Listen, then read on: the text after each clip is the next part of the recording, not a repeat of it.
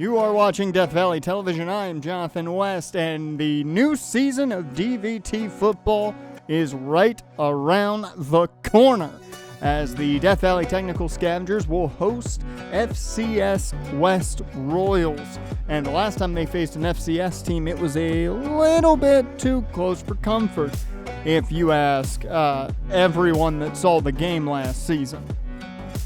But the schedule this year, a little tougher, I think, overall. They will meet the Oregon State Beavers this year, who they didn't see in Pac-12 play, but that will come at the end of the year. And if this team seems to see some great improvement, that would be fantastic.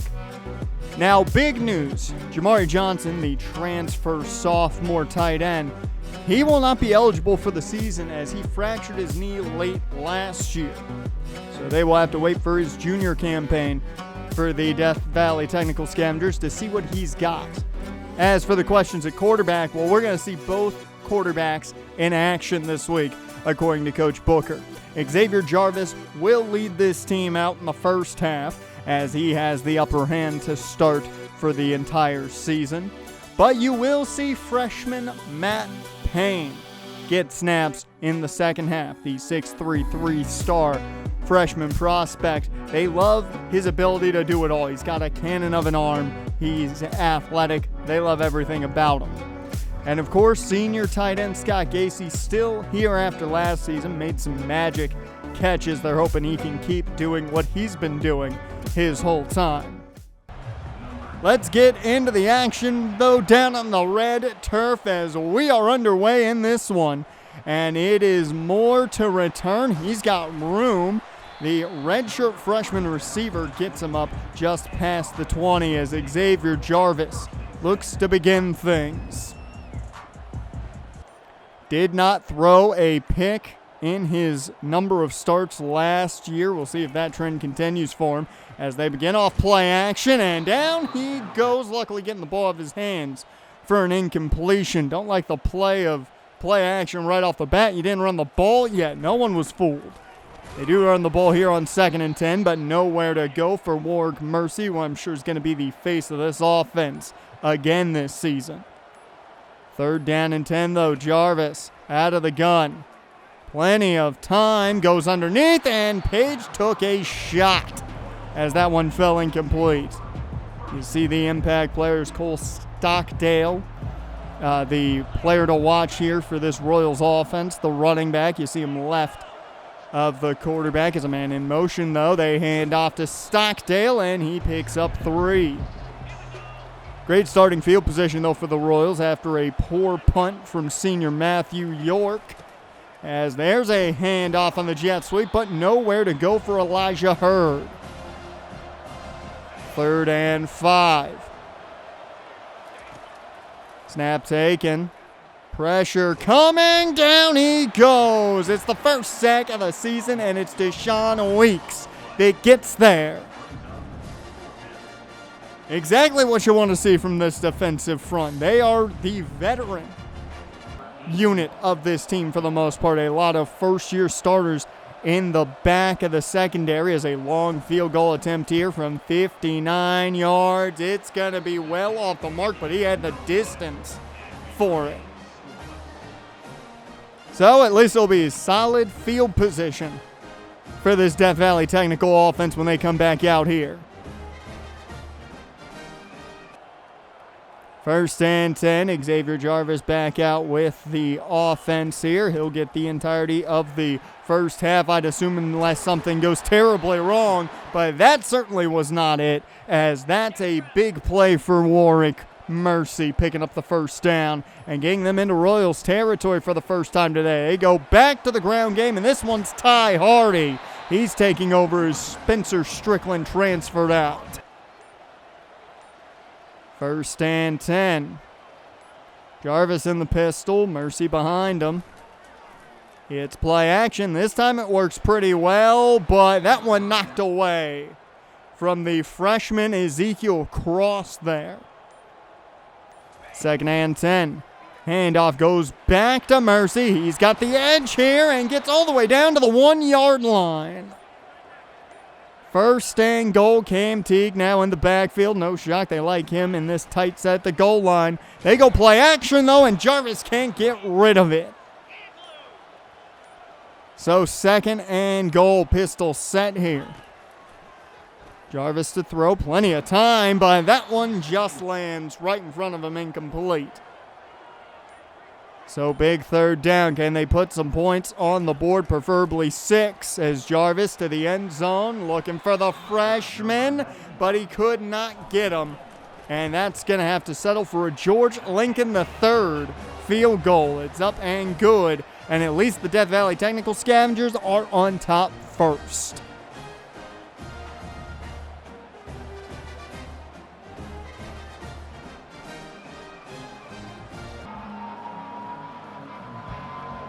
First and 10 here for this Royals offense. As a handoff here, that's got some space to the outside, and that's going to be enough for a new set of downs. Shotgun set here for the Royals. They go Stockdale again. And he's not going to find room. Good tackle by this defense, just gang tackling to him. And second and 10, they go empty. It's a QB draw, but nowhere to go. Garland got to him, and that'll bring up 3rd and 11. He's on the move here, finds his man, and it's enough for a new set of downs. Quincy Bliss, the man on the tackle. Hurd in motion. It's going to go the other way again. There's plenty of time to throw this one. Just thrown downfield, and that one they say incomplete, but they're taking another look at it. I didn't think he had really 1 foot in. We'll see it here. And they say he did after the review. They say he had at least a toe in bounds, and because of that, it's a big play for the Royals, and this one's going to get him even more inside the 10. Second and goal. And in motion, they flip it to him again. And that's going to be another pickup. Andrew Beebe, the quarterback, just getting the easy things now that he's gotten the big deep ball out of the way. Looks to throw again. This one, easy pitch and catch. Touchdown Royals. That's Gustafson on the touchdown. That is a last name to say. But he gives the Royals the first lead of the day for them. And now DVT's got to be wondering, how do they answer that? They weren't able to get into the end zone on their last drive down at the goal line. They're going to have to this time around. Jarvis back out there with the offense off play action. He just goes short to Braun. He gets a gain of 2. Second and 8. Jarvis under center with Mercy behind him. Jarvis, quick throw. That one is dropped. The freshman, Traham Bell, couldn't make the play. Third and 8. Jarvis sets up the screen, but that didn't set up well enough. Mercy was not ready for it. And that's going to force them to punt. And Beebe keeps it. Austin Beebe with the run for a gain of 4 as that takes us to the end of the first quarter, and right now it feels like it's all Royals currently with the way they're playing.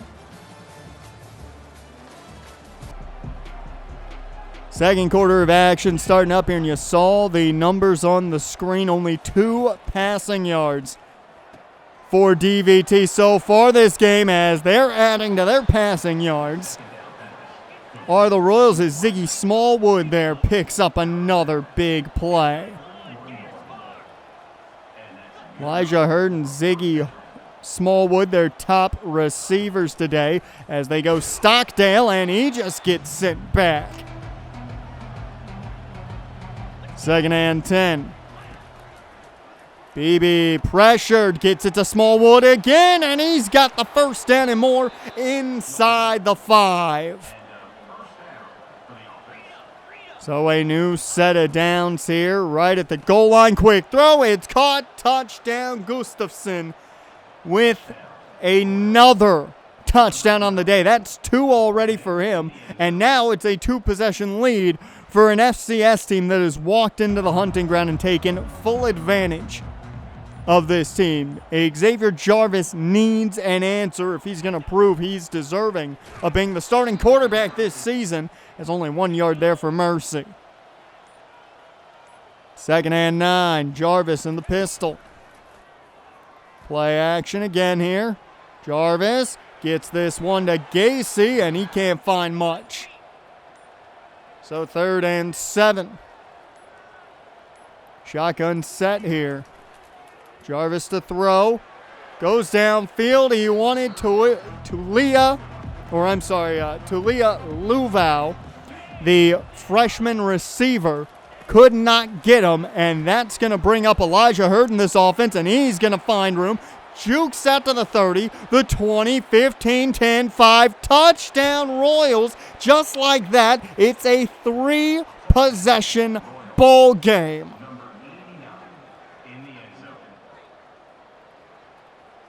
I can't believe what we're seeing. I thought this team had gotten better in the offseason. Turns out it may have gotten worse. Can they get any little spark here? Is Julius Buford to return this kick? He's got the outside edge. This is a good return up past the 40 to the 43. And Matt Payne has entered the ball game early, everyone.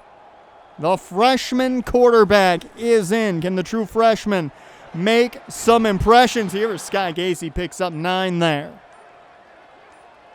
1st and 1, Ty Hardy in the backfield. They are in Royals territory. Payne drops back to throw, though. Quick throw. That's Hardy's way. He's got the 1st down. Makes a man miss inside the 20 at the 17.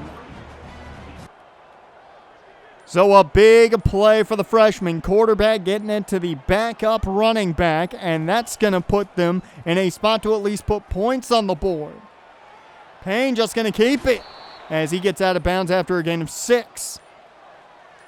2nd and 4, shotgun set. Payne keeps it himself. I thought he was going to hand that off to Mercy, but instead keeps it and is just shy of the 1st. Cam Teague checks in. No shock here.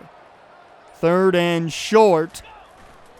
And they'll go Teague's way, and he's got the 1st with ease. 1st down and goal. Mercy in the backfield. Payne under center in the eye. Looking to throw. Payne, plenty of time. He's rolling out to his left. Elects to keep it, and he's got it all the way down to the 1. I don't know why he kept it that long and decided to run for it. I thought he had a man open, at least to give an attempt to. But instead, dragged down is Jackson Braun. So 3rd and goal. Where do you go here? You just went to your fullback. It didn't work. They do it to the other side. This time, Braun's in. Touchdown Scavengers. And Payne's 1st offensive possession at least gets the Scavengers back in this one.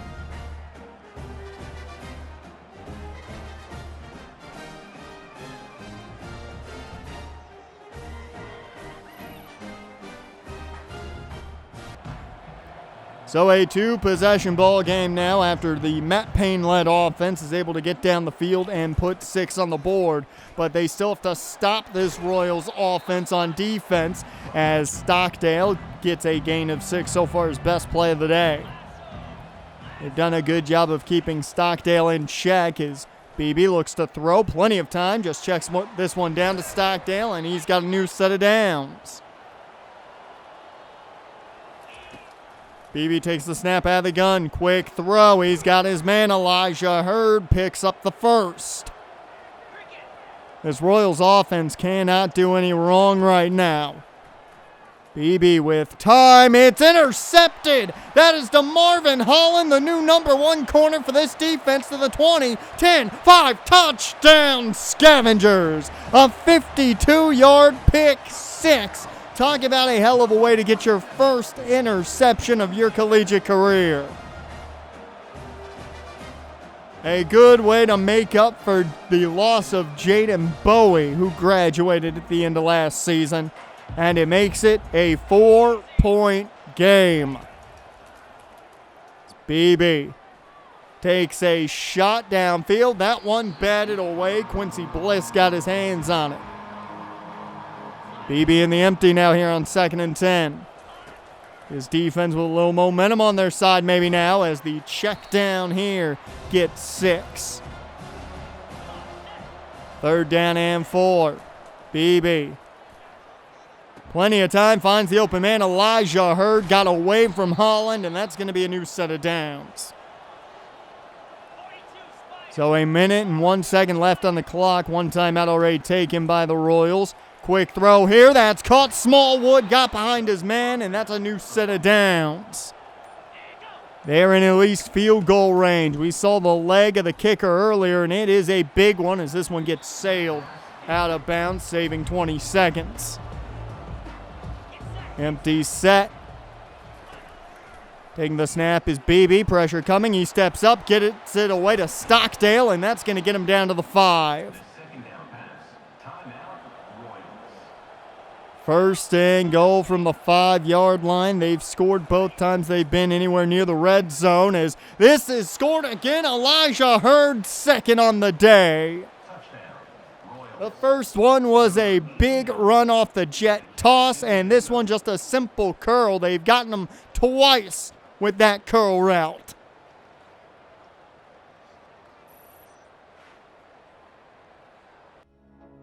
Well, to halftime we go, and it's not a pretty half. Let's just talk about recruiting, as the big name this year seems to be Raheem Clay, the 4-star athlete out of Vegas. USC and Cal Berkeley are fighting for him as well from what I've heard, but the offer is out there for DVT. Another name to watch is safety Neil Donahue. Rumor is he should be quickly up to that top 5 and top 3. They think he'll make his decision quicker than some others. David Drogsma is another guy to keep in mind. Every school in the Valley essentially wants him, so it's going to be tough watching him. A name to keep in mind is kicker Matt Anger. Could possibly be a punter as well, but they do want competition for George Lincoln III, so they're looking his way. Nico Blanco, an athlete out of Santa Ana. He is primarily a running back from what I've heard, but he's an athlete. He can play on any side he wants. However, some positive news. There have already been some verbal commitments to DVT. Keelan Holbrook is the first of free safety, which a big get already, a big need for them as well. And 1-star recruit Josh Ryland, the strong safety out of Danville, California. So 2 safeties already locked in verbally. Hopefully that stays and they can add some more to a big needed recruiting class with a lot of seniors probably headed out. Your spotlight is Shaq Lockett, who's played quite well for the Royals so far this week. Hopefully Matt Payne and the offense keep things going in the second half. It's been nice with Payne at the helm. Right now, Xavier Jarvis's job does not look safe one bit, but DVT still down 28-17.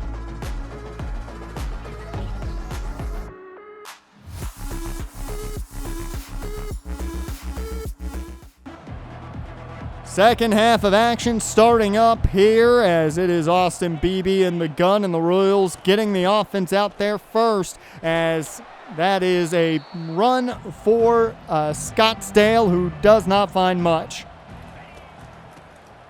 Hand off his way, and he doesn't go for another loss. He has just not had a good day. BB looking to throw this one. Intercepted. Bubba Van Claiborne on the pick.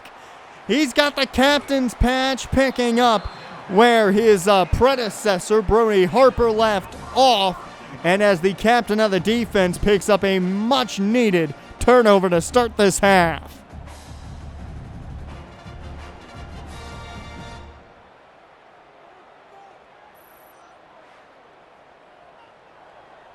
So 1st and goal already for this Matt Payne-led offense. The freshman quarterback led this offense to 2 touchdown drives in the first half. Well, make it 3 now and 1 here in the second half. As Scooter Page quickly goes in off that jet toss. Touchdown Scavengers. It's a 1-score game again. They cash in off the Bubba Van Claiborne pick.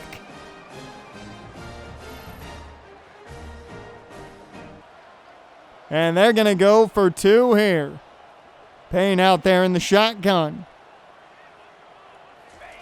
He takes the snap, looking to throw, plenty of time, goes Page's way, and Scooter Page has it. Not only the touchdown, but the 2-point conversion. So a big situation here, 3-point ball game as the Royals lead, certainly not safe at all right now. The tight end hauls in a check down there from BB. BB looking to make a little bit of a change there. This one handed off, first down. Now a new set of downs for BB in this offense. I'd assume they keep it on the ground, which they do, and nowhere to go. Nico Solomon came up. 2nd and 9. It's another handoff, and the biggest run of the day. Change of backs here now. And they go to their second string back, and he doesn't find much. The running game being their forte. I mean, they haven't done it a lot. The passing game's been the weakness of this defense today, but now this run game is getting going, and Stockdale with another big run. His 2 best runs of the day now has come with his last 2 carries. Stockdale out wide, as that is going to be a short catch. Nothing much going there for only a gain of 2. 2nd and 8. BB hands this one off. No, it's play action. No one bit. Down he goes. It's Nico Solomon on the safety blitz.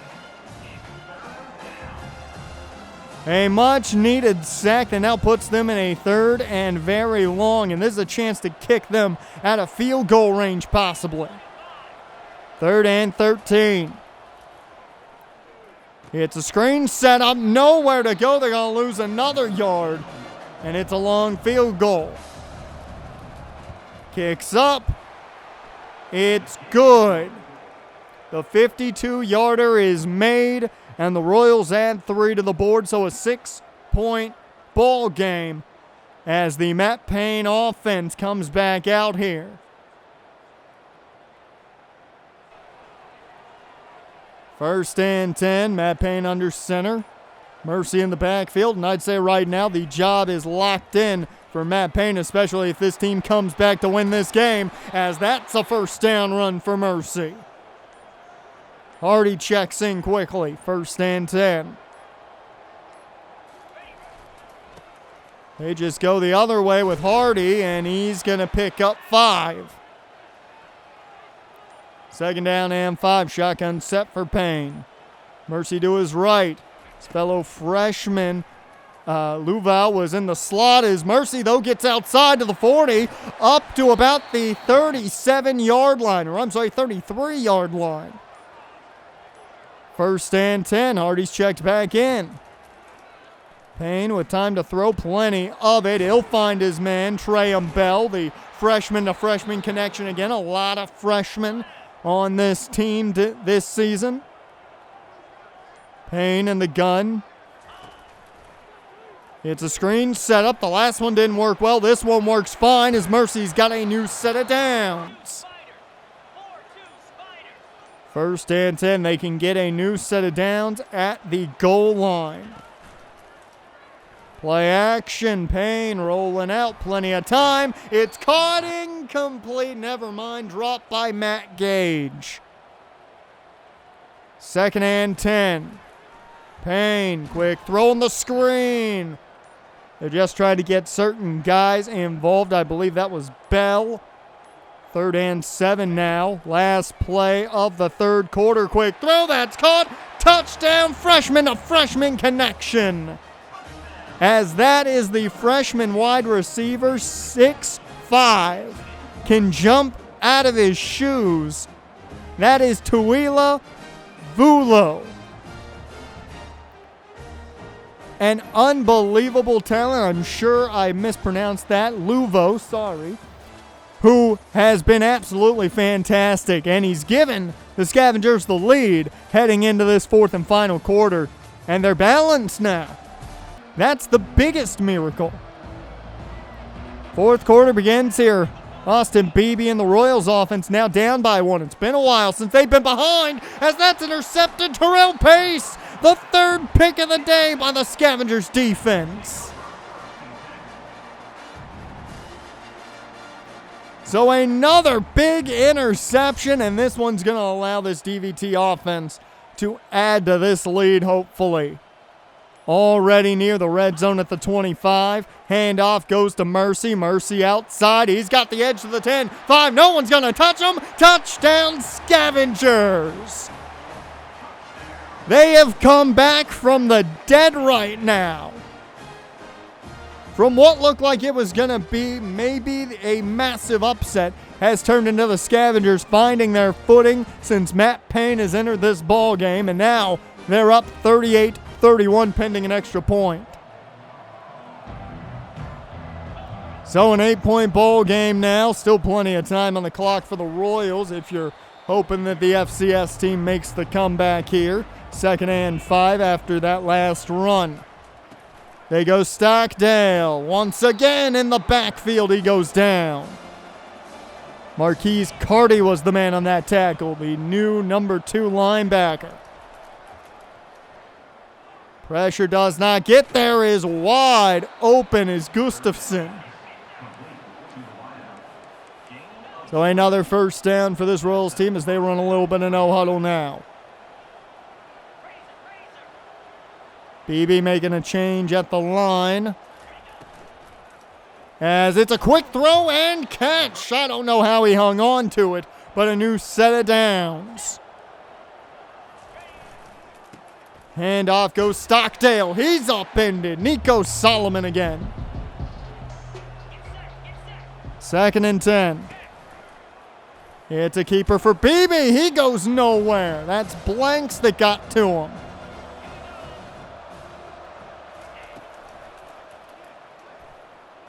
And plenty of time off the play fake. Time ran out as he got hit as he threw incomplete on the overthrow, and it's back to the Scavengers offense. It's a screen here. Luvo with the catch, and he's going to have 8. Trying to get the freshman to freshman connection going as it feels like Matt Payne is the new starter here at quarterback, as Mercy shows why he's starting at running back on that run. Plenty of room to work with made by the offensive line. They go to Hardy now. He hits a hole quick but only finds 3, as now 2nd and 7 in the pistol set. Payne takes the snap, handoff goes to Mercy. He's caught quick, nowhere to go there. So 3rd down and 7. It's a delayed handoff. Mercy with plenty of room. He's got the first down and more as they continue to kill this clock. You got to think points at this point of the game puts it away. 2nd and 7. Payne under center. Cam Teague in the backfield. He gets the handoff, and he's got the outside edge. First down, running over a man, and he's down to the 10. At the 10-yard line, less than 2.5 left to go in this one. They go play action. Payne looking for another touchdown. That one over the head of his intended target. 2nd and goal, 2:21 left on the clock. Page the man in motion. They flip it his way. And he could not get the edge. That is Lockett making the play. 3rd down and goal. Shotgun set for Payne. Takes the snap, looking to throw. Plenty of time. Goes out wide to Mercy. And that's going to be short. And they're going to go for it on 4th and goal. A bit surprised here. 2 yards out. They go to the air. This is a quick throw. That's called touchdown Scavengers. It's freshman to freshman again. Ezekiel Cross on the catch. The freshman tight end. The speediest of the bunch picks up his first collegiate touchdown.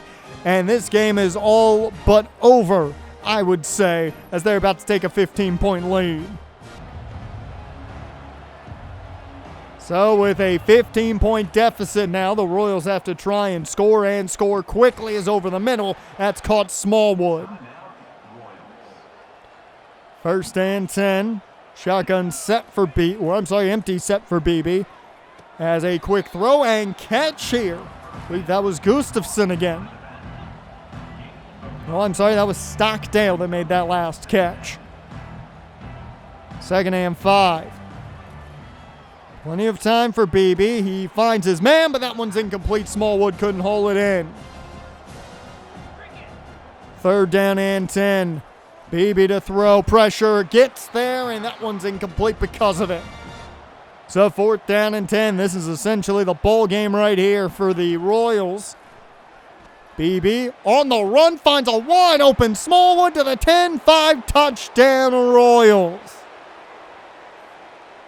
Well, they just made this game interesting with the little bit of time left. They are going to have to go for a 2-point conversion at some point. And they are not going to attempt it here. They're just going to go for the onside, but the Scavengers not set for the onside kick. It's recovered by the Royals, and that is a coaching misdemeanor right there, maybe even coaching malpractice, as that one is out of bounds by Gustafson. A big opportunity but for the Royals because of a blunder by Coach Booker and the special teams staff, as that's out of bounds. 3rd and 4. Plenty of time. It's short over the middle for Hurd. That's a new set of downs. 1 timeout left for the Royals now. Looking to throw. Quick throw here. Hurd's got it. That's going to be another 1st down. So clock stops for a second as they reset. No huddle going here so they can get up there quick. Time is a-ticking now. Pressure was coming inside, but nowhere to get him as Gustafson holds that one in. This is too close for comfort. BB just spikes that one with 48 ticks left. BB in the gun, takes the snap, looking to throw. Plenty of time. No pressure inside as that one's knocked away by Van Claiborne. 3rd down and 10. I can hear the defense chants here in the booth, and that's how loud this crowd's been today as that one sails back by the end zone, and now that brings up 4th down and 10. This game right here will be decided to the end zone and too far, incomplete.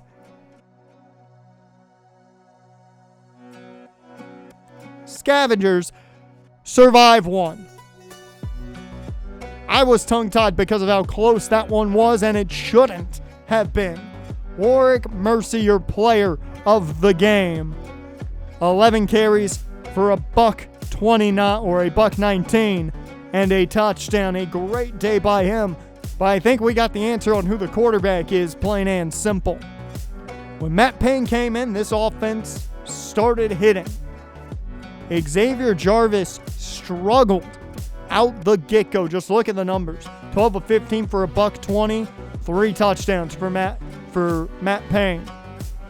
2 of 10, 3 yards for Xavier Jarvis. I think that says all you need to know. But Warrick Mercy, $129 off 11 and a touchdown. A great outing for the star of this offense. And I think some names are definitely going to be remembered on this offense, especially the freshman to freshman connection with Tulia Luvo. That is the big connection, I'd say, for the long haul on this offense. But right now, this team needs to clean some things up. That's a definite. They can't hope that the offense brings them back like they did against the Royals, especially against teams that, well, let's be real, are FBS caliber. That was an FCS opponent, and this team struggled mightily. Did they finish? Yes. It's not about how you start, it's how you finish, but we'd like to see them start as well as they finish in the long run. And At least we saw some big plays made by DeMarvin Holland, Bubba Van Claiborne, and Terrell Pace with the picks. Speaking of that, your defensive player of the week for the Pac-12 is the sophomore DeMarvin Holland with his first career pick and pick 6. Next week, though, it's the big test for this DVT team. SEC opponent in the Vanderbilt Commodores. Could they upset the Commodores? Well, maybe, just maybe, if that offense can get clicking like they did there in that second half. You are watching Death Valley Television. I am Jonathan West, and it is a massive week for the Death Valley Technical Scavengers. They get their first taste of SEC competition. They've never faced an SEC team before. Well, they're going to have the Vanderbilt Commodores this week, and lucky for them, they will not have their best pass rusher in Darren Agu. Now, they will still have the rest of their lineup, as Nate Johnson, the quarterback, will have a chance to shine against a defense that certainly did not look as good as people thought they were going to look against FCS West. That is something we can definitely say. Now, Johnson didn't dominate in his last showing, that's definite, but he does have a weapon to do so with in Junior Sherrill. Now, Sherrill is a massive deep threat, only stands at 5'11", a former 3-star high school prospect. He had 821 yards last year with 5 touchdowns to go along with that. Only 1 catch last week, though, for 8 yards. So if DVT can shut him down, maybe they have a chance. Now, defensively, without their top pass rusher, they're going to have to rely on the 6'7", 305-pound dominant defensive tackle. I'm not even going to try and pronounce his name because I'd probably butcher it if we're being honest here. But half a sack for him in his first game, 3 all of last season. Now in that secondary, it is Randon Fontenette that is going to be the guy to keep an eye on. The strong safety, staying at 6'2", the former 3-star prospect. Had 41 total tackles last year, already has 5 on the year this season in 1 game. Half a sack last season and 1 pick. We'll see how those numbers add up. As finally, Bryce Cohen is the last man we got to talk about, the 6'4" senior at outside linebacker. 7 tackles in 1 game last week, 76 total tackles last week entirely. Much more of a pass coverage type of guy, but he was able to find 2.5 sacks last year. As the Commodores get set for action, we get down to the field as DVT with the biggest opportunity in front of them. Just think about the shock if they can somehow topple, even though it is just Vanderbilt, an SEC opponent.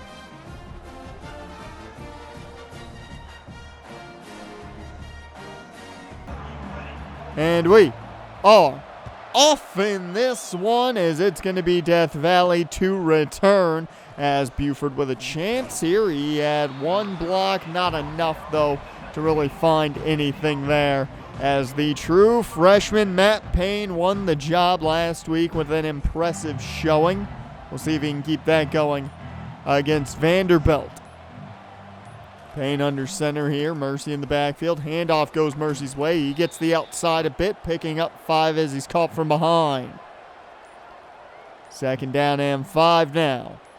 Mercy still in the backfield. They go right back to him, and he pushes his way off of guys breaking off tackles and picks up enough for the first.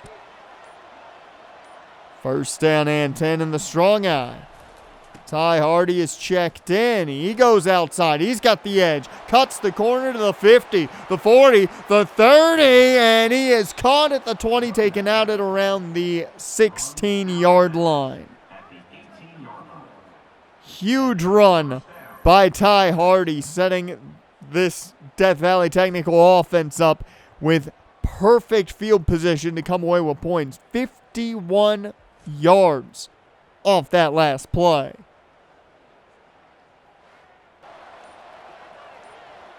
Under center is Payne here on 1st and 10. Mercy in the backfield once again as he's checked in. They go play action this time around. Payne rolling out to his right a long way. Throws on the run, connects, and that's a new set of downs inside the 2. So 1st and goal from the 2. Cam Teague is in. They go his way. No, never mind. It's play action. Payne just going to roll out with it. Keep it. Takes it in. Touchdown Scavengers as the freshman gets his first collegiate rushing touchdown on the season. And no matter what happens, they can say they led an SEC opponent at some point in this ball game. You see the impact players on your screen, a number of them ineligible to play because of injury, but it's time to see what the SEC offense here for Vanderbilt looks like. Now this defense contends with is on the ground to begin things are the Commodores, picking up 7. 2nd and 3.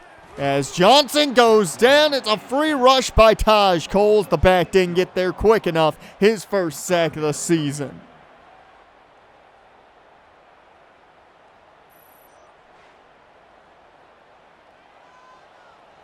Third down and 9 here. Split back set. It's Johnson in the middle of his 2 running backs looking to throw, though, on 3rd and 9. He's going to take off instead, but get taken down. But not 1, but 2 Scavengers bringing him down. Back-to-back sacks, and exactly what DVT need to get going early. 1st and 10 for DVT, a 7-point lead already here as the defense did their job as Mercy does his, going right up the middle, picking up 9. 2nd and 1. Warrick Mercy in the backfield. Payne in the pistol still as the handoff goes Warrick's way, and Mercy picks up the 1st down nearly at midfield. New set of downs, and they bring in Cam Teague. A bit surprised on 1st down to see him as he gets dragged down after a short gain. 2nd and 8. Shotgun set. Mercy to the right of Payne as they set up the screen. This one's caught. Mercy with plenty of room to work with. He's got a new set of downs and more. They're working their way downfield with ease right now. Hand off to Mercy, and as I say that, I guess a little bit of a jinx as he gets taken down in the backfield. Ty Hardy checks in now, had the 51-yarder on the last drive. This one goes underneath, though. That's Trey'em Bell as he picks up near a new set of downs. 3rd and 1, very manageable here. Handoff goes to Mercy. He slips through not 1 but 2 men, and that's going to be a 1st down. So an empty set here following the Mercy 1st down. Payne, quick throw for the screen. That's not going to go far. Luvo could not find the room there. He was brought down too quickly. 2nd and 11. Flip goes the way to Scooter Page. He's got the outside. 1st down there. 1st and goal in the last play of this 1st quarter, it looks like. Payne hands off to Mercy outside. He's got the speed. Touchdown Scavengers as they take a 2-possession lead over Vanderbilt.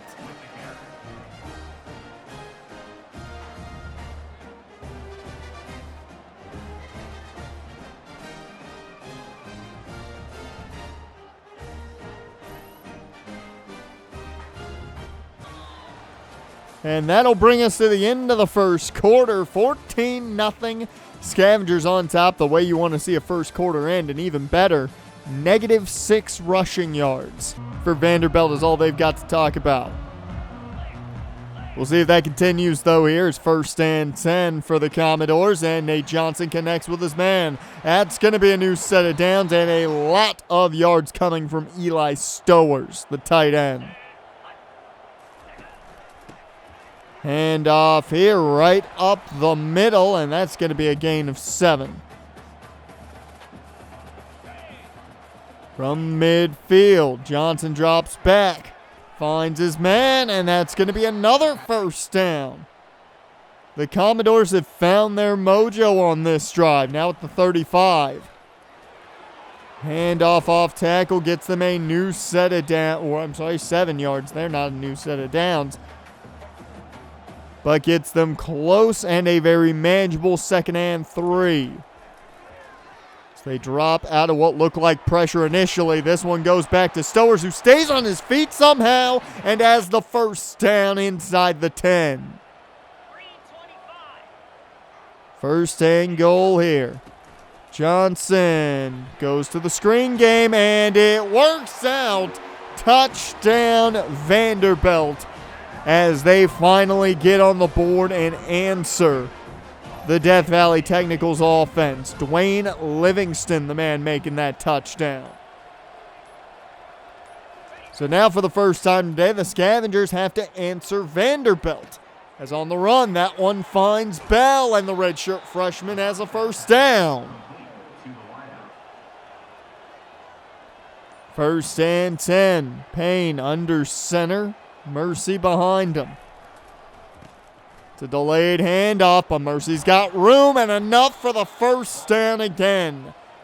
Already back into Vanderbilt territory, someplace they have been very familiar with today. Handoff to Mercy. He's got the edge good, blocks freedom, and he's got it all the way down to the 21. Ty Hardy checks back in now. I formation is Payne. Play action. Takes the shot to the end zone, and incomplete, intended for Ezekiel Cross. 2nd and 10. Handoff goes to Teague. Teague's got the outside edge. He's got some speed, and he's in with ease. Touchdown Scavengers. Good blocking on display gets them another touchdown and answers right away, shutting down any confidence the Commodores may have had after that touchdown.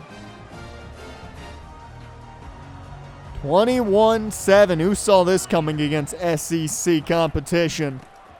The handoff here goes nowhere. Jaquez Blanks on the tackle. Johnson quickly throws that one out. The screen works and gets them a first down. Eli Stowers, the man in motion there as they go play action. Johnson cannot connect. That was intended for Sherrill. He can't make the catch.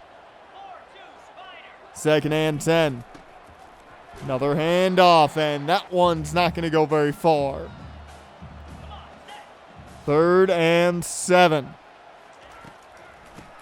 It's a delay, and that is stuffed as well. The Scavengers are really cooking on all cylinders right now. 1st and 10 here for the offense once again. Can they do more damage? A flag already out as this one is caught by Gacy. But I got a feeling this one's coming back. And indeed it will, as that's going to make it 1st and 20. They go empty now. Payne left alone in the backfield. Plenty of time to throw over the middle. That's caught. That's his top target. As Luvo's got the first down. Freshman to freshman connection works out. 1st and 10, just past their own 40. Payne takes the snap. Plenty of time, goes underneath, and that one is caught. Foreman makes the catch. Takes us to the 2-minute warning here, 2nd and 6. Pistol set. Luvo in motion. There you go, Luvo's way here on the flip. He's got the outside. And that's going to be another big pickup for the freshman receiver. So they're at least, I'd say, an attemptable field goal range for George Lincoln III. But, you know, can you trust the man? There's been questions about his accuracy heavily in practice, as a good diving breakup there. 2nd and 10. Handoff goes to Mercy. He's got the outside edge again. Last time he scored on this. This time he's caught just shy of the 10. 1st and 10. Hardy checks in the gun. Payne looking to throw, and that one off the mark. Had to throw it a bit quicker than I think he wanted to. 2nd and 10, shotgun set. Payne looking to throw, plenty of time. It ran out, and that's going to bring up 3rd and 10. Was lucky to get that last pass away as he takes the snap out of the empty. Over the middle and low at the feet of his intended target, Luvo. They'll just kick this field goal. Lincoln's kick is up and no good. Wide right. Nothing going the way of the Scavengers there in those last handful of plays. And because of that, they come away with no points. So with a minute left on the clock before we head to halftime, it's 21-7. The Commodores got to feel a bit good about themselves, as that's going to be a big pickup. First timeout taken by the Commodores. Johnson goes to the sideline, and that's going to be another nice pickup, gain of 9. Got out of bounds and stopped the clock so they don't have to use their second timeout. Quick throw again, this one on the sideline a second time. Get set. 1st and 10. Play action here. Over the middle, wide open, and another big first down. I would say the Commodores were thinking about 3, but at this point with 38 seconds left, yes, only 1 timeout, but you've got to be thinking 6 now, as that one just lands at the feet of his receiver. 3rd and 4.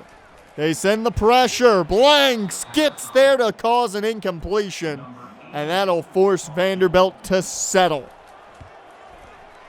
Kicks up. It's good. And still a 2-possession ball game, now just 11 instead of 14, as the Commodores cut into the Scavengers' lead.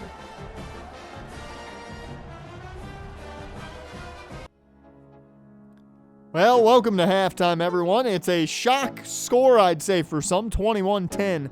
Scavengers on top, but it could be a big step up if they can get this win for recruiting. Raheem Clay still the top guy the Scavengers are after, but the recruiting, from what I've heard, is getting vicious with the other Cal schools. Drogsma still has a lot of intrigued targets. He will visit come week 4 against, fun fact, Fresno State. So ought to be a fun week, as a lot of scheduled visits have been made there, as Matt Anger, the kicker, coming in week 6 against Kennesaw State. And Cliff Perrine, the believed to be outside linebacker. He's played a multitude of positions for the Menlo Park defense, so who knows what he'll be doing. And finally, Maurice Angerer, the center prospect out of Studio City. Only one offer on the table, and that comes from DVT, from what I know. Very surprised there. But so far, it's been a great day for Warrick Mercy. 88 yards so far on just 10 rush attempts. He's got 1 touchdown where he just found the edge, and the rest was on that speed of his. But Death Valley needs to keep doing what they've been doing, and they may shock everyone with the upset over Vanderbilt. 21-10 as we get ready for the second half.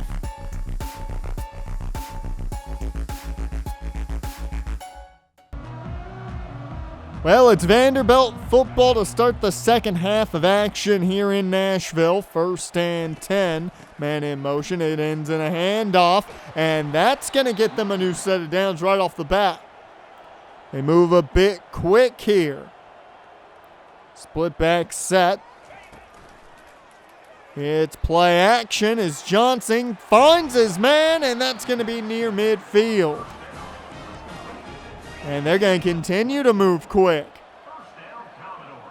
This is what FCS West started doing to this Scavengers defense to take advantage of them, and it looks like it's going to work out for Vanderbilt as well, as another first down on the ground, and they move quick again.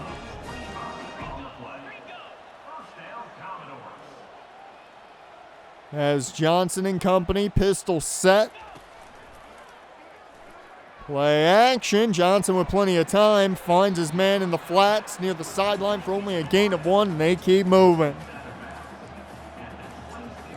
Bit surprised to see it go that fast. Johnson to throw. Underneath. Cannot connect. It's dropped. And that allows for at least a rotation of bodies. As the pressure being sent, it's picked up perfectly by Vanderbilt, and that allows the Commodores to add 6.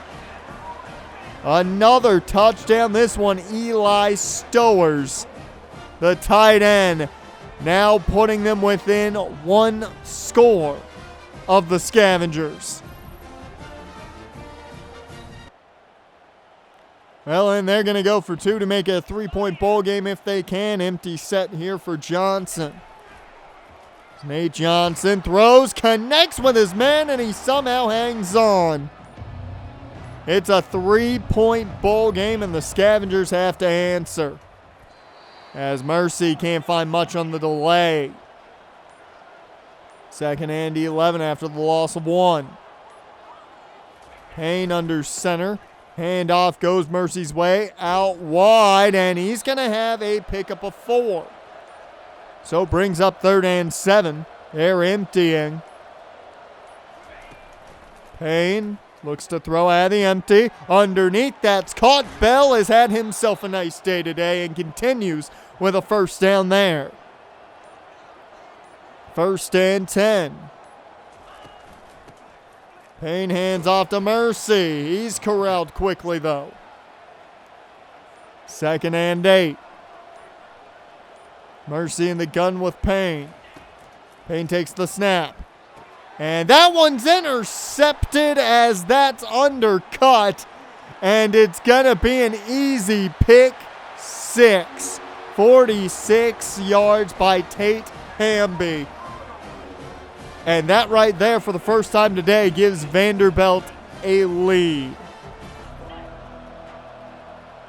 So the first mistake of the day by Matt Payne leads to a Vanderbilt lead and a 4-point deficit for the Scavengers as Mercy finds 7 on the ground here. 2nd and 3 now. Teague in the backfield, and they go his way. He goes outside, powers through 1 man, can only pick up about 1, maybe 2 yards at most. 3rd and 2.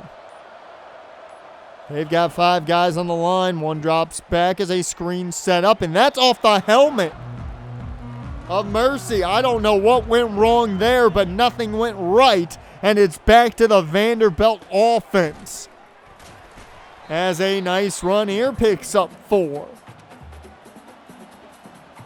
The Commodores now can utilize their ground game, take some clock off while they move down the field. They haven't really had the opportunity to do that this game with the way the game's gone. But now with the lead, they've got the time to do it as they picked up a 1st down off that last run. Man in motion. It's a quick hit there, and that's not going to go far. Screen did not work out that time around. 2nd and 15. It's a delayed handoff, and no better time to call that as there was a hold or run through. Gain of 10 for Vanderbilt. A big 3rd down for the Scavengers defense as underneath it's just hitting the head of Sherrill and luckily incomplete. As now the Commodores get to settle for another field goal. Kicks up and good as that'll make it a pure touchdown bowl game.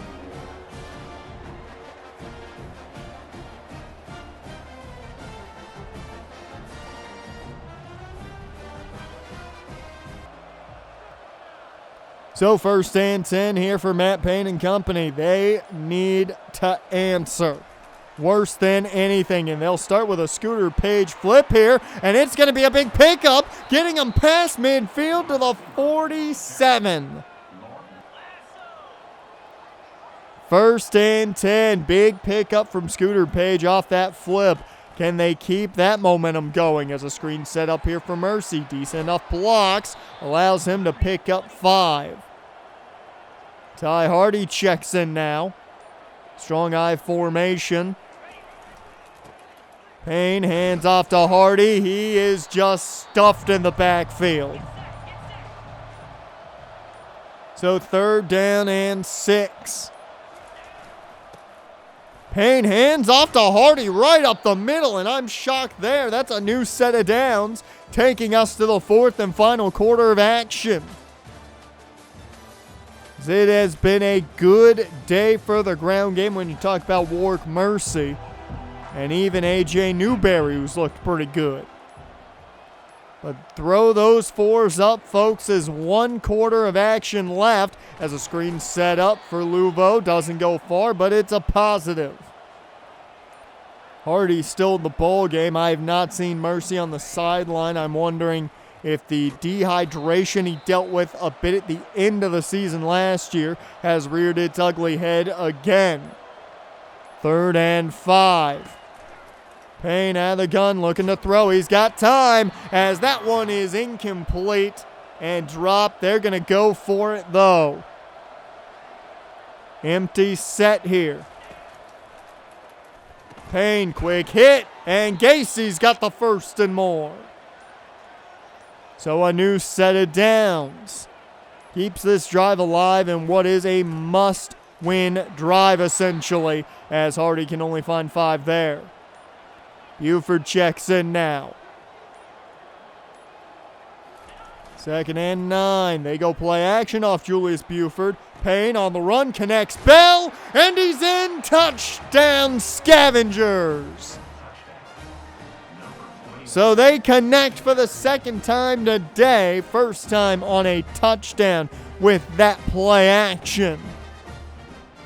Getting Payne on the move has worked out quite well, and now it's a tie ball game at 28 apiece. Has nowhere to go for Newberry. He stood up. 2nd and 7. Johnson just goes short there, right at the sticks, and that's going to be enough for the 1st. 1st and 10 here. Johnson hands off to Newberry. He's bottled up. Quincy Bliss comes down to make the play. 2nd and 10. Play action here. They're taking the shot, and it's dropped. It would have been a certified touchdown, but instead it's dropped and brings up 3rd and 10. And that one is caught 1 foot inbound. Joseph McVeigh makes the play. So a new set of downs. Nate Johnson able to find his man. They go quick now as down goes Newberry. Caught quick by Coles. 2nd and 12. Johnson over the middle. That one's dropped. Stowers can't hold that one in. That brings up 3rd and 12.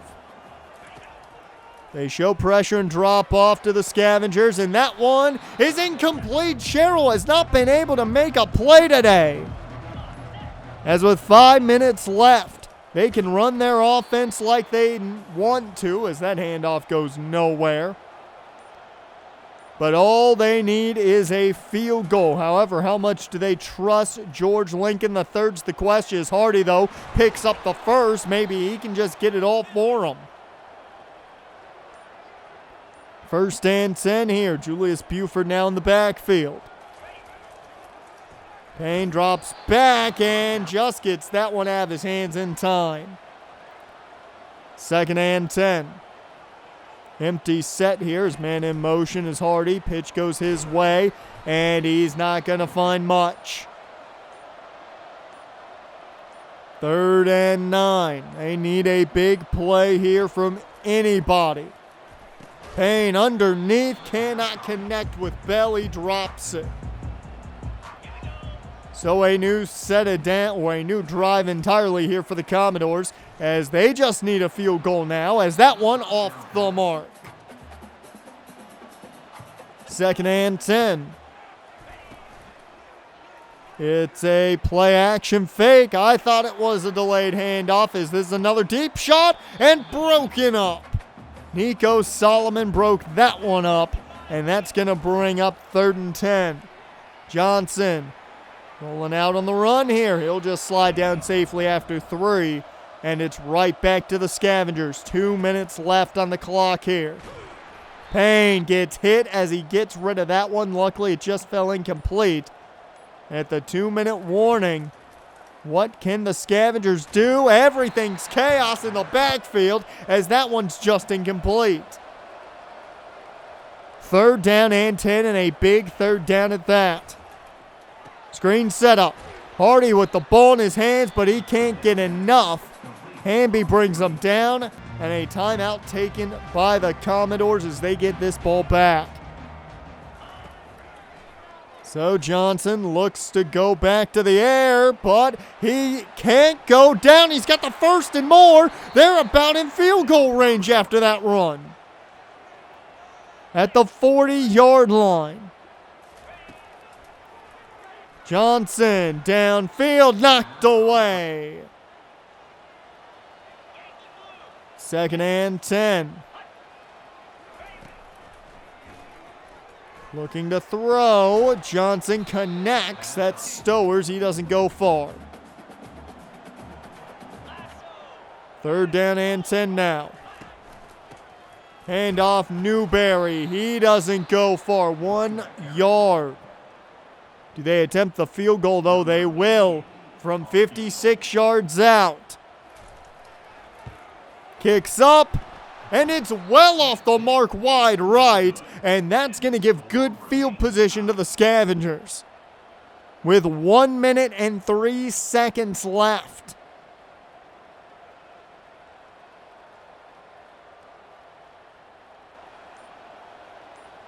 So already at their own 40-yard line. Payne runs out of time fast, a quick sack off the edge. And that's going to bring up 2nd 18. Clock is ticking, only 2 timeouts. They need to get this play off as a quick throw here. Scott Gacy has it, and the 1st timeout taken. Should say 2nd timeout taken. Is 1 left for the Scavengers here. 3rd down and 3. Taking the shot for Hardy. It's intercepted. And I've got a feeling that might be meaning we're headed to overtime. As Vanderbilt takes over. 29 seconds, 2 timeouts. The Commodores still with a chance to try and put this one away in regulation as Sherrill can't find that one too far out for him. The top receiver for the Commodores dead silent today. Johnson checks this one down to Newberry. That's going nowhere. And no timeout taken. 3rd and 7. They're just going to haul off and chuck this one as Johnson goes down. Kobe Garland finishes the job, and we are headed to overtime.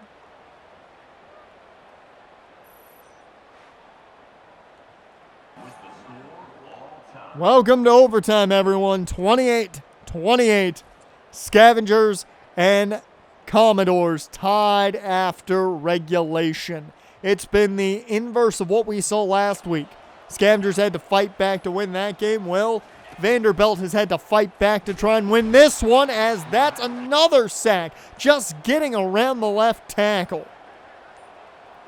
No fight at all to really have to get that sack is Payne. Just looking for something incomplete. And you've got to get at least a little off of this. Maybe make it an attemptable field goal. Payne gonna take off with it instead. That doesn't help you much. They've got to go for it here. They do not trust George Lincoln's leg from this far out. Payne takes the shot. He's got Bell, and it's too far for him. A turnover on downs, and essentially the story's this: a field goal wins it. Nate Johnson finds his man, and they're well into field goal range now at the 10. Johnson, quick throw. That's caught, and McVay's just shy. At the 1-yard line. Johnson, quick throw, catch. Touchdown Vanderbilt. And that's all she wrote. The Commodores come out on top after overtime, 28-34. Vanderbilt tops the Scavengers, who had full control through that first half, it felt like. And then, well, they couldn't find their mojo in the second half. The loss of Mercy disappearing at one point, that certainly didn't help. And the lack of pass rush is a bit surprising. Taj Cole's not doing what we expected to see out of him this year after a double-digit sack campaign last season. But hey, it's SEC competition. Maybe you look at the bright side and go, you played well against them. Matt Payne, though, isn't going to be thinking about that. He's going to be thinking about the pick six that he threw in this one. Not a great showing for him. Only 52% completion percentage, 1 touchdown, 2 interceptions. The ground game, though, did great. 77 yards for Hardy, 100 for Mercy, 26 from Cam Teague. They all came away with a touchdown, or I should say all of them but Hardy. Matt Payne came away with 1 rushing touchdown. But they played, I think, well enough to win this game. Overall, they made the mistakes when they couldn't. 2 interceptions, one of which ended in a touchdown, of course, for Vanderbilt, and the other took away your shot at ending the game in regulation. You gotta look at all that and figure out how to fix any of these problems. Another problem is, well, I think you need a little bit more pass rush, specifically from Taj Coles. I think it's just that clear. They've got number 15 Stanford next week, and they're going to be on the road. I know vengeance is going to be in the brains of a lot of these Scavengers, but you got to fix these problems to get that vengeance next week.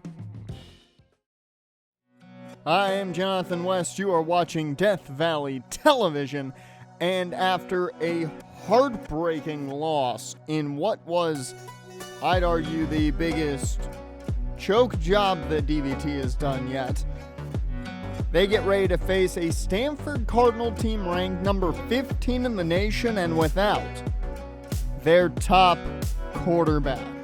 No Ashton Daniels this week. He is out with a foot fracture, and that is a huge benefit to the Scavengers defense.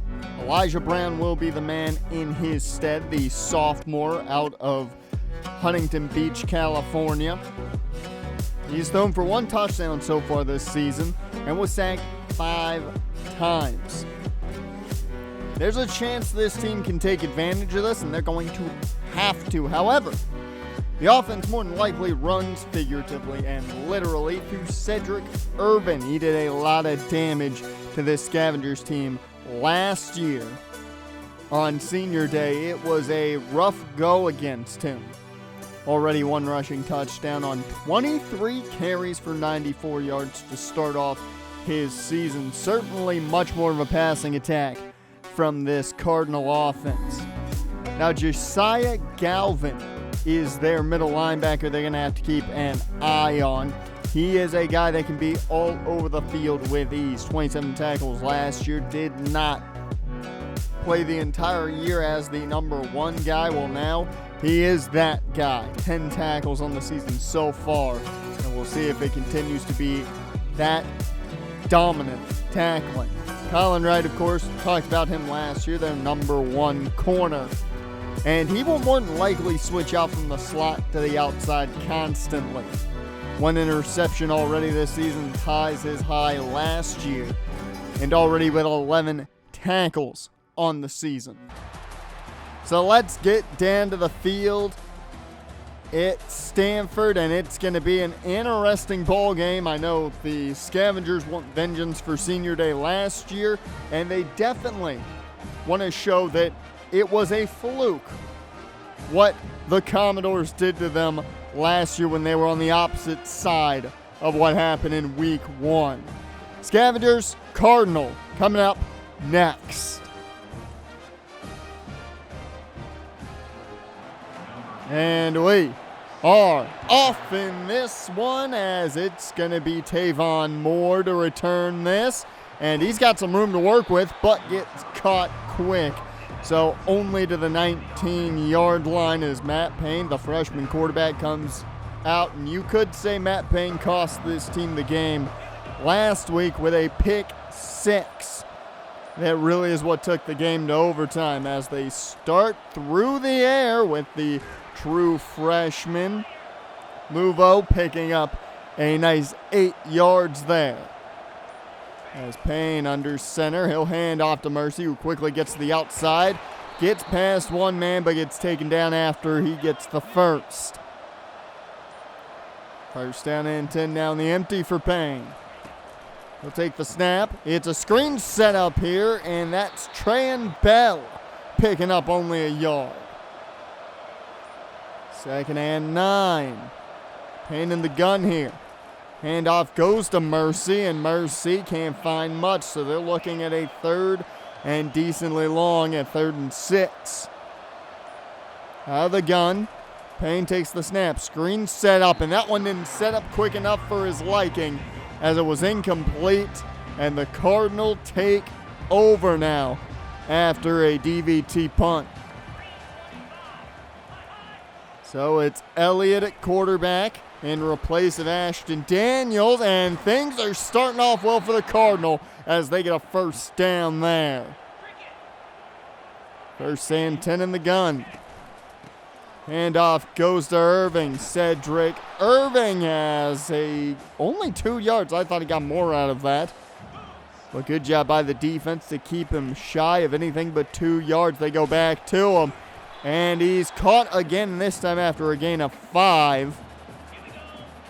And it's going to bring up 3rd down and 3. Play action. Brown connects with his man downfield. They oversold on the running back Irvin, and it sets up the big play to get them inside the 10. Brown hands off, and Irvin caught quickly again. They've shut down Cedric Irvin for the most part so far in his first few runs, as this one shuts down the offense. Nico Solomon with the interception. The first turnover of the day go to the Cardinal, as that's going to be a pick for Nico Solomon.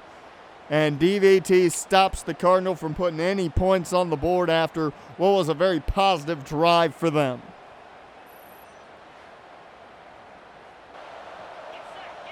So first and 10 from the 20. The Scavengers trying to make sure the Cardinal don't see this ball again for a while, as Mercy, though, can't go anywhere. A loss of 2. Payne under center here. Mercy in the backfield.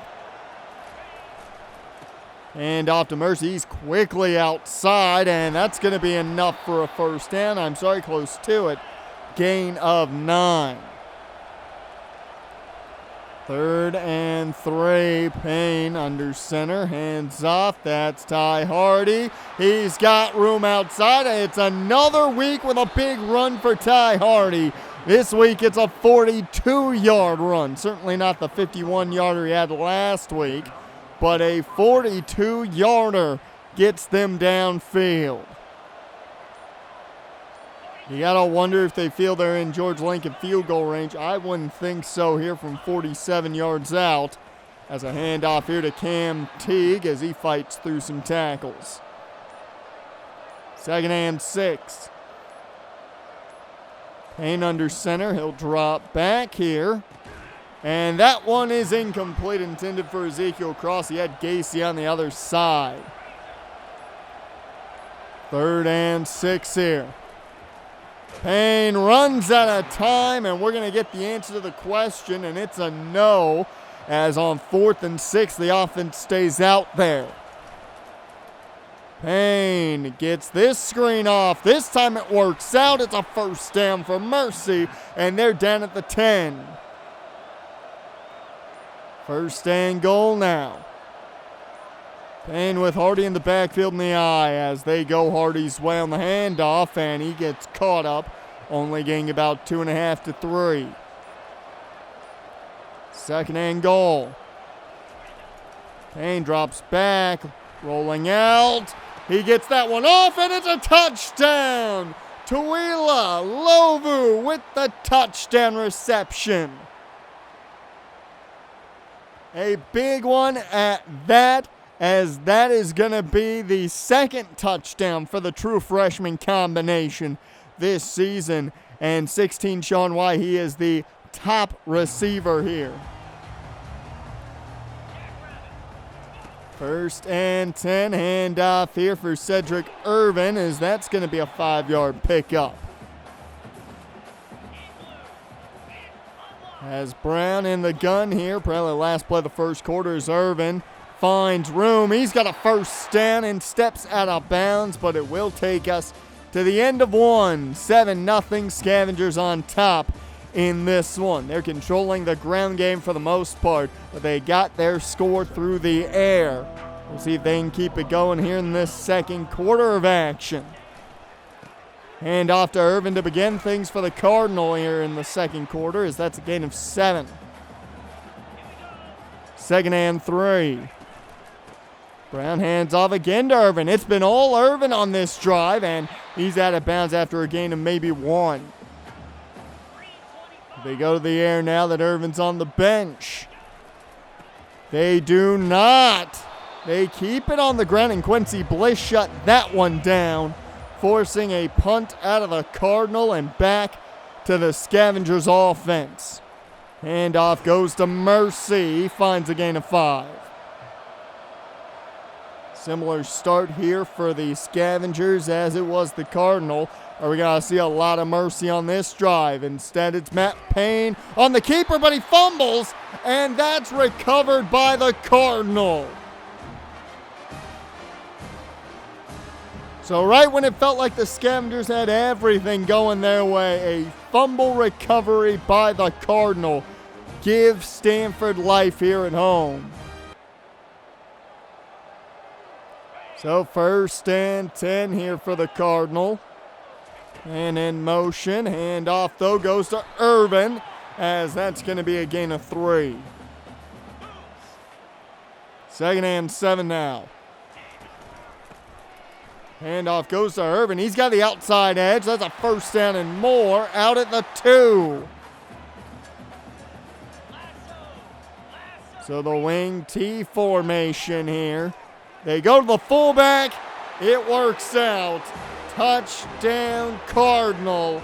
And they tie this one up with the fullback dive out of the wing T. I feel like we fell back into the 1940s with that one.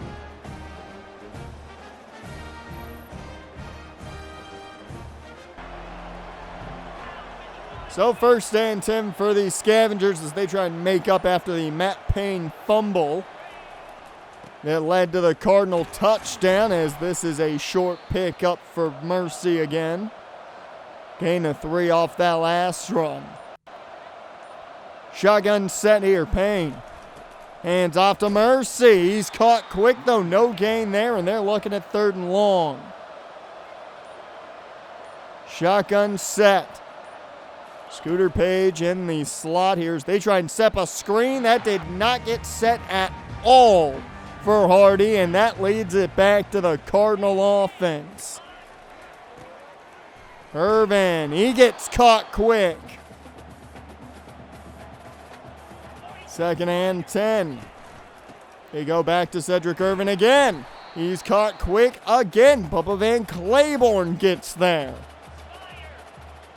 So 3rd and 8. They drop back. They showed blitz, drop back, and Jaquez Blanks gets there. So a huge sack for Blanks as the Scavengers defense finds its mark and forces another Cardinal punt. It has been a low-scoring affair today. As Julius Buford to return. He's got room to the right side and plenty of it near midfield and down at the 45 of the Scavengers. A great return by Buford and great starting field position for the Scavengers. They go to Mercy on the outside. He's got room. first down to the 40 of Stanford. So Payne under center. Offset eye again.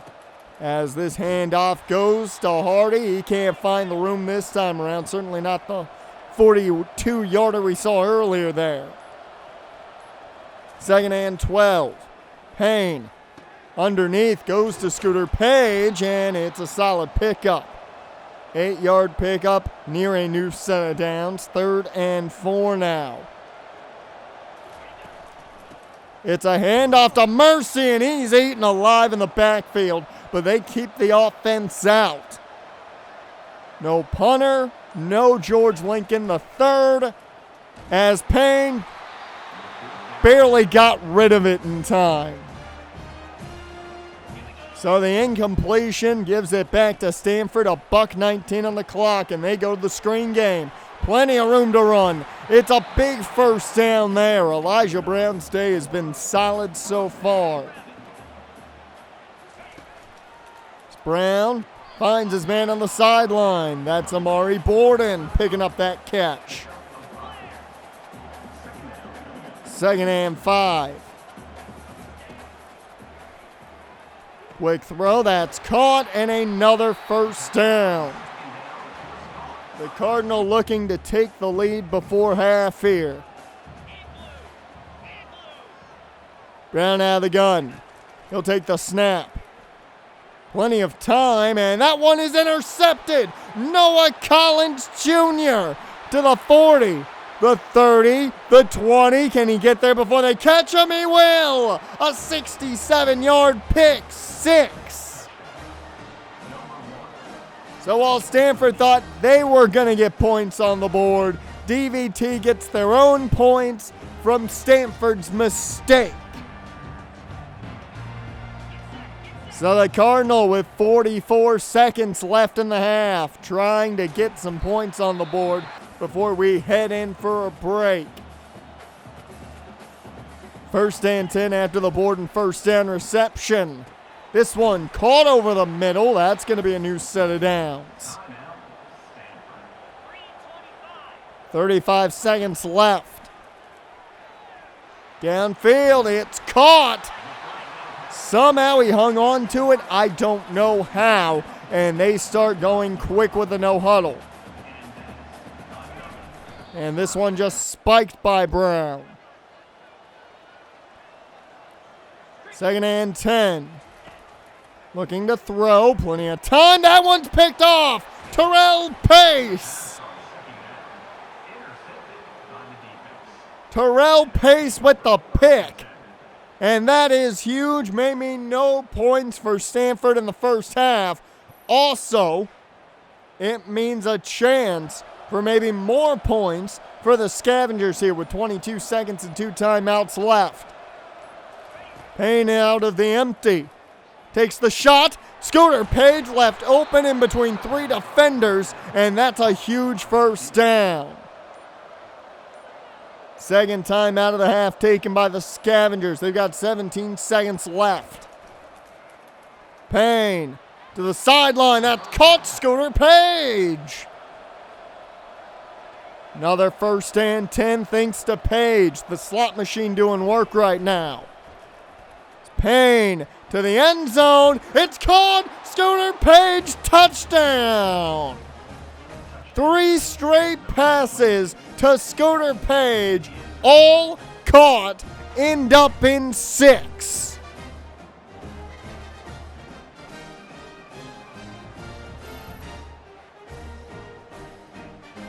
And that'll take us to the half as Scooter Page's 3 consecutive catches bring us a 2-possession lead at halftime. Let's talk, though, about how important next week is going to be. Raheem Clay, one of many players that's going to show up for the Fresno State game next week. It is huge. Nico Blanco, the running back prospect, I would say. He plays a multitude of positions, but mainly running back. Him and Shakir Nevis both seem to be favoring the Scavengers. And if they're able to upset the 15th ranked team in the nation, I think maybe they'll win over both of them real easily. Finally, let's talk about defensive end. Ahmad Kiku recently apparently got added to the board from what I heard. He's got one offer. Guess who? The Scavengers. They're hoping they can win him over real quick. Our spotlight? Well, Scooter Page. He's got 4 catches, 3 of which came on that last drive of the half and led to that touchdown. Huge start for the Scavengers, up 21-7, and the defense is shining with not 1, not 2, but 3 interceptions of Elijah Brown.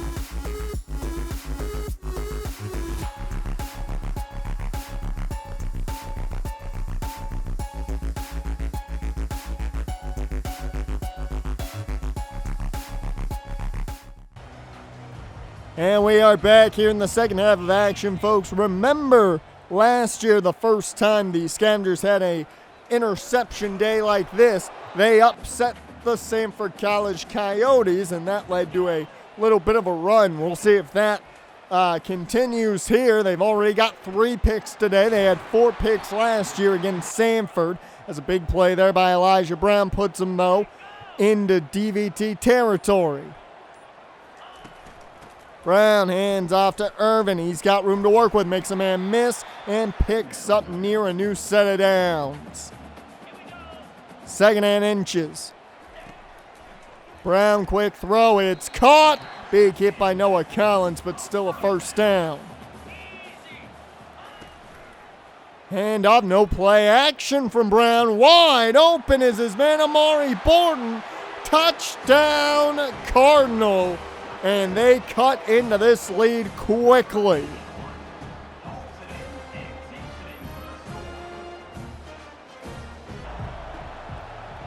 Well, they cut into the lead quite fast there. Now a 1-possession ball game. This crowd now going a bit crazy. They've won them back as no gain there.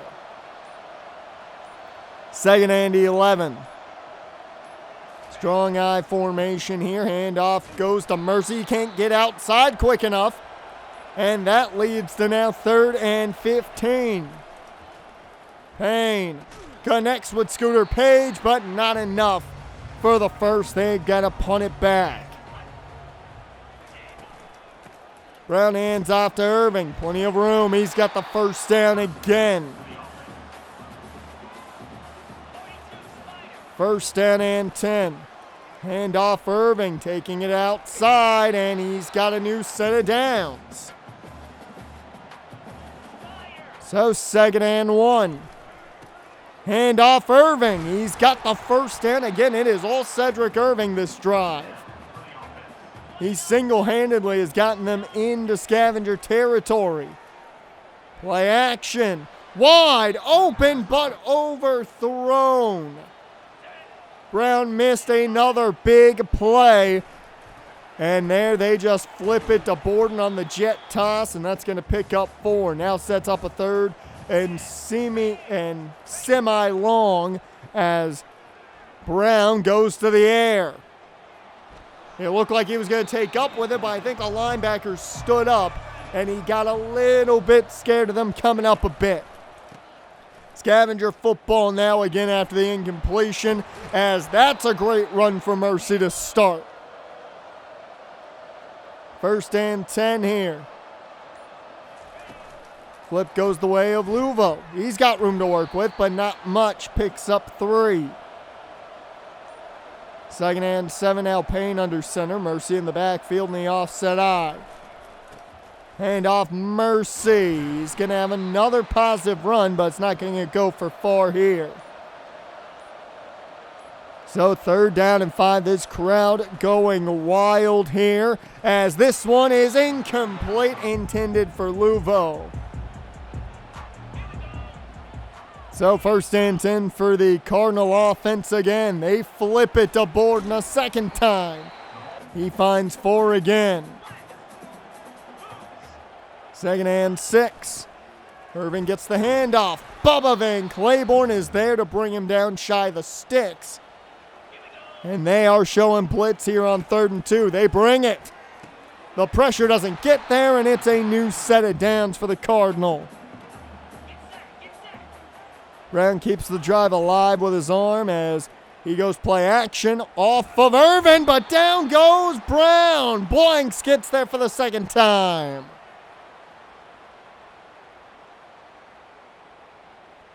Second sack of the day for Jaquez Blanks, and it brings us to the end of the third quarter. So throw up those fours, 1 quarter left in a 7-point ball game.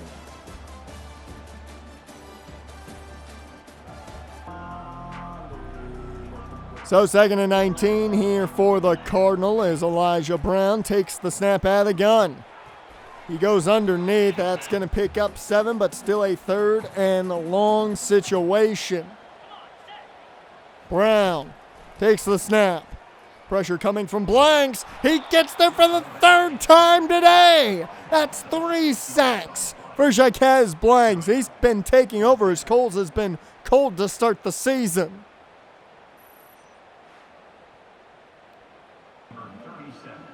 So a punt once again from the Cardinal as Julius Buford back to return.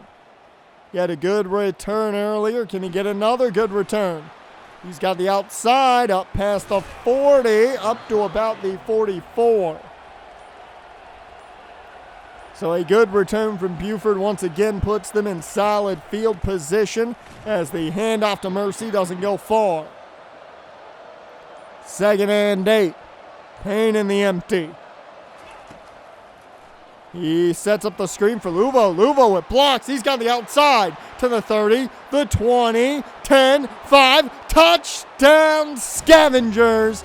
They bring it back to a 2-possession ball game as Luvo gets his 2nd on the day.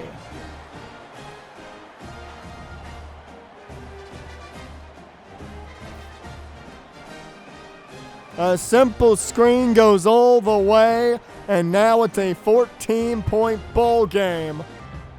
And the Cardinal have to feel a little bit worried with only 8:49 left on the clock as they go play action, and down goes Brown. Bubba Van Claiborne doesn't bite. A loss of 9 on the play. 2nd down coming up.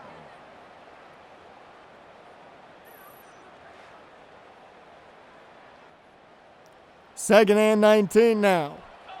Brown in the gun. Looking to throw. Plenty of time, and that one just bounces off the chest of Cedric Irvin. He wasn't ready for that one. 3rd down and 19 now. Empty set for Brown. They need a lot here. Just setting up a screen, and that does not work. Noah Collins was right there.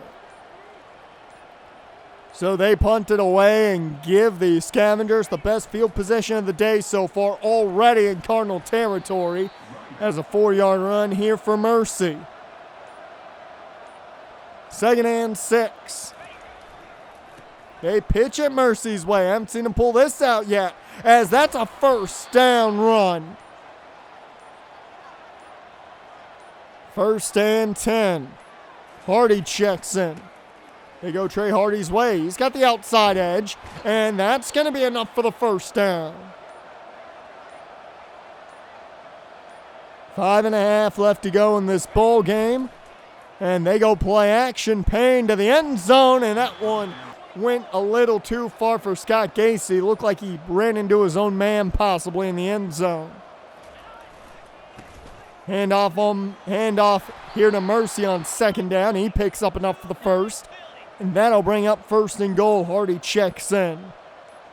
The crowd pretty quiet here as this goes short to Braun. He doesn't find enough. 2nd and goal.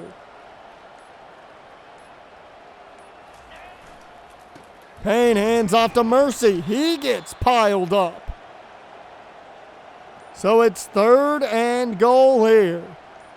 Can they make it a 3-possession ball game? Flip goes the way of Trayan Bell, and Trayan Bell's got it. He broke the plane. It's another touchdown pass for Matt Payne. That would be his 4th of the day. As Trayan Bell makes it a 3-possession ball game, they're going to have to score in minutes.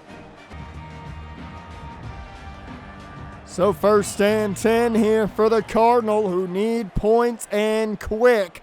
Brown downfield catches his man. That's going to be enough for the first down, already into Scavengers territory as they go quick. And that's a huge gain and a first down.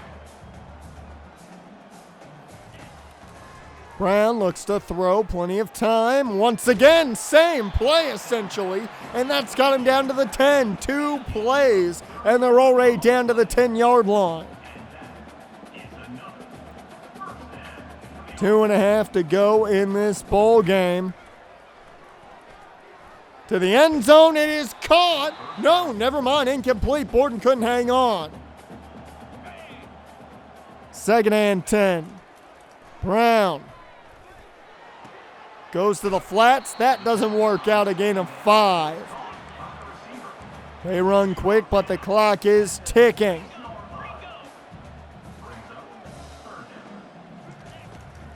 3rd and 5. This one is incomplete. So that'll bring up 4th down and 5. They can get a first down at the goal line. Brown finds his man in the back of the end zone. Touchdown, Stanford. And the Cardinal cut into the lead by 6. So they've got to go for the onside kick this time. This time the Scavengers were ready. They make the catch here, and that's going to keep the ball in their possession. Now they can kill some clock. Last play before the 2-minute warning. Hand off to Mercy. He doesn't go far.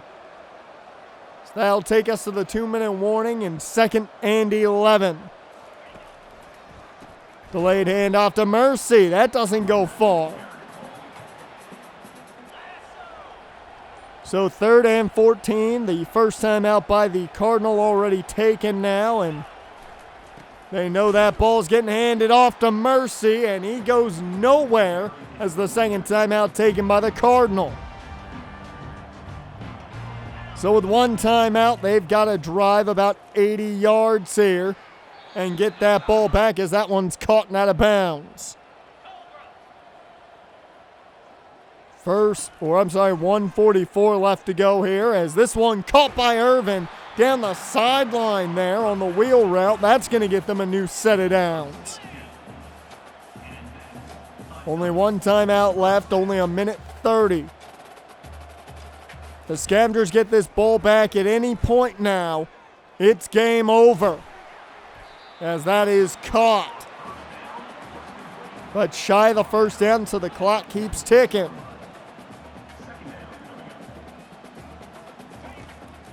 Brown to go through the air again. Deep shot. He's got a man downfield. It's caught. He beat pace.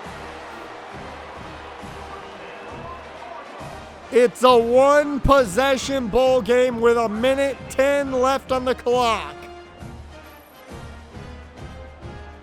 Jackson Harris makes it closer, and the Scavengers need this onside recovery. And it'll bounce right to Bell. Bell's got it, and that would seal it. 35-28, the Scavengers take it. But it got real close there at the end as the Cardinals started to make the comeback and essentially did come back in that one. Matt Payne did his job, 4 touchdowns, up 148 through the air. The Scavengers got the job done. They scored early, they scored often, and they scored when they had to. Cardinal had to do it all late game, and thankfully time was not on their side. Payne had a much better day today than last week against the Commodores. 4 touchdowns, no interceptions on the day. As for the ground game, well, Mercy had his worst game of his career. Only 3 yards a carry. Certainly unusual right there. Scooter Page was the go-to guy, 6 catches, 88 yards. Of course, the biggest player on that touchdown drive before half. But Luvo, the true freshman, 69 yards. I know, nice. Off 3 catches and 2 touchdowns. Big day for the freshman. Quincy Bliss, the safety, leads us in tackles with 11. And 3 of those were for a loss as he was coming down to stop the ground game. And of course, no shock here, Jaquez Blanks probably going to win some Defensive Player of the Week honors with his 3-sack performance today. The bigger thing to talk about is the interceptions. It felt like the Samford game all over again. Noah Collins with a pick, Nico Solomon with a pick, and Terrell Pace with a pick. But Blanks is your Pac-12 Defensive Player of the Week. No real surprise there for 3 sacks. He also is your National Defensive Player of the Week. Once again, no real shock with a 3-sack performance. But now, with a 2-1 record, it's time to look at the Fresno State game, a game that I'm sure will become a yearly rivalry, as Fresno State has some very familiar faces on their roster that DVT wishes was on theirs this year.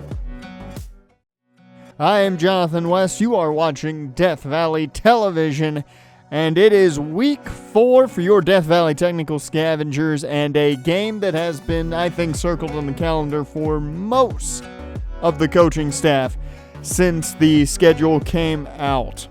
The Scavengers host the Fresno State Bulldogs, and a team that is chock full of faces that the coaching staff, and more importantly the recruiting staff, knows very, very well.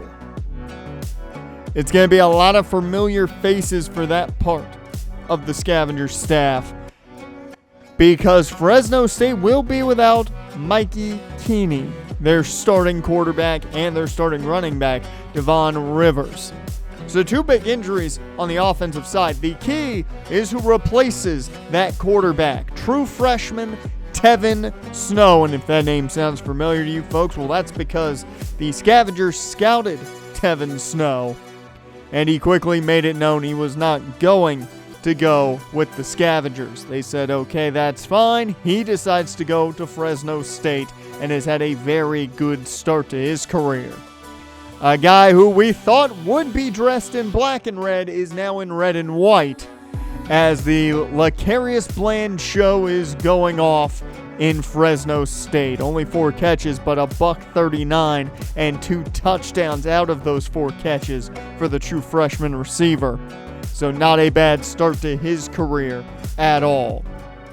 Defensively, though, former 5-star high school recruit Corey Foreman is the guy to watch defensively for the Bulldogs here. 2.5 sacks already. He had 6 all of last year, so off to a fantastic start for him. His senior campaign looks to be a big one for this Bulldogs team. And across from him, well, it's Demarion White, the former 3-star prospect and true freshman. 3 sacks already. I'd argue he's having a more successful start to his year than even Foreman is. And if that's the case, the Scavengers have a lot of problems to deal with, as we are off in this one. The Scavengers in the black tops, black hats, and white bottoms, all white for the Bulldogs of Fresno State. And it'll be the Scavengers football to begin things, and the true freshman Matt Payne tries to continue what's been a pretty solid start to the year. Not the greatest showing the last 2 weeks, but he hopes to show off a bit better this week, as that doesn't go anywhere on the screen. 2nd and 12 here. Mercy in the shotgun with him, and the handoff goes Mercy's way as Warrick Mercy picks up the first. Gain of 13 off that run. Both teams only 1 loss on the year, looking to keep it that way, as to the outside goes Ty Hardy. He picks up only 2 as he had to get around some very talented, athletic Bulldogs there. 2nd and 8. Hardy's still in the ball game, and they go his way again. He gets to the outside this time around and has the first down and more. Powers over a man at that. So already into Bulldog territory, so a successful first drive for some, I would say, as Cam Teague can't get back to the line of scrimmage. 2nd and 11 out of the gun. Payne looking to throw. He'll go underneath. That's Millam with the pickup. We haven't heard his name a lot. He's playing the 4th receiver spot this season. He's got a lot of speed, though, to utilize, as that's going to be shy of the sticks, and the offense stays out there. Mercy couldn't get it, but Teague is in, and they take him out wide, and Teague's got the first and more, getting him inside the 30. So Ty Hardy checks in. It's been a lot on the ground on this first drive. They go play action, though, off Hardy. Downfield, that one just knocked away from Scott Gacy. So 2nd and 10, pistol set. Flip here goes to Scooter Page. Tries to get all the way out, cannot do so. A loss of 2 brings up 3rd and very long. Can they pick this one up? Payne sets up the screen. Warrick Mercy has it but can't go far. They don't trust the leg of George Lincoln, though. As 4th and 11, the offense still out there. Payne underneath. That's Foreman. And Javion Foreman with the first down. And this drive stays alive. Into the red zone for the first time today is Ty Hardy. Looks to get him closer and gets him near the 5 here. Or I'm sorry, near the 10. 2nd and 4. Payne in the gun. Mercy looking to go for he was going for the wheel route. They go short to Page, picking up the first, and that'll bring up 1st and goal from the 4. Out of the gun. Payne takes the snap. Quick throw. That's caught. Down to the 1. So Cam Teague checks in. 2nd and goal from the 1-yard line. It's a keeper and touchdown. Scavengers. Matt Payne gets it on the QB sneak. So the Scavengers strike first at home, killing nearly the entire quarter while they do it.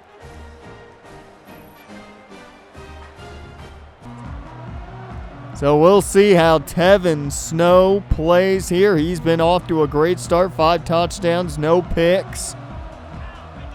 We'll see how things continue here. Fresno State's been utilizing a no-huddle offense with Snow, so I'm sure we'll see a lot of that. As quickly Snow gets it to his man and a new set of downs just like that. And here comes this no-huddle offense. Snow getting the play from the sideline.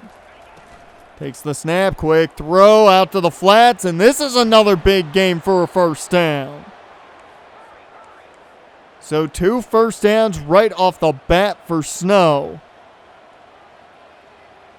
They flip this one.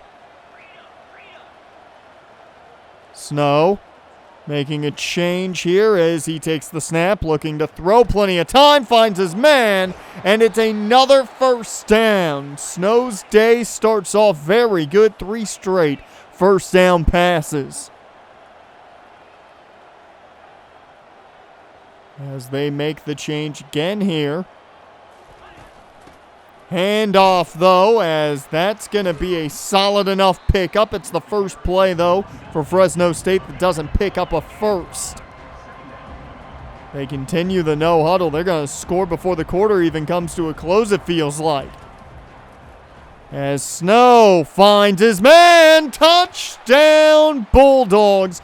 It's just that easy for Fresno State. As Snow connects with Malalulu, and that is going to be a huge first down. Or huge first touchdown for this Fresno State offense. So a tie ball game already with 8 seconds left. The last play, more than likely the first quarter, sadly goes nowhere for the Scavengers. It was a loss of 4 as we head to the end of the first, all tied up at 7, and the most impressive showing is from Fresno State. You look at the time of possession, but Fresno State dominated that drive for them on offense. 2nd and 14 here to start the second quarter, though, as a flag flies quickly. And Mercy wasn't even going to get back to the line of scrimmage, but they're going to lose even more yards here. A hold on Adrian Kramer, and that brings up 2nd and 22. Payne going to need to pick up something back. They go to the screen game. It does not work. And now you're looking at 3rd and 22. So you've got to look downfield, I would think, at least to some degree. As Payne takes the shot, and that one out of the reach of Milliam.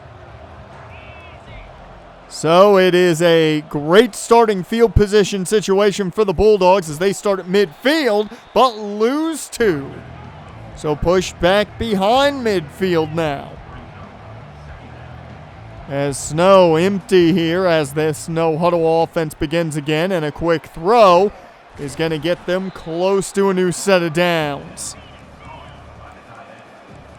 They go quickly to the line again. We go back to that tight set, and it's going to be a keeper for Snow. He's got the corner, 1st down and more, and he'll take them all the way down near the red zone. So a new set of downs from this no-huddle offense continuing. It's play action. Snow connects with his man, but out of bounds for a loss of 2. The no-huddle continues, 2nd and 12. It's a handoff. Defense, though, for the Scavengers stays strong, only allows 1. And it's a big 3rd down opportunity. Can this defense force a field goal? As Snow rolls out, he's got room, 1st down and more. As he's going to pick up the 1st down on the ground. Snow showing off the athleticism today. It was big plays with his arm on the first touchdown drive. It's been big plays with his legs on this drive as Snow finds his man. Touchdown Bulldogs. They score again.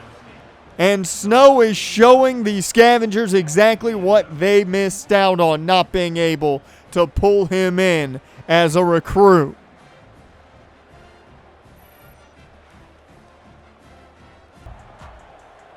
So 1st and 10 here for the Scavengers, now down 7 points.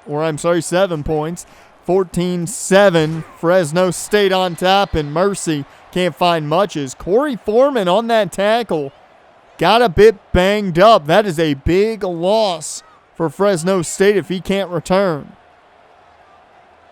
2nd and 7, Payne under center here in the offset.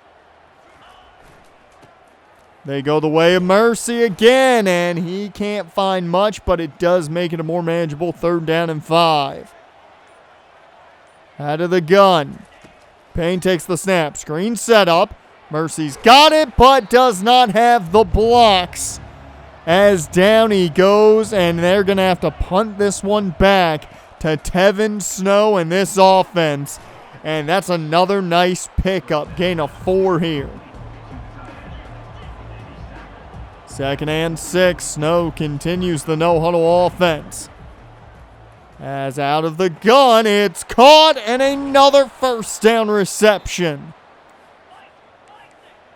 Snow's already got 2 touchdowns on the day. He's looking to add more to that. 1st and 10. We haven't heard from Lecarius Bland yet, number 11, if you've already forgotten. As downfield, that one's caught, and inside the 5. Fresno State looking to score for the 3rd time. 3rd straight drive to get points possibly as a flag flies. So at least a false start moves him back 5 yards, but this Scavengers defense has to find a way to get a stop. They will stop the running back, though. He finds nothing. 2nd and goal. Snow in the gun. Looks to throw. He's going to take off and run instead. There's touchdown number 3 for him. This time it's on the ground. So the first rushing touchdown of the day for Tevin Snow. to follow up his 2 passing touchdowns. And currently Fresno State is 3-0 on offensive drives when it comes to putting points on the board. So Death Valley Technical now down 2 possessions, has to find something on offense, and maybe that right there is their go-to, the freshman-to-freshman connection. Luvo picks up his first catch of the day, and it's going to be 1st and 10. Screen set up, does not set up well as Mercy hauls it in, but gets dropped for a 4-yard loss. 2nd and 14. Payne hands off Mercy. He's got blocks, he's got room, and picks up a new set of downs. So they make up for the loss of 4 with a nice run. They've got to do more than that, though. It's Payne, hooks up with Gacy at his man in the seam, picks up the first. And now maybe a little bit of mojo going on offense with 2 back-to-back big plays. Payne. Underneath, got Page, could not get much though, only a yard out of that. 2.5 left to go before half.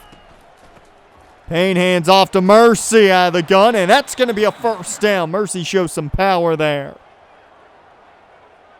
So inside the red zone at the 19. Payne out of the empty, has time over the middle, that one luckily just incomplete. They stay in the empty. Payne to throw again. Goes underneath this time. Luvo with another catch. This one gets him down to the 10, just shy of a new set of downs. Out of the gun. Payne. Over the middle, it's Page. Scooter Page is in. Touchdown Scavengers. They cut into the Bulldogs' lead. The 2nd touchdown of the day for the Scavengers at least gives them a chance to fight back in this one, but did they leave too much time on the clock for Fresno State? Shotgun set here for Tevin Snow in this offense. Snow connects with Vernon Bigsby. He's got a touchdown already today. 2nd and 8. Snow pressured, but he gets the ball out easily. It's a new set of downs up to the 40 already. Just over a minute left to go here in the half. Pressure comes in. Down goes Snow. It's Blanks that got there, and Snow suffers the sack. Blanks has been playing very well lately. Taj Cole's having a rough start to the year. Blanks really picking up that slack. Snow can't find his man quickly. He runs but gets dropped. It's Blanks with his 2nd sack. Back-to-back sacks on this drive. And that should put an end to this first half. So we head to halftime. Let's talk, though, about recruiting as we do. Raheem Clay in attendance for this bowl game. I don't know how happy the athlete out of Las Vegas is right now, but hopefully they can fight back and make this one entertaining. Neil Donahue also in attendance here today for this bowl game as he's visiting. Now, it's a fight for him. I'm not sure the Scavengers can keep pace. They're going to have to get this win. And some bad news, David Drogsma has locked out the Scavengers. They do not have a chance at one of the top man-to-man corners in high school football. They do, though, have a scheduled visit set for Manu Coffee in Week 6 when they host Kennesaw State in the rematch from last year. And big news, punter news at that, Devin Ecker has been offered a scholarship from what I've heard from the Death Valley Technical Scavengers, trying to bring in a new punter with Matthew York graduating this year. 21-14 at half, but DVT started picking up the pace, getting their offensive mojo going on that last scoring drive. Hopefully the defense can continue how the half ended, by getting to Tevin Snow and maybe stopping that Fresno State offense at least once today. The second half begins. Bulldogs offense out there, not who you want to see having the football to begin a half, as a solid run here to start things for a gain of 6. Second half for the no-huddle offense begins again. Snow had a fantastic first half, went down though on 2 back-to-back sacks to end it, as that run is shy of the first. 3rd and 2. Snow goes under center here. Bland is out there. You see him lined up almost as a tight end right now. They're blocking, and that's going to be a first down on the ground for this Fresno State offense. Keep your eyes on number 11. That is the man that the Scavengers missed out on, Lecarius Bland, as play action here. And speak of the devil, there he is. It's a first down for Bland.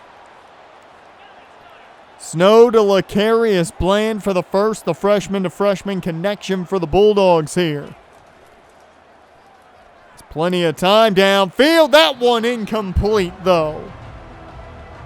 Nice hit from Nico Solomon. And in motion as Snow sets the screen up. Does not go far, as that'll be a loss of 1. 3rd down and 11. Big chance for a stop here. They back off. They were showing pressure, backed away. Can they get the stop, though? They will. So bend but don't break for the Scavengers offense to start this second half. Kicks up, and it is just inside. Fresno State will continue their point streak here. Every drive is ended, and at least 3 for the Bulldogs, but a big drive for this Scavengers defense, who hadn't stopped them at all. 1st and 10 now for Matt Payne and the DVT offense. Can they keep their momentum going? As downfield, it's intercepted. Rashad Mustard, the freshman safety, gets the pick as Payne wanted his man deep. Did not find him, found a different freshman. And that could be the turning point of this one. If this defense can't stop Fresno State a second time, I don't know if they can make the comeback at that point. Man in motion. And down goes Snow. No one bites on the play fake. Taj Coles gets the sack. 3rd of the day on Tevin Snow. So DVT has started to get their pass rush going, getting to Tevin Snow a bit. And once again, play action. This time, wide open room. And it's going to be a solid pickup of 8. 3rd down and 8. Can the defense, though, get a stop and force another field goal attempt? Snow out of the gun looking to throw. Pressure was coming, and that one nearly intercepted. So they force another field goal attempt here. Kicks up, and it is perfect this time around, as that at least stops a touchdown from happening and keeps this within a 2-possession ball game.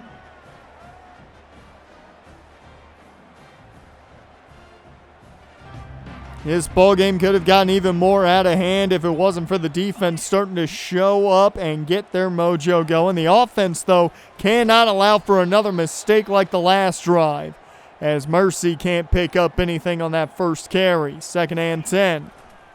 Payne out of the empty, goes underneath. Scooter Page, he's going to have enough for the first. So a good first pickup there on the first completion of the half. To think it happened this late. Screen set up, and that one just missed entirely. 2nd and 10. Shotgun set for Payne. It's another screen set up. This one for Mercy, trying to keep his blocks. He moves it out, picks up the first down, and they are past midfield into Bulldog territory. Payne. Hands off to Hardy. He's brought down. That's Corey Foreman who's back in this game. Got banged up earlier. But the Bulldogs have their top pass rusher back in this one. Screen set up. Mercy able to find room and gets them to at least a manageable 3rd and 7. Out of the gun. Payne to throw underneath again.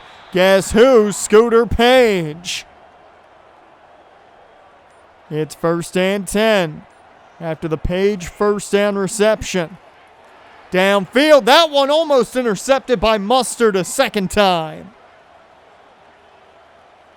Payne's got to be careful with that one. Another mistake like that, you can essentially put the fork in the Scavengers. They're finished. Luvo, though, underneath. He's going to pick up 9.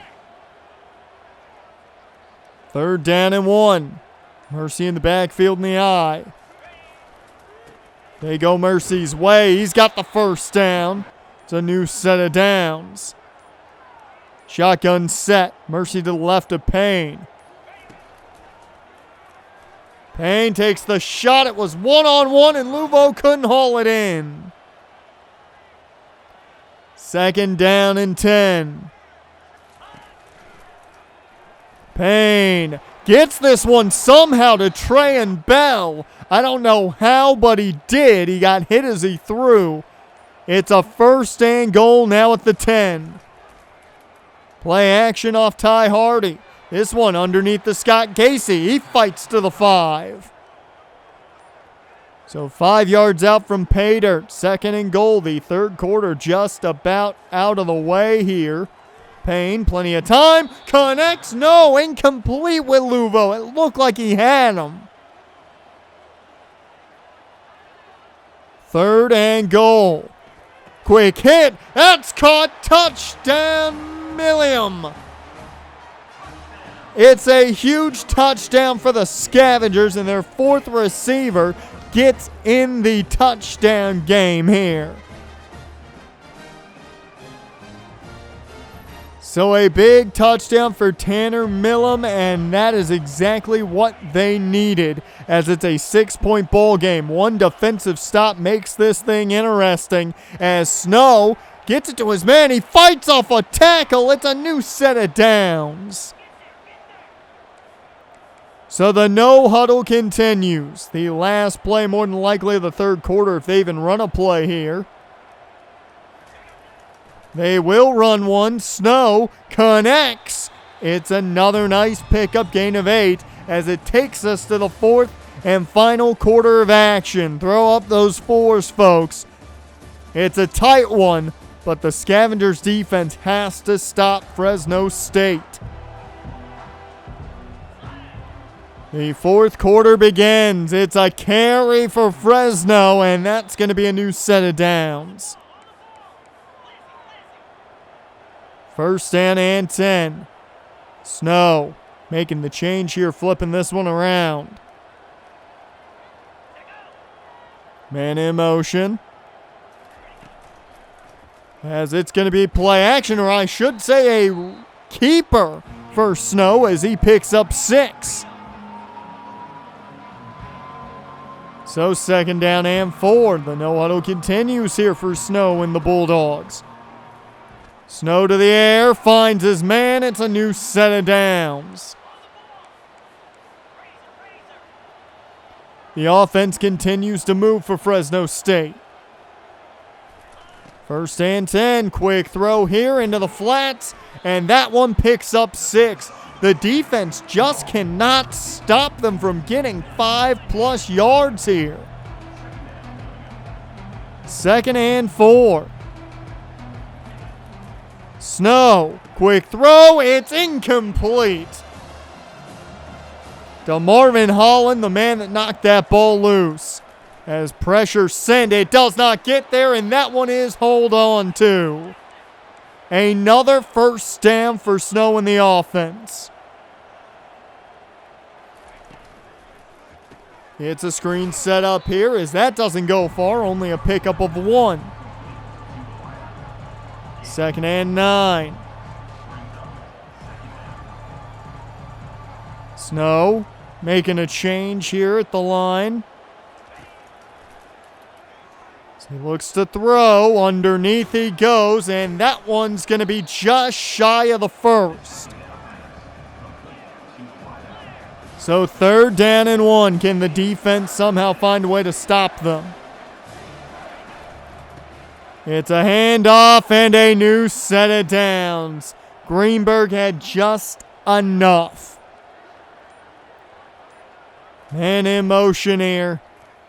As Snow quickly throws it. That one broken off the tackle. Touchdown as he's undercut but into the end zone. They just cannot stop this Bulldogs offense. Every drive has ended with points.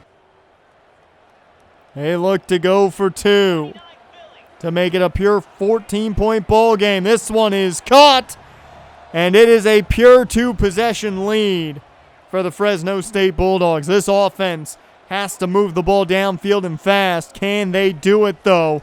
As Payne through the air, downfield for Luvo. That's off the mark. 2nd and 10. Payne looking to throw. Underneath, that's Luvo. He's got the 1st and more. And that'll get him up past the 45. A new set of downs here. Payne in the gun. Looks to throw, takes the shot downfield. Millam's got it. It's a huge pass downfield to get him near the 20. 1st and 10 at the 24. Looks like man coverage on the outside here. They take the shot to Luvo. He beat his man and has it. Touchdown Scavengers. The freshman to freshman connection makes it a 1-possession ball game. That is huge with 6:51 left to go. Tevin, Snow, and the offense for the Bulldogs. Quick throw again to the flats. The Scavengers defense needs to get a stop. If they get a stop, force the first punt of the day for the Bulldogs, there's an opportunity here. Hand off to Greenberg. He's slowed up. That's only going to be a 2-yard pickup. So 3rd down and 3. Snow making all the changes he needs. Man in motion. Snow, time running out, finds his man, it's incomplete! The defense gotta stop! So it's back to the DVT offense. For the first time today, they force a Bulldogs punt. They can run their offense as they normally do now with 5.5 on the clock.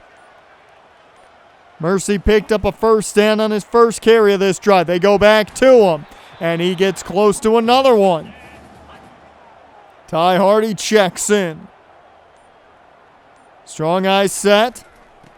Payne hands off. Hardy outside. He's got the 1st and more. Plenty of room. Up past the 40. And this is the opportunity they've been looking for. Payne in the empty now. Takes the snap.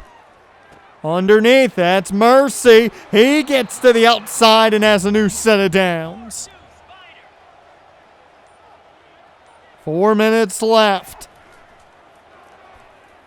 And this one picked off. It was intended for Luvo, but it certainly did not get there. And Mercy is the man who really made that tackle happen, but that is great field position for Fresno State.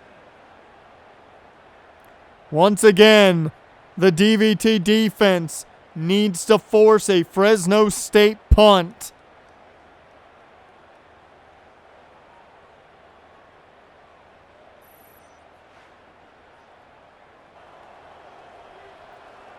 Third, or I'm sorry, 3:51 left to go here in this game. 1st and 10 for the Bulldogs offense. As good pressure gets to Snow, it forces the incompletion. 2nd and 10. It's a play action pass, gets to his man, and that's going to be a new set of downs. Every time you think they're going to get to Snow on a blitz of some sort, they just don't get the job done there. There's a man in motion. And it's a keeper for Snow. He doesn't go anywhere. There's a flag as well.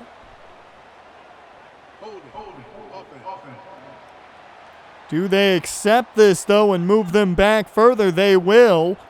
If they stop them here, it would make it a quite difficult field goal. As over the middle, it's intercepted!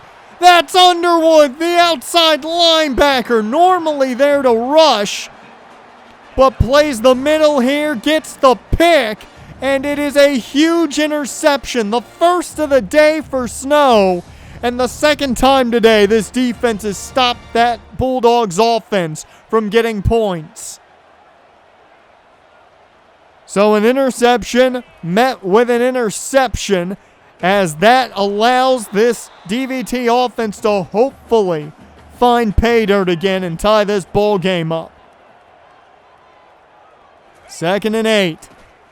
It's a handoff to Mercy. He's wrapped up by Foreman. That makes it 3rd and 9. We already knew 4-down situation no matter what, but they're going to have to pick up a good chunk here. Payne cannot connect with his man. They need it all. 4th and 9. They don't pick this up. I think this game is essentially over. Payne downfield. He was hit as he threw, but that's incomplete. Bell couldn't hang on. And this one is over, 35-28. Tevin Snow, your player of the game, no shock here, as the Fresno State Bulldogs show exactly what that talent that the Scavengers were trying to recruit was made of. A tight ball game in the end, but too many mistakes, and the defense just couldn't stop the Bulldogs enough in this one. 3 touchdowns, 2 picks for Matt Payne, and what was a very up and down ball game. Looked pretty good at some points, especially there during the middle of that 3rd quarter, but just not enough good in this ball game. The ground game looks solid, but when you're down the entire day, you can't rely on that ground game constantly. Scooter Page had a nice outing, 6 catches, 33 yards, and a touchdown, but Talia Luvu really making the bigger plays there. 85 off 6 and a touchdown. The freshman-to-freshman connection has shown some definite promise there. Defensively, the big day was for Jaquez Blanks again. 2 sacks on the day. Of course, Taj Coles picked one up as well. And Underwood gave us a chance there for one more drive on that interception. The Scavengers have shown themselves to be a better football team than last year, I think. The issue is they've shown themselves to be a team that is much more vulnerable to big mistakes at the worst possible times. But Jaquez Blanks, once again, your Pac-12 Defensive Player of the Week. And hopefully the Scavengers can bounce back when they go on the road to take on Kent State and hopefully add a 3rd win before they come back to face Kennesaw State in the rematch from last season. I am Jonathan West. You are watching Death Valley Television, and your Death Valley Technical Scavengers are, looking to forget last week as they lost a tight one to Fresno State after they were unable to make the comeback to a lot of, familiar names from the freshmen. Now they're up against the Kent State team that is dealing with a big injury at center and a bit of an injury at running back with Curtis Douglas out. Could mean a lot of their passing attack, as Oltrowski is going to be asked to do a ton, the senior quarterback at Chicago, Illinois. essentially has the world on his shoulders. 7 touchdowns, 3 interceptions, though, shows how good he has been playing right now. He's been sacked 9 times and under 60% completion percentage. We'll see how that works. However, they did get a name I'm quite familiar with in the transfer portal. The former Samford running back, Brandon Marquard. He will be their go-to weapon in the ground game, so a big boost there for them out of the transfer portal. Good to see him getting playing time, as he didn't see much at all last season with the Coyotes.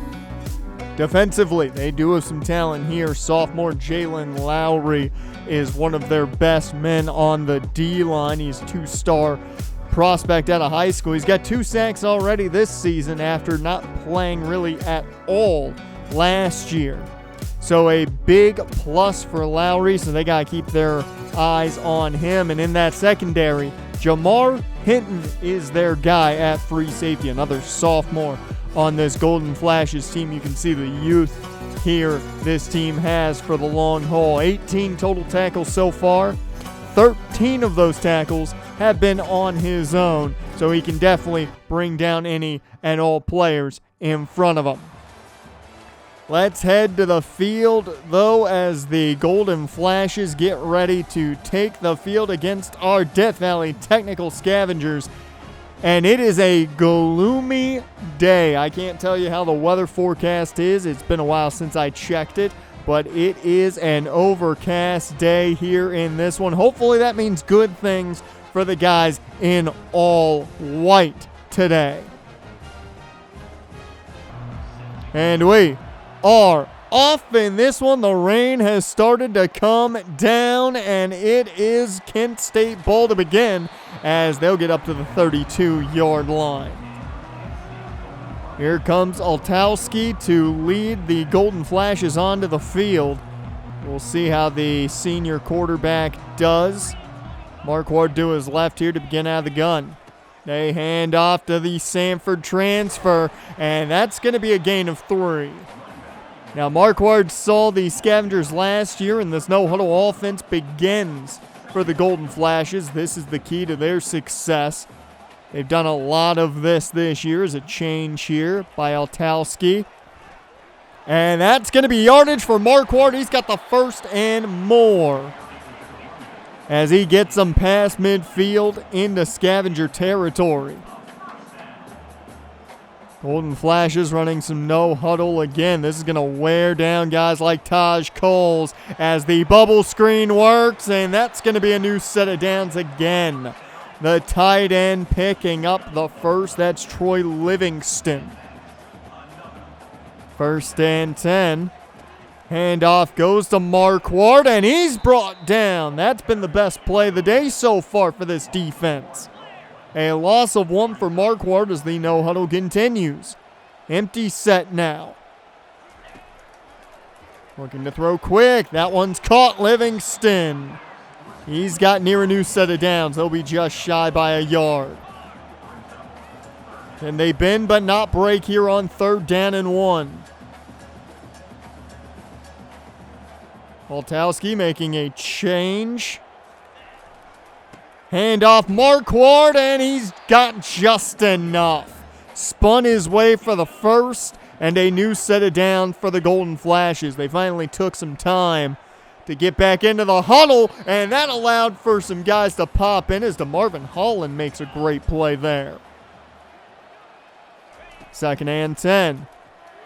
Altowski connects with his man, and that's going to be a 7-yard pickup and a manageable 3rd down and 3 as the no-huddle continues.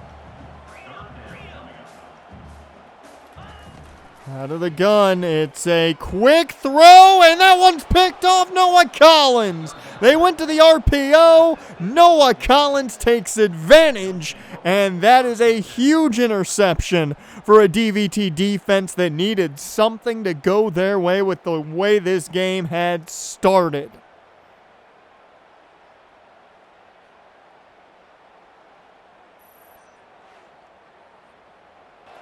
So the DVT offense takes the field for the first time today. Freshman Matt Payne looking to play as well as Tevin Snow played last week for Fresno State, as that's Scooter Page picking up the first.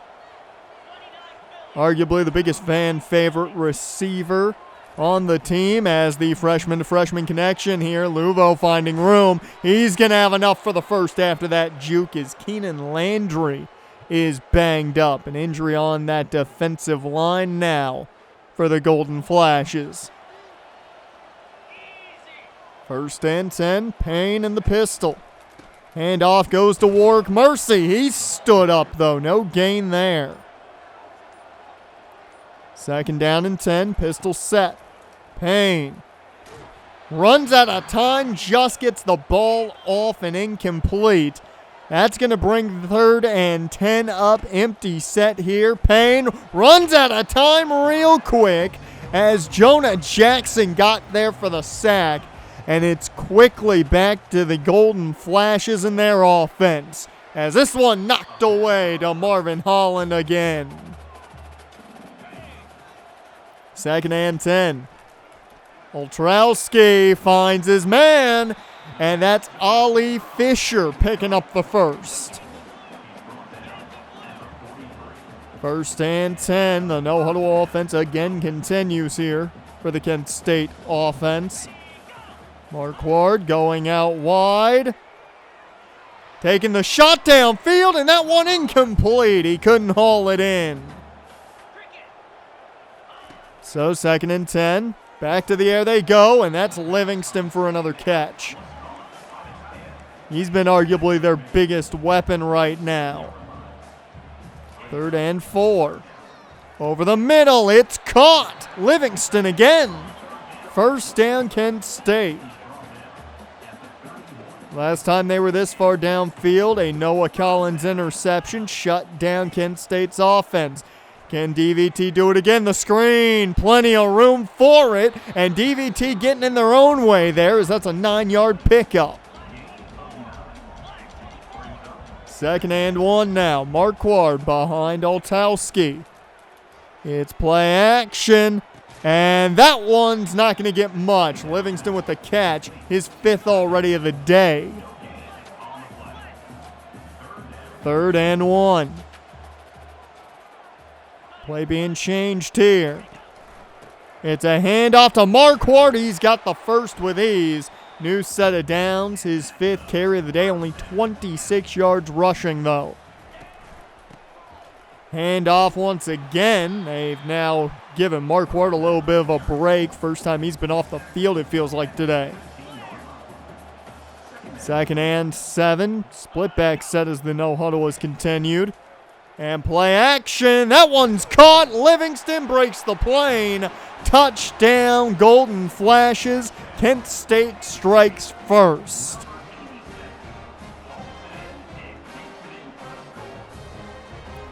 Not the way DVT was hoping to start here. They had a good defensive possession to get the pick. But after not getting points on their first offensive drive, Kent State draws first blood, and now the Scavengers have to hope to pick up some pieces here. Screen set up here for Bell, as Trayan Bell picks up 6. Payne in the gun, Mercy to his right. Handoff goes the way of Mercy. He's got room. That's a 1st down and more. Mercy stays in on 1st and 10. Strong eye. Handoff to Mercy. He's got room around the edge. That's another 1st down carry. They're into Kent State territory. Ty Hardy's checked into the game. They'll go his way on the ground, and that's a solid 6 yards. 2nd and 4. Mercy checks back in. Payne goes to the ground again with Mercy. Guess what? 1st down again. This offense has found their mojo right now with the ground game. Now to the air. Screen set up. Mercy's got room. 1st down and more, as that'll take him into the red zone. It also takes us to the end of this first quarter, 7-0, Kent State on top. But they're finding their footing, is this DVT offense. Well, 1st and 10 here for Payne and company to start the second quarter of action. Flip here goes the way of Mercy. He's got positive yards, making a new set of downs as they're inside the 10. 1st and goal from the 7. Hand off Mercy. He's got room. He's got Painter. Touchdown Scavengers. Mercy breaks the plane, and they'll tie this ball game up pending an extra point at least, as that's the exact drive they needed. You kill clock, you methodically get downfield, and the Scavengers get points on the board. So now back to the Kent State offense, which their no huddle is definitely taking a toll on the Scavengers defense as the bubble screen once again picks up 5. We'll see if the defense, though, can show what they did on their first defensive possession. As they flip the play on offense. It's play action and picked off! Collins has it. He's got room to the 10, 5. He's in! Pick 6 if this stands. And it will stand as it was an illegal man downfield. 14-7 DVT on top, as now Kent State looking for answers as another flag flies here. It's a 1st down for now, but this one's coming back. Tony Livingston called on the hold. He's had a good day receiving the ball, gets called for the hold there, and once again, a flag flies. Is it another illegal man downfield? The RPO not working out now for Kent State. 1st and 20 after 2 back-to-back penalties. Marquardt finds room, and he gives them a much better 2nd down now, 2nd and 5. The defense lets up a little too much there. Hand off Marquardt. He's got room. He cut back. There's a penalty again on the field. The refs are having a field day today. A 2nd hold on this possession by Tony Livingston moves him back to 2nd and 10. Quick throw here on the screen. That's not going to go far, only a gain of 2. And what was 2nd and 5 has turned into 3rd and 8 now because of penalties. And they're going to go empty here as Marquardt goes wide. They take the snap, and that's Jaquez Banks. They get to Altowski, and that is exactly what this Scavengers defense needed. Banks gets right by the tackle, and it's now great field position for this DVT offense after the punt. Payne hands off to Mercy right up the middle, a gain of 4. You're already in Kent State field or Kent State territory. Now you just got to make the most of it as Mercy finds the hole here, and that's a new set of downs. Now, how much do they trust the leg of George Lincoln III, though, is the question. I don't know if they're in field goal range just yet, as Ty Hardy makes a cut there, and that's going to pick up a new set of downs. 1st and 10, Mercy in the backfield again. They go Mercy's way again, and he's going to have a short gain here, gain of 3, as now they go to the gun on 2nd. Shotgun set for Payne. He'll take the snap. Plenty of time. Goes shy. That's Casey for 3.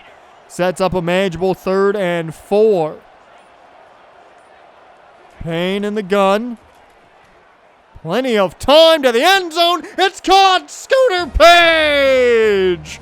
Touchdown Scavengers. He got plenty of separation. The ball was thrown maybe a tad bit early, but it gets there. Page catches it, and the Scavengers now up by 2 scores.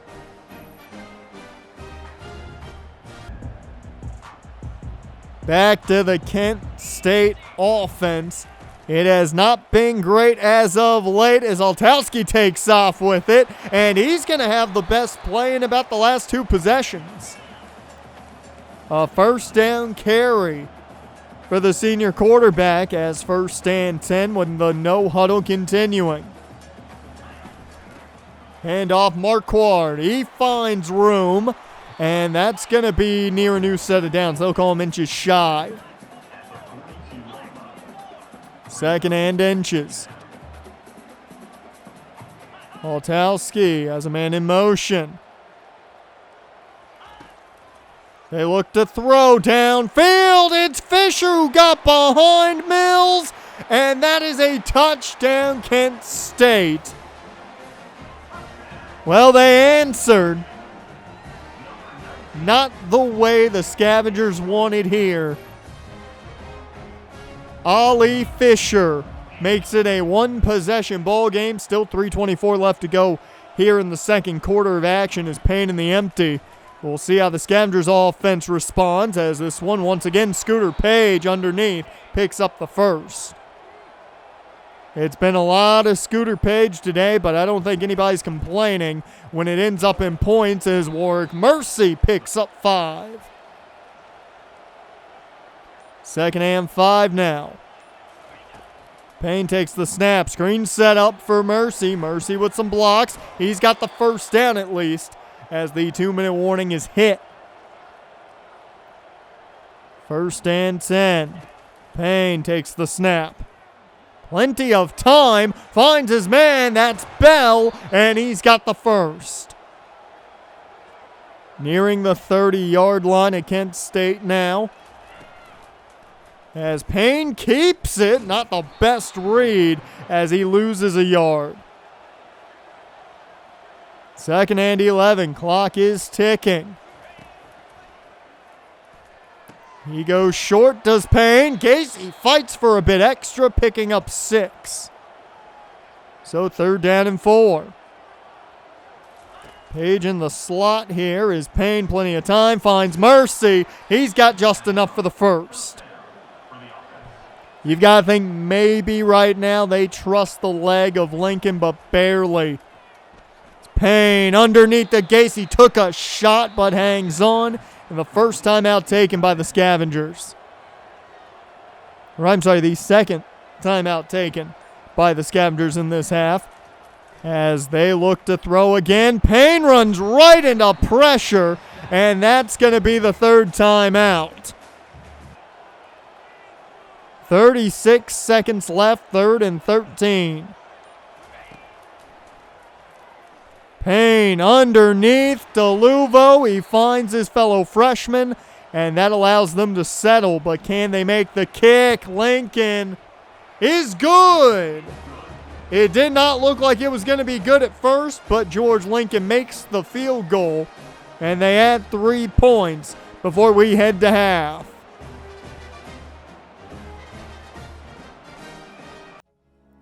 So to halftime we go. Scavengers on top in this one, 24-14. Let's talk, though, about some big things that happened. We know Raheem Clay was in attendance last week for the Fresno State game. From what I heard, even with the loss, it seemed to go fairly well. So a positive there. We know Neil Donahue was also in attendance, but I think that fight is long gone for the Scavengers right now. So I don't think there's any need in talking about that. As for next week, well, Cliff Perrine will be in attendance for that game, and they are fighting a losing battle right now from what I've heard with UCLA for the athletic athlete. Positive news, they do have another kicker coming in. Matt Angerer will be coming to DVT, at least verbally. He has made that commitment. So another kicker on the roster. He'll fight with George Lincoln for that spot. As Warrick Mercy's day, well, it's been pretty good so far. 60 off 9, 6.7 yards, a rush attempt, and of course a touchdown on the day. Let's hope the positives of this offense continue, and hopefully that defense can shut down Kent State.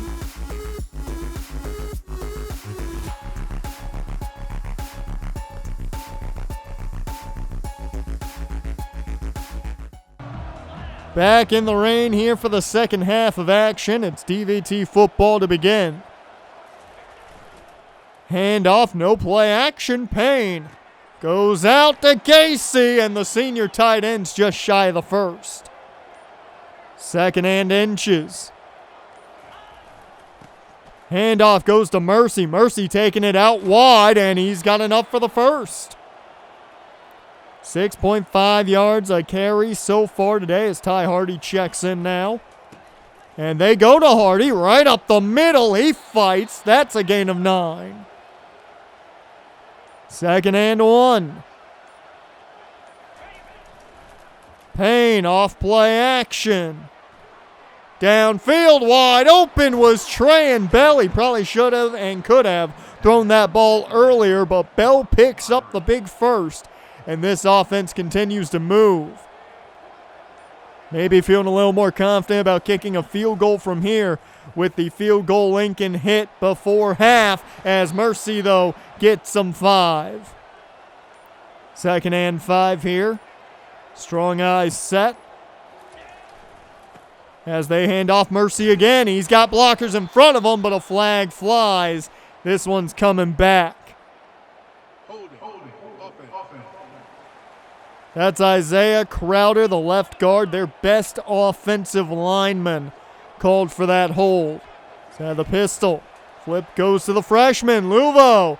He's got space. First down and more as he's down inside the 10. Finding any way to get it to the true freshman receiver.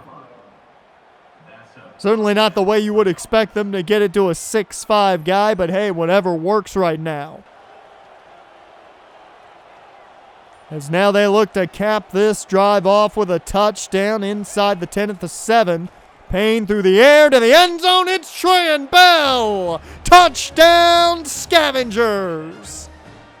They add to their lead as they double up to start this half.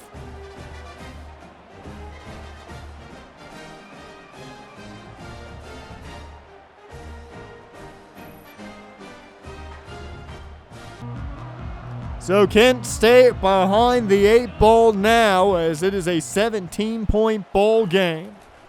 Can the defense, though, make it worse for him is the question, as this one swung out to Marquardt. He doesn't go far. Good tackle by Blanks there as 2nd and 9. This one, once again, a screen setup. Ollie Fisher with room. First down and more. The Golden Flashes get a flash there from Fisher for a big first down. Just shy of midfield now. They flip this play. Altowski downfield and well overshot Livingston. So 2nd and 10. They go back to Marquardt on the ground. He picks up 5, so a manageable 3rd down now as they go no huddle. 3rd down and 5. Plenty of time downfield, intercepted, Bubba Van Claiborne. The senior captain linebacker with the pick, and this one was thrown right to him.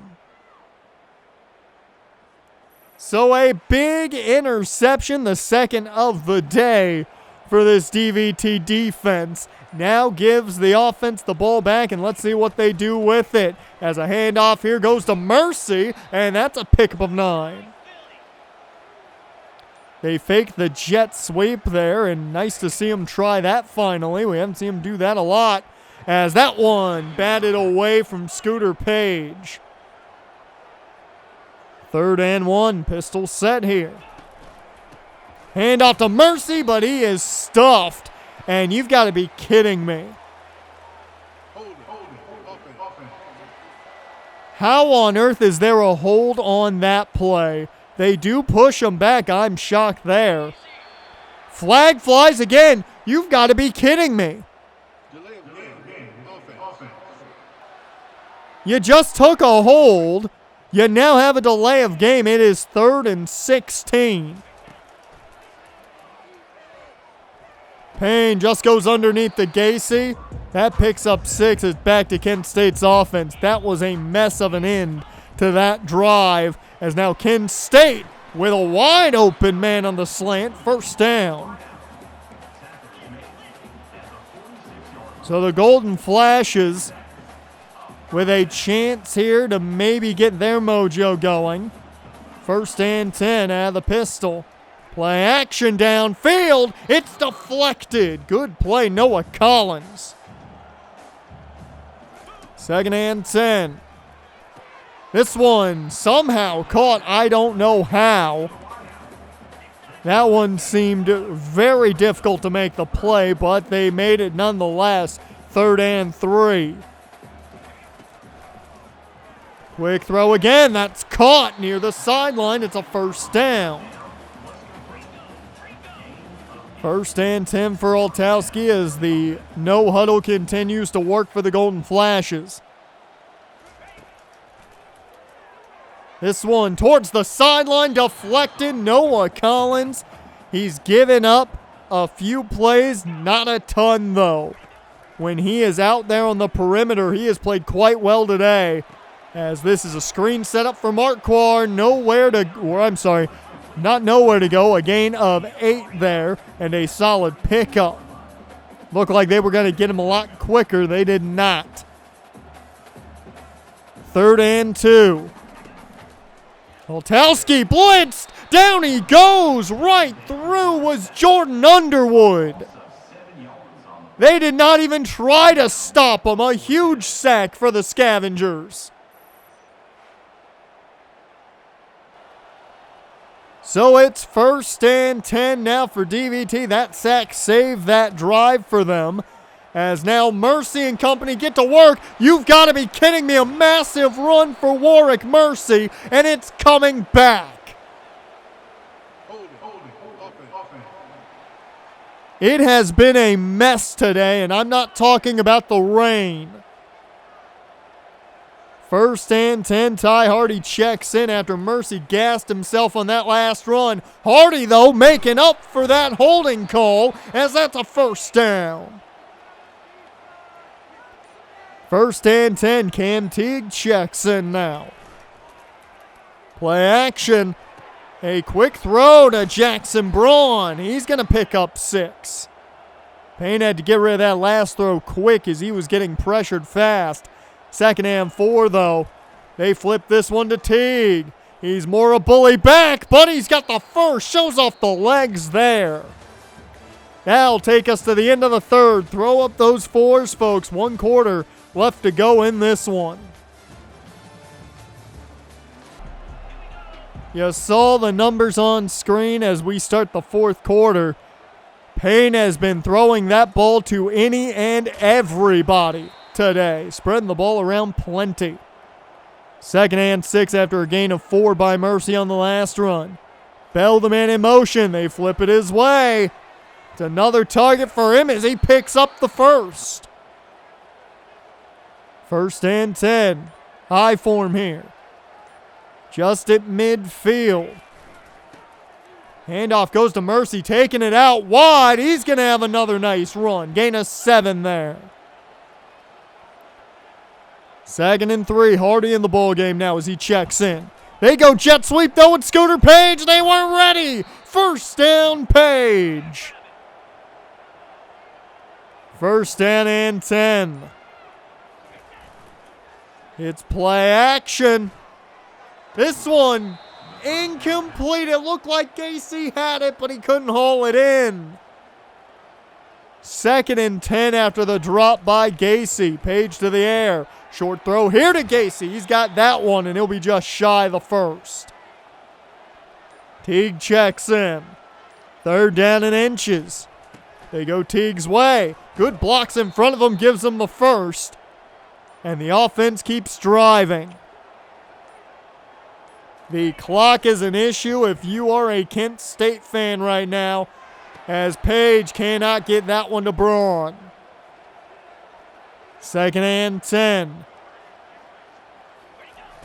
They go Page again on the jet sweep, and it's another nice run. Gain of 8. Scooter Page has had a very nice day today. 3rd and 2. They give it to Mercy, but no one blocked the tackle. They'll have to settle for another George Lincoln field goal. Kicks up. It's good. And they at least add 3 more, making it 34 to 14. As the Scavengers, I think their win not much in doubt. But let's not get too excited right now. 5:48 left to go in this one, and Kent State needs a miracle. The check down incomplete. Good break up there. 2nd and 10.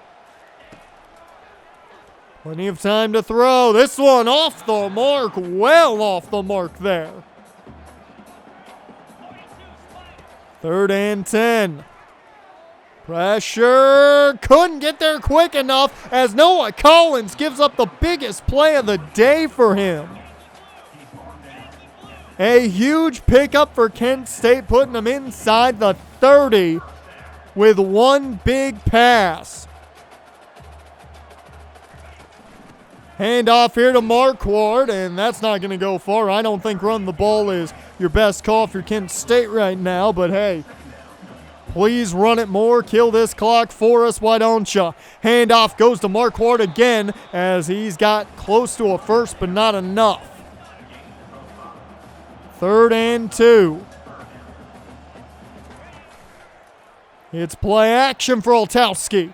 He's got his man against a Marvin Holland, and that's going to be a first down at the 1. So can they finish the drive's the question. It's play action and knocked away. 2nd and goal. Marquardt checks back in. They go Marquardt's way. He's in with ease. Touchdown, Kent State. And they do get points back on the board. So they make it a 2-possession ball game now.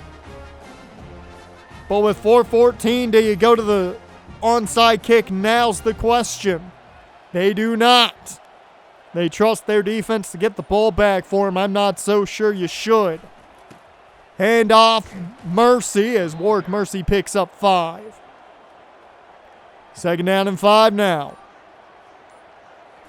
Teague in the ball game. They go Teague's way, and he'll be just shy of the first. Mercy checks back in. Mercy takes it wide. He's got the first with ease, and it's a new set of downs. He's hit the century mark today. So with just over 2 minutes, they are going to try and kill the rest of this clock. As Cam Teague picks up 3, a first down will end it now. 2nd and 7. Payne to the air. Flag flies as Scooter Page has a first and more, but a flag flies.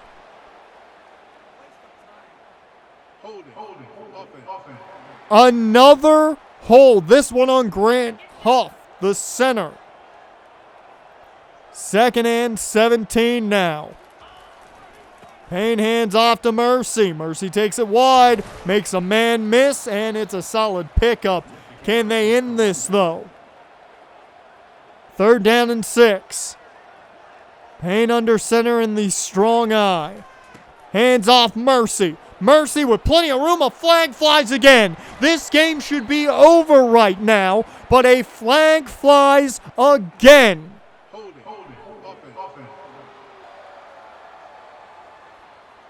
Tariq Williams called for the hold. It's now 3rd and 12, and look at this. They're in the empty. They're just trying to put an end to this game as Javion Foreman cannot get enough. They have to kick the ball back to Kent State. We should be on the plane back to Death Valley right now. But instead, Kent State picks up a first to Jared Kelly. Over 100 yards to Kelly, who had the big play on Noah Collins on the last drive. They're going to do it again to him, though. He can't. No, he did hold that one in. I thought he dropped it. Jared Kelly has woken up. And now Kent State trying to make an argument that they can come back in this one. Another big hit. Livingston with the first. Holding calls have allowed Kent State a chance.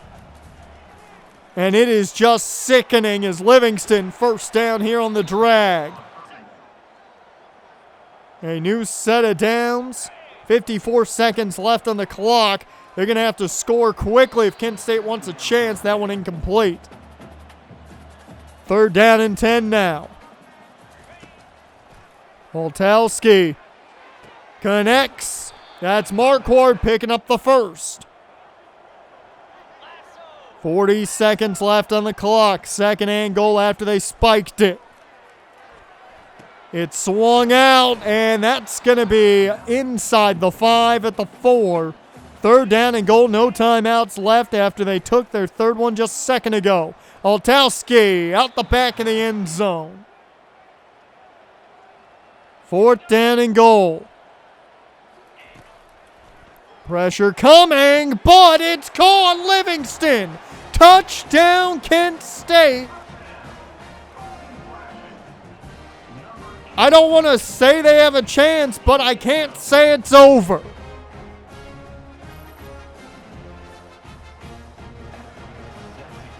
An onside attempt. This one pops in the air into the hands of Scooter Page. It's the only man who could have put an end to this, and he does. 34-28. Your Scavengers win, but just barely. They were their own worst enemy today. The holding calls nearly cost them this game.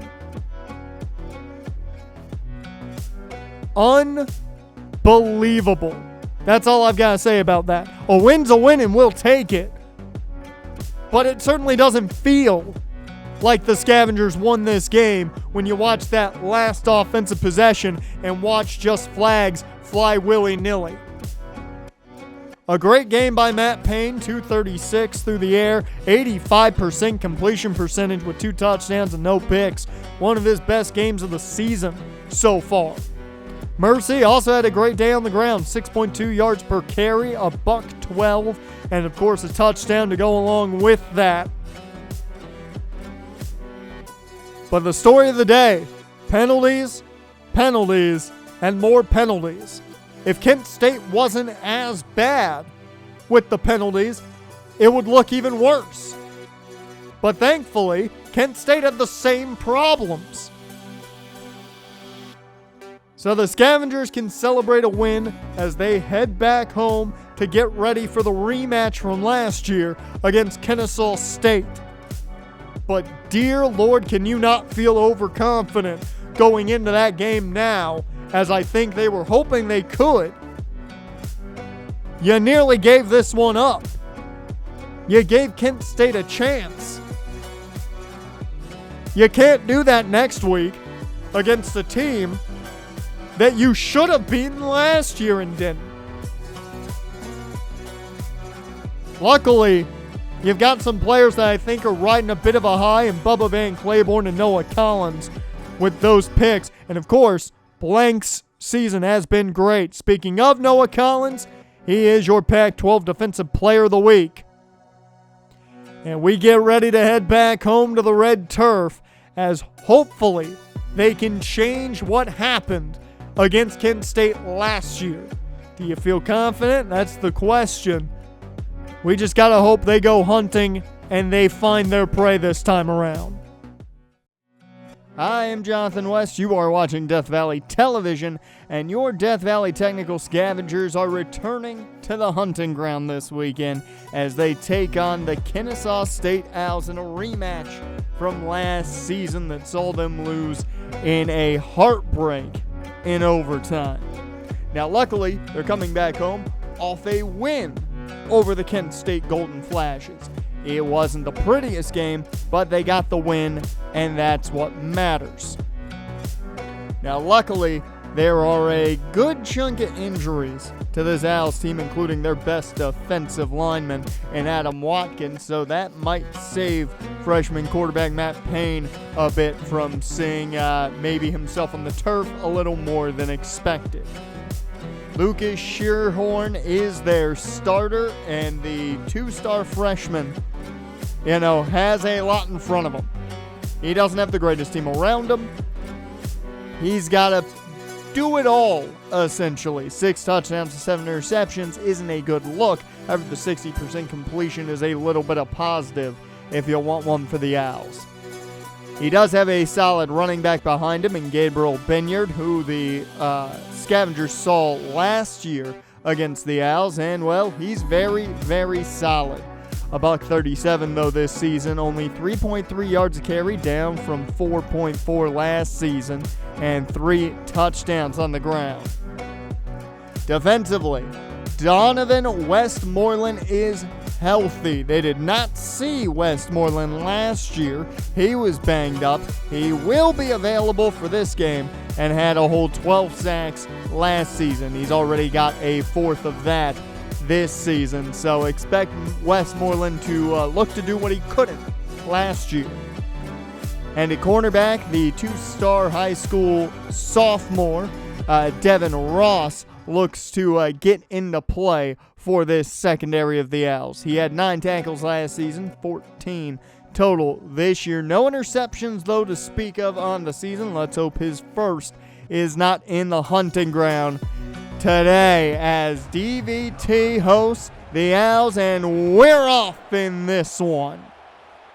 The Scavengers rocking their blood red jerseys today as they mix in with the turf, and it'll be Matt Payne, the freshman, coming out to begin things. 13 touchdowns to 4 interceptions on the season. Payne had the gun to start things. Shotgun set with Warrick Mercy to his right.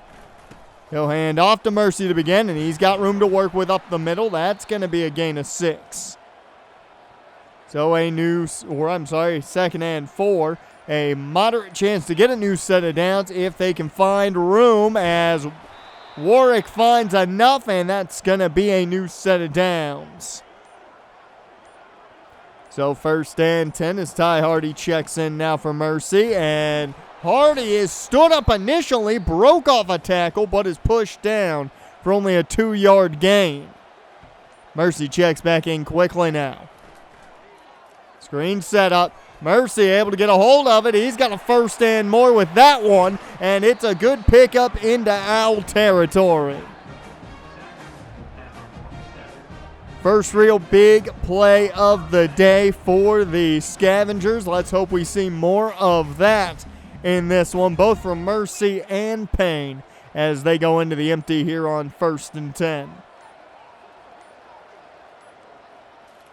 Payne takes the snap. Screen set up as this one's caught. Trayan Bell picks up 7. Another positive screen on the day. Not as deadly as the last one, but we'll take it. It's a manageable 2nd and 3 as they go back to the ground game with Mercy. A flag flies as right now it's a first down, but will it stand?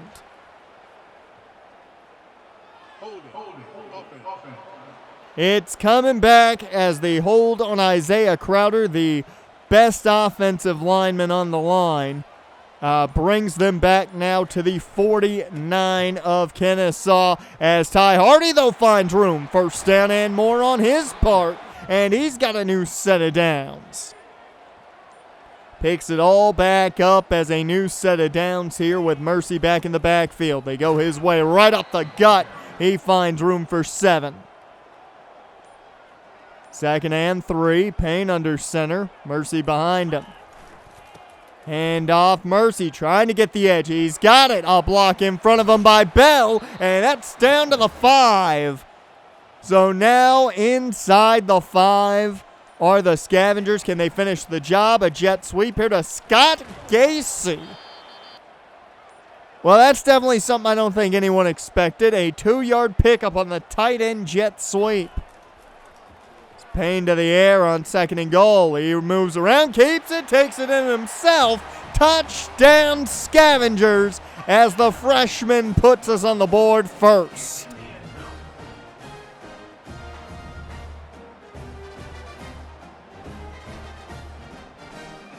Now keep in mind last year this game was a tight one to the very end, went to overtime as well. So we'll see how tight this game is. As you see the impact players, we know the two over on the Scavenger side very well, Warrick Mercy and now number 0, Taj Coles, who we'll see here on defense. Handoff begins with Benyard. And Benyard doesn't pick up much, but we've seen a lot of this lately. No huddle offense begins. The Scavengers have had problems against it lately. Handoff goes to Benyard, and he's going to have a solid pickup of 5. So that'll bring up 3rd and 3. They remain in their no-huddle offense. Handoff again. No, it's play action. Taj Coles doesn't bite like I did. It's a sack, the first of the day for Coles. And that is a big stop on 3rd down right off the bat. Been a much quieter year for Taj Coles than it was last year. But they will take it, especially with how well Blanks has played on the other side. As Mercy doesn't find room there. No gain on that last run. 2nd and 10. Payne hands off to Mercy. Gets the edge again. He's got room. 1st down and more. He even fights for some extra.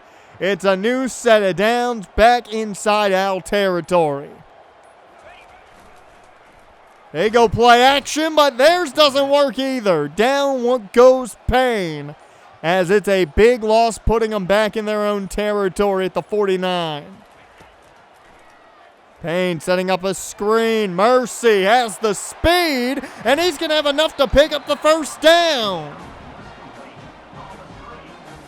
The offense fully going through Warrick Mercy today for the most part. As the last play of the 1st quarter here goes to Ty Hardy, and he's got room and a new set of downs on the ground.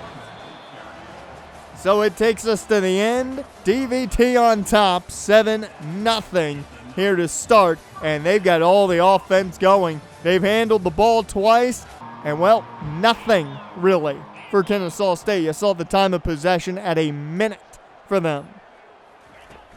As Luvo gets the flip, the true freshman receiver, and he's not going to get much, but we'll see. It might be coming back anyway.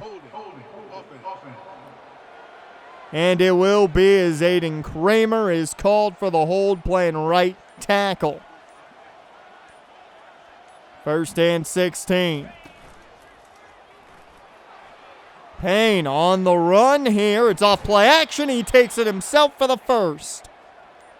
Or I'm sorry, back to the original line of scrimmage. 2nd and 9 here.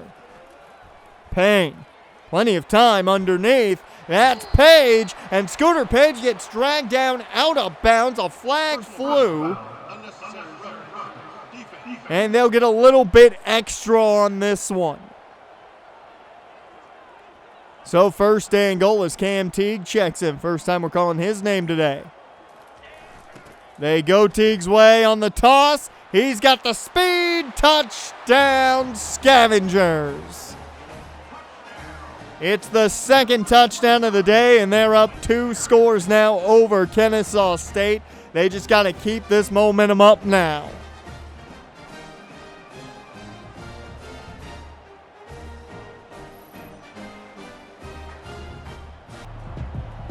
So the Owls looking at a 2-score deficit. They come out on offense. We'll see if they hold this ball longer than they did on their last drive. Only consisted of a minute. As down they go for a loss of 3. The trickery did not work as it sets up 2nd and 13. Hand off Benyard, and Benyard doesn't go far. So they're looking at 3rd and very long. This might not even last a minute at this rate. As this is a run for Shearhorn, and he doesn't get enough, just shy. So the Scavengers take back over on offense and in great field position to start. Mercy out wide on the run, plenty of room, and he'll take it up to the 40 of the Owls. Empty set here now on 1st and 10. Payne takes the snap. It's a screen setup.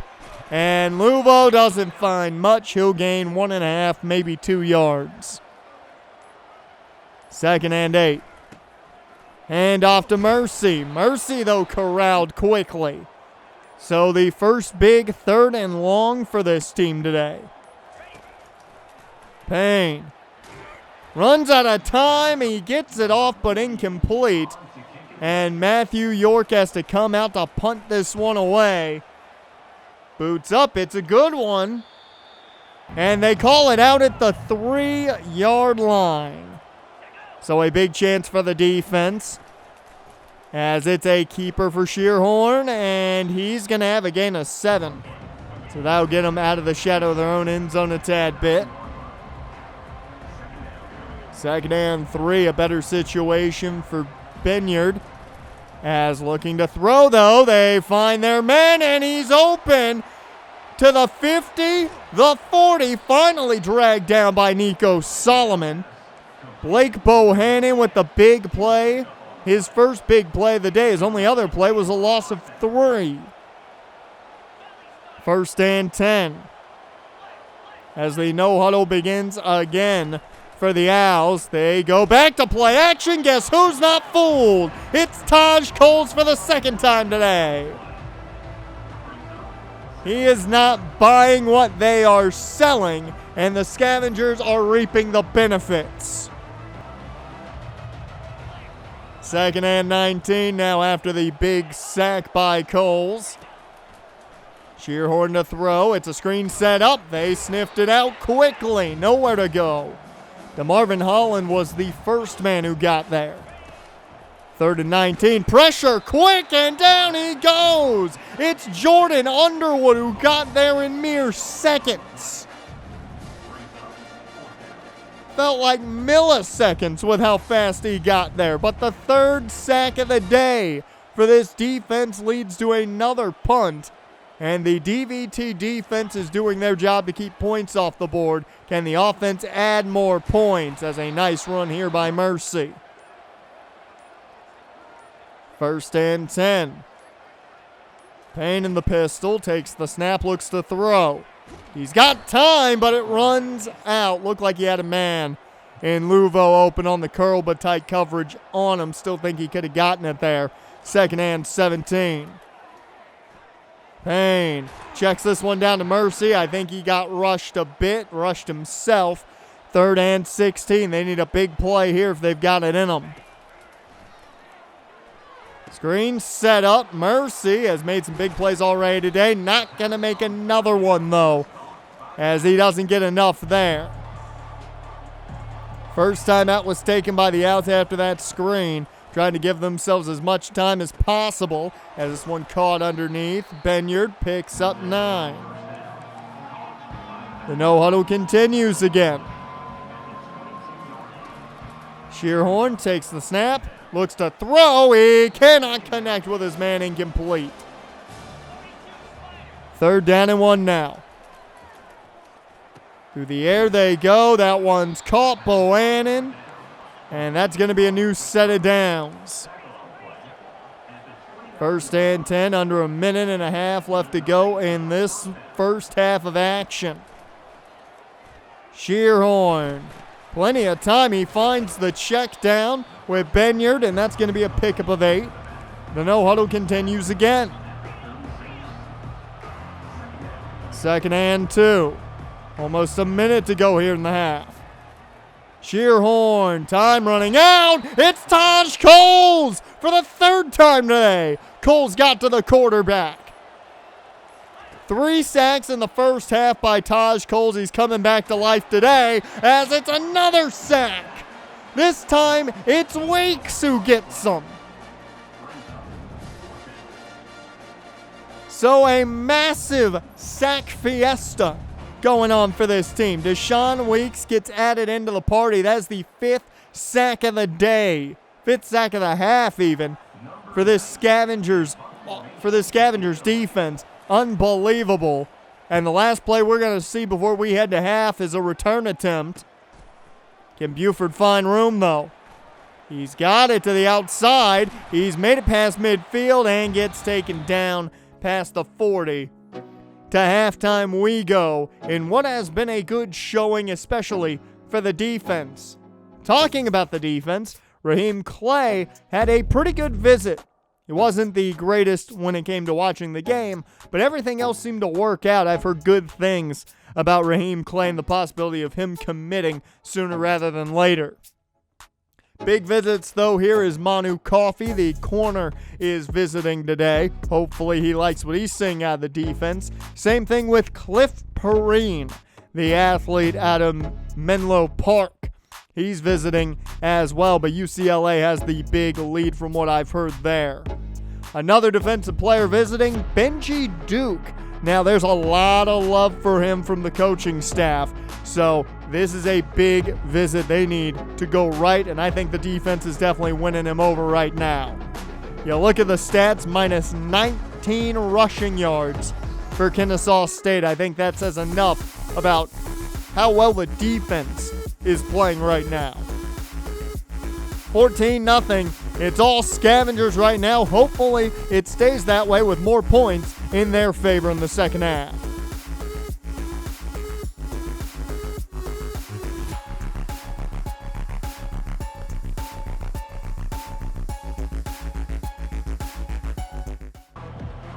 And we are back. The second half just getting underway in this one, as it begins with the Owls on offense, and they begin with a screen as Benyard trying to get going quickly here. A 5-yard pickup as the no-huddle begins. Seen it the past handful of weeks. The defense maybe has fixed their problem with it, or maybe it's just Kennesaw State's easier to defend for them, as Benyard can't find the room here. Quincy Bliss makes the play. 3rd and 4. Big early 3rd down for the Owls. Shearhorn bringing a man in motion. And they bring a blitz. That one is caught, and he's free to run for more. A big stiff arm pushing him out of bounds. And Shearhorn gets the big play he needed out of his receiver, and that's going to bring a new set of downs now. The no-huddle continues as they now go under center. Shearhorn looking to throw again. Gets away from the pressure, and he picks up 7. Jordan Underwood brought him down, but gives them some life here as they go back under center. Play came in from the sideline. Shearhorn drops back. It's a quick throw. That's caught. Christian Moss, the first time I've said his name today. That's their top receiver. 1st and 10. And they go with the play action. This time it works. They were fooled for the first time today. And Bohannon gets the big 1st down thanks to it. So it's 1st and 10 again. The no-huddle continues. First time the Owls have been in the red zone today. Underneath. It's caught and an 8-yard pickup. The Owls continue to move quick. 2nd and 2. Benyard now right beside Shearhorn. As they go Gabriel Benyard's way, he fights enough for the 1st down against DeMarvin Holland. And they're going to say actually he's inches short, and never mind. Can they hold him here? 3rd and inches. They go to the air. Shearhorn with time. This one is caught. Solomon couldn't break that one up as now it's 1st and goal at the 1. Handoff, DJ Scott fights off the pressure and fights his way in. Touchdown Owls for the first time today. So they cut the lead in half, as DVT now definitely needs to answer when they get on offense. So how does one answer? Giving up points to start the half's the question. Tight set here out of the gun as Payne goes underneath. That's Gacy towards the sideline for a gain of 8. 2nd and 2. They stay in that same formation. Mercy beside him to the right. They go Mercy's way this time around. He's got room in a new set of downs. Over 100 yards on the ground for Mercy today. 1st and 10. Mercy still in the pistol here. They go his way again. He cuts in. Still can't find much. It's a gain of 3 there. 2nd and 7. They flip this one to Luvo, trying to get outside, and he doesn't get much, only a gain of 2. So it's a 3rd and 5. It's something a little bit manageable. Payne, plenty of time, takes the shot to Luvo, but it's underthrown, incomplete, and they're going to keep the offense out there. 4th and 5, just past midfield. This one caught by Scooter Page. It's a new set of downs. So 1st and 10. Handoff goes to Cam Teague, who checked in, and he's got a 1st down there. Follows his blocks, picks up the 1st, and Mercy checks back in. Had the gun, they flip, had the eye, they flip it. Mercy finds room for a new set of downs again inside the red zone. A very familiar place today for this DVT offense. Play action off Ty Hardy. Payne throws on the run. That one over top of everybody and incomplete. 2nd and 10. That was the safest place for that throw as well, given the way that thing looked, as another 1st down run here from Mercy. So now inside the 5, 1st and goal. They're going to the air again. Swinging it out to Mercy, but he's tackled well behind the line. A loss of 3 as they look at it now from the 8. Payne hands off Mercy. He tries to fight back to the 5. Can't get there. It's to the 6. And now it's 3rd and goal. Scavengers have killed nearly all this quarter now. As this is a quick throw, Scott Casey's got it. Touchdown Scavengers. Matt Payne connects with his tight end. The senior puts them up once again now by 2 possessions. Can the defense get back to their dominant ways though? The 3rd quarter just about done. 44 seconds left on the clock for the 3rd. Handoff goes to Benyard. He bounces off a man, and it takes a number of Scavengers to bring him down. 1st and 10. Shotgun set with Benyard to the right of Shearhorn. Handoff Benyard. He gets collapsed on with ease. Holland was right there, as that brings us to the end of the 3rd. 21-7, Scavengers on top as you take a look at the top 25. 2nd and 14. Throw up those 4s as the 4th quarter begins. As now Shearhorn looks to get a pass here. Ball comes out. That was Jaquez Blanks on the sack. He has had a fantastic season. Kennesaw State fell on the fumble, but Blanks comes right around, nearly overran Shearhorn, but was able to knock the ball out. It's 3rd and very long, and here's the pressure coming. And that one allows for the big play. Christian Moss got behind Mills, and it's a touchdown for the Owls. They had him right where they wanted him. They sent everyone to try and finish the job. It did not work, and instead you're looking now at a 1-possession deficit. Can the Scavengers offense keep things positive for them, as it's been a great day for that man right there, Warrick Mercy, picking up another 1st down. New set of downs, the 33. This one goes to Cam Teague. There's a flag on the field as he doesn't gain much. That'll bring him back for 10 yards. Tariq Williams called. Everyone is getting called. It feels like the entire O-line's been called for a penalty today. Handoff goes to Mercy on 1st and 20. He doesn't find much. So they go empty now. 2nd and 20. Underneath, that's Page, but he can only find 3. And now you just hope you can get something out of this. 3rd and 17. Payne just gets rid of it. It falls incomplete.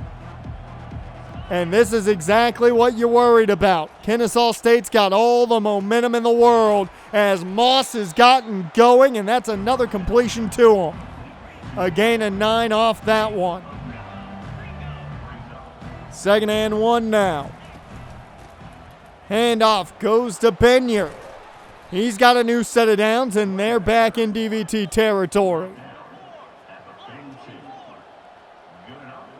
Shearhorn and the gun gets the play from the sideline. They flip this one. It's play action. Plenty of time. Wide open, and he just missed his man. A saving grace for the Scavengers right there. Would have been a big play if he hadn't missed him. Benyard on the run, though. Can only find 2. The no huddle continues as it's 3rd and 8. And the Scavengers bringing into the Owls offense here. Man in motion is Moss.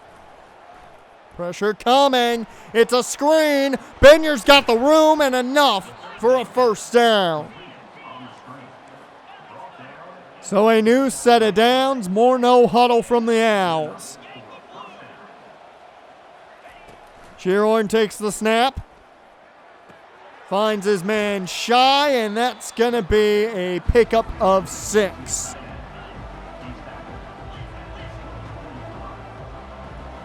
Second and 4 now.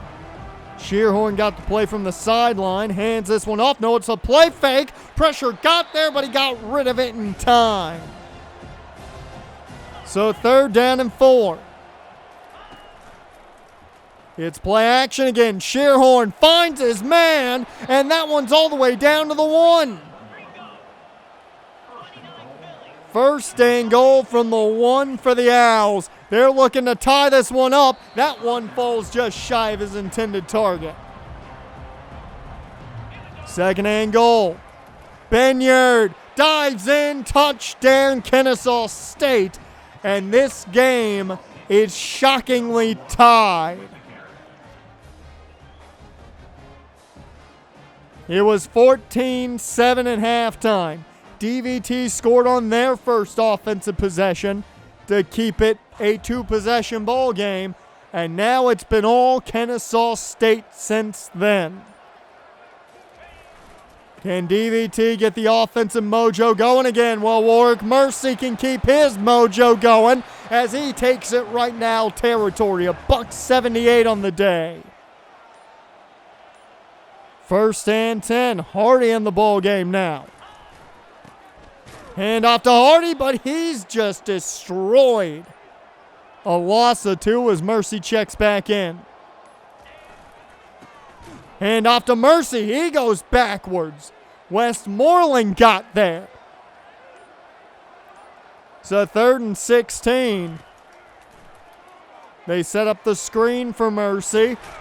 And he doesn't find much. A gain of 4, and they punt it back to the Owls. So the Owls now with a massive opportunity in front of them. Benyard gets corralled for a gain of 3. No huddle continues. 2nd and 7. Shearhorn hands off Benyard. He's corralled again by Coles this time, single-handedly. Picks up 4. It's 3rd and 3 as this no huddle continues. And a big 1st down opportunity. Benyard gets it. It's a new set of downs for the Owls. If they get into field goal range, it could be trouble as that one is dropped. It looked like a surefire catch for Bohannon. 2nd and 10. Shearhorn through the air. He cannot connect. Big hit on Bohannon there. 3rd and 10. Shearhorn down the field. It's dropped. Would have been a huge play that might have won them the game in the long run. Instead, it's dropped. And now it's back to the DVT offense. Screen set up for Traham Bell. He finds 6. How close do they have to get, though, for a George Lincoln field goal? Quick throw. That's Millam. He picks up the first. They're midfield. You got to think they won at least 25 yards probably. It's quick throw underneath. Millam couldn't haul that one in. Knocked away. 2nd and 10. Payne in the gun takes the snap. Screen set up here for Mercy. Can't get away this time. So 3rd and 12. Payne takes a shot. Knocked away. Incomplete. And we're headed to overtime. It's the same situation we saw last year. On the red turf, Scavengers, Owls, overtime. The Owls won it last year. They begin with the football here. Handoff goes to Benyard, and Benyard doesn't find much. Gain of 2 there. The defense, for the most part, has played great. That first half was their best play all season. But they gave up too much in the second half. That's led to the overtime period. It's only, again, a one off that pass. 3rd and 7, a big 3rd down. Pressure coming. Good pressure by Blanks, forces an incompletion, and they have to settle. Kicks up. It's good. A touchdown wins it for the Scavengers. 24-21. A touchdown ends this game, and the Scavengers walk off their home field having taken down the Owls and gotten vengeance for last season as Page picks up 4 there. 2nd and 6. Strong eye set. Payne hands off. Mercy's got the outside. He's got a block to the 5. Touchdown Scavengers. Vengeance is sweet. This time it's reversed. The Scavengers win in overtime over the Kennesaw State Owls. Normally a team shouldn't be this excited about an overtime win over a team like the Owls. Well, when you lose to them a year prior in a very similar situation, you can get excited all you want about a huge win and a huge day for Warrick Mercy.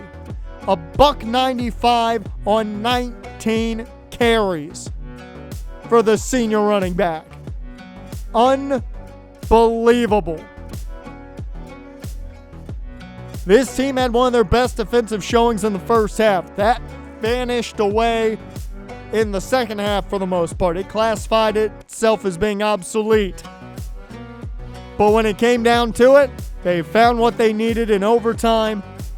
Matt Payne did not have a great day when you look at the yards. 18-24, a $119. Good completion percentage, but the number not pretty. Warrick Mercy, dominant is all you can say about it. 10.2 yards per carry and the game-sealing touchdown run. You got to love what he brings to the table. He is going to be missed next season. That is a definite. Scott Gacy gets the sole receiving touchdown on the day with the reception from Matt Payne when they were down in the red zone. And 2 sacks given up. Kramer and Paulding giving up the sacks. Eric Paulding has not had a great season, and it's been a bit disappointing to the coaching staff. Now, Nico Solomon had a big day, finding 12 tackles on the day, and give it to DeMarvin Holland for having a very good day, getting a tackle for loss as well. Taj Coles, though, I got a feeling we're hearing his name called for not only national, but Pac-12 Defensive Player of the Week with his 3.5 sacks, the most he's had all season. And indeed he does, no shock here, get the Pac-12 Defensive Player of the Week honors and gets the National Player of the Week honors as well. Not really a surprise to anyone after that performance right there by the senior pass rusher. Now, next week, we go from red turf to blue turf as DVT heads up to Boise, Idaho to face the Boise State Broncos in what is expected for most to be a killing by Boise State. We'll see if the Scavengers have a say about that. I'm Jonathan West. You are watching Death Valley Television, and the Death Valley Technical Scavengers are riding their first winning streak of the season as they get ready to head from the red turf to the blue turf up in Boise, Idaho to take on the Boise State Broncos. But first things first, let's take a look at the Heisman Trophy candidates. Ty Simpson and Miller Moss lead the way there. A handful of wideouts and Clemson quarterback Cade Klubnik in the last spots there. As for this Boise State team, the Scavengers are getting a very helpful situation. They are banged up. Some of their top weapons are out of here. They will have those sophomore quarterback Malachi Nelson, the five-star high school prospect out of Los Alamitos, California. He was very good last year, 22 touchdowns to 11 picks. He's been even better, if you'd believe me, this year. 11 touchdowns to no interceptions. He will be throwing to Prince Strahan as his top target, the 6'5" receiver out of Freeport. And we'll see how he does, though. 6 touchdowns last year. For all of this year so far, only 391 yards, though. So he hasn't been as deadly of a weapon as I think the Broncos have wanted him to be. Defensively, Marco Notarani will be their top guy in the middle of that defense, captaining them. The former 2-star high school prospect already has 2 interceptions on the year, had a really solid campaign last year with a sack and 6 tackles for a loss to go along with 77 tackles. He's got 21 this season so far. And finally, Jeremiah Irby is the senior corner looking to lock up any of the receiving core of the Scavengers. He's got a pick this year already, only had 1 all of last season, so he's matched that. 26 total tackles this year, and none for a loss. We'll see if any of that changes as they head to the blue turf in Boise. We saw a lot of red last week as the Scavengers brought out the blood reds. Well, there's a lot of blue to look at this week as the Boise State Broncos wear their all blue jerseys today.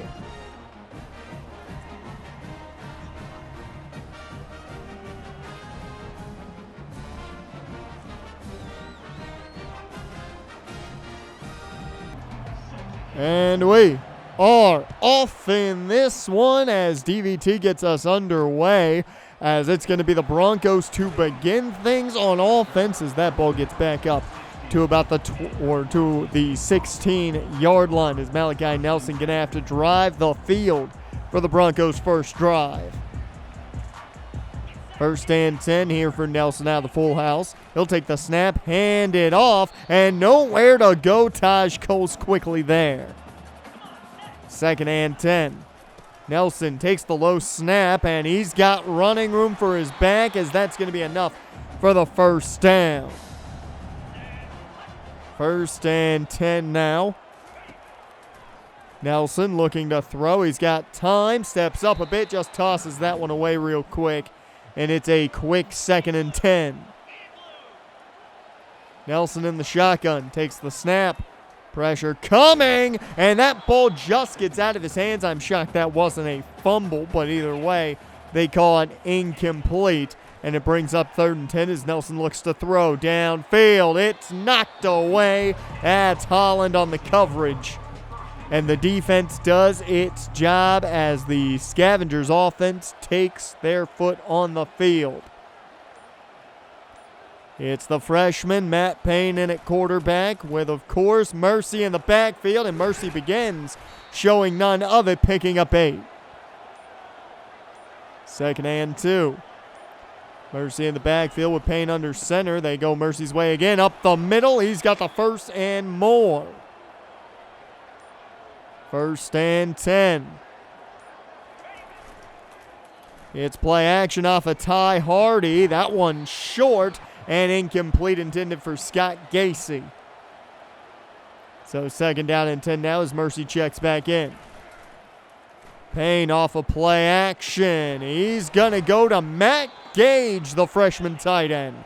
He picks up a solid gain of 7. Not known for being a pass catcher, much more a blocker, has a good one there, and makes it manageable for Mercy to pick up the first on the ground. 1st down and 10. Payne under center. Man in motion. It's a jet sweep to Scooter Page. He's got plenty of room. 1st down and more as he takes them all the way down to the 22. A great jet sweep call by DVT puts them nearly in the red zone here. A great starting offensive possession. Play action off of Mercy. Payne with plenty of time, but it runs out.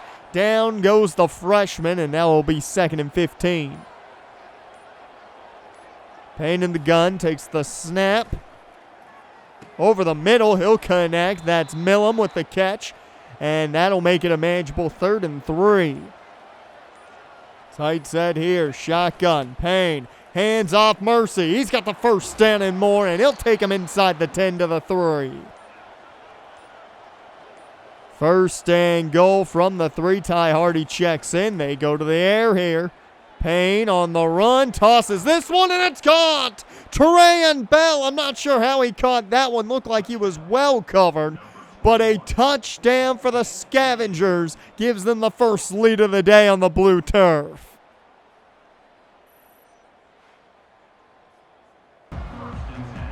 So a new set of downs here for a new drive here for Boise State as they try to answer the Scavengers touchdown. And this is going to be a nice carry here to start things. Gain of 8 there for Boise. Broncos now still in the pistol. There's another handoff. That one does not go far. 3rd and 2. Can the defense get a 3 and out early here? It's a handoff and down he goes. It's Jordan Underwood on the tackle and a big 3 and out. Leads back to the Scavengers offense. Luvo in motion. They go to the freshman receiver and a flag flies as he doesn't find much. And this one's going to be coming back. Isaiah Crowder called for the hold. That brings him back to a 1st and 18. Empty set here for Payne. He'll take the snap. Plenty of time. Goes underneath. That's Foreman. Javion Foreman picking up a nice chunk and getting him a manageable 2nd and 4. Payne out of the empty again. It's a screen set up for Millam. The speedster has the pickup for a 1st down. Just shy of the 50 now. I formation. Mercy in the backfield with Jackson Braun there to block for him. He finds space. It's a new set of downs. Mercy with another nice pickup as we head to the end of the 1st quarter. 7-0. Scavengers on top and already back in Broncos territory. It's been all DVT so far in this one. We'll see if it continues here in the 2nd quarter as Payne sets up the screen for Mercy, and he spins off of a whoopee tackler. That's going to be enough for a gain of 7. 2nd and 3 now. Mercy in the backfield, Payne under center. Hand off Mercy. He gets corralled quickly. So 3rd down and 3. Payne under center. Casey in at tight end. They could do anything here. They go play action as Payne on the run. Plenty of time. He'll keep it and picks up the 1st. So a new set of downs after the Payne 1st down run. It's play action off of Ty Hardy. Payne on the run again. He'll keep it a 2nd time. He slides down safely not to get hit, and it's a gain of 7. 2nd down and 3. Handoff here goes to Cam Teague, and he finds room, but a flag has already thrown. And this one's coming back as well. Tyreek Williams. 2nd and 12 now after the hold by Williams, the right tackle. They go back to Mercy on the ground. Another flag flies. You've got to be kidding me. Is this the 3rd hold of the day?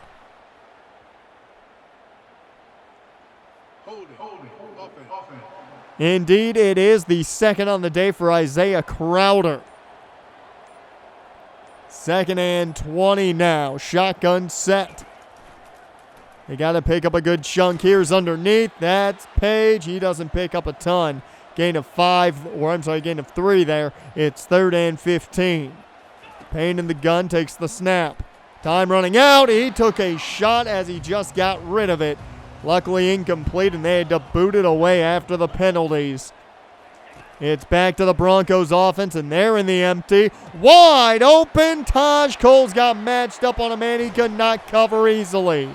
It's a big gainer for the Broncos. Cole's able to make the tackle to save a touchdown, but still a huge pickup, putting them right outside the red zone.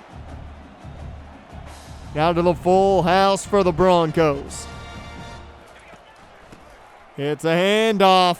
Plenty of room, and that's going to get them a new set of downs. 1st and goal now for Nelson. He'll take the snap. Underneath, it's a touchdown, Boise State. And the Broncos get on the board, tying up the game. The penalties hurt DVT on their drive. A big singular play helps Boise State on theirs.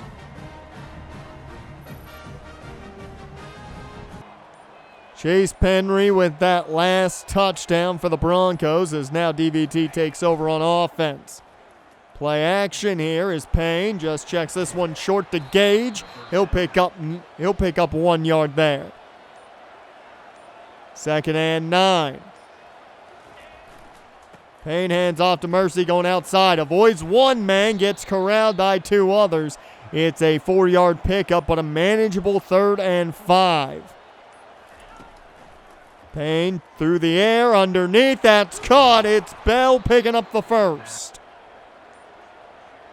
He's got the 1st touchdown of the day, and Bell picks up a much-needed 1st down here as they go back to the air. Screen set up here for Mercy. He's got some blocks in front of him, and it's going to be a gain of 5.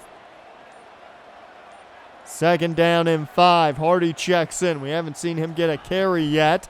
Speak of the devil, there it is, and he makes the most of it. 1st down run for Ty Hardy. 1st and 10. Scavengers in Boise State territory. They keep it on the ground with Mercy. He spins off a man and picks up 7. So 2nd and 2 as the 2-minute warning has hit here. We're getting closer and closer to the half as Mercy tried to get outside, could not make it. And it's going to be really no gain there. 3rd and 2, they flip it to Luvo. Can he get the 1st? He will, but a flag. You've got to be kidding me. It is the 4th hold of the day. Tyreek Williams again on the call. That's 2 for Williams, 2 for Crowder today. And they're just shooting themselves in the foot. 3rd and 11, and it's a screen for Mercy. He's not going to get all of it as he'll be shy of the 1st. They keep the offense out here, though. Maybe a little too long to trust George Lincoln's leg. As Payne underneath, that's Bell. He's got the 1st. So a new set of downs as the clock keeps ticking within a minute here. Payne goes underneath again. That's Luvo. He's got the 1st down. Finally, he gets some positive yards after both of his plays getting flags on him. So a new set of downs here is Payne to the end zone. That one batted away. 2nd and 10. Shotgun set here. Payne takes the snap. Plenty of time. He waited long enough for Scooter Page to get open, and he's down just shy of the 1st. 3rd down and 2. 20 seconds left to go here. Payne to the end zone. It's caught. Scooter Page, touchdown. Scavengers score before the half comes to a close and gives themselves the lead back.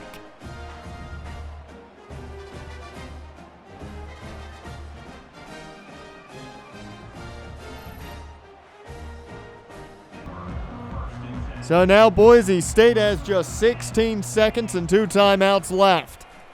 Handoff here, and that's a big hole to run through. That's a big gain for Boise as they get all the way to the 40. A massive gain for the Broncos, which now gives them an opportunity at a field goal attempt. 9 seconds and 1 timeout left. Nelson connects. Gets out of bounds too, so they will set up for the field goal attempt here from 50 yards out. Kicks up. It's no good, wide left. So they get into a position for it and had the distance, not the accuracy. And luckily for the Scavengers, they come out with a 7-point lead at halftime. Now, I've been waiting for the halftime to come around. 14-7 Scavengers on top. But let's talk about the biggest recruit in school history committing to the Scavengers. Raheem Clay, the athlete out of Las Vegas. He is officially, verbally committed to Death Valley Technical. Big, big news there. Along with that, Manu Coffey is believed to commit to the Scavengers. There's been no hard commit yet, but the belief is there will be one sooner than later. As for Cliff Perrine, had a great visit. They're still not sure, though, if he will commit or not. UCLA still a problem in that one. And Benji Duke, the linebacker, watching this game closely. It's the Scavengers and Broncos at the top of his board from what I've heard. We'll see how he feels about this one. As you look at the numbers, and the big one to look at, that time of possession and third down conversion, both favoring the Scavengers massively. It's 14-7 right now, and the owners of the blue turf are on the back end. Can the Scavengers keep the lead going and walk out of Boise with another W in hand, and I'd say a pretty big upset at that?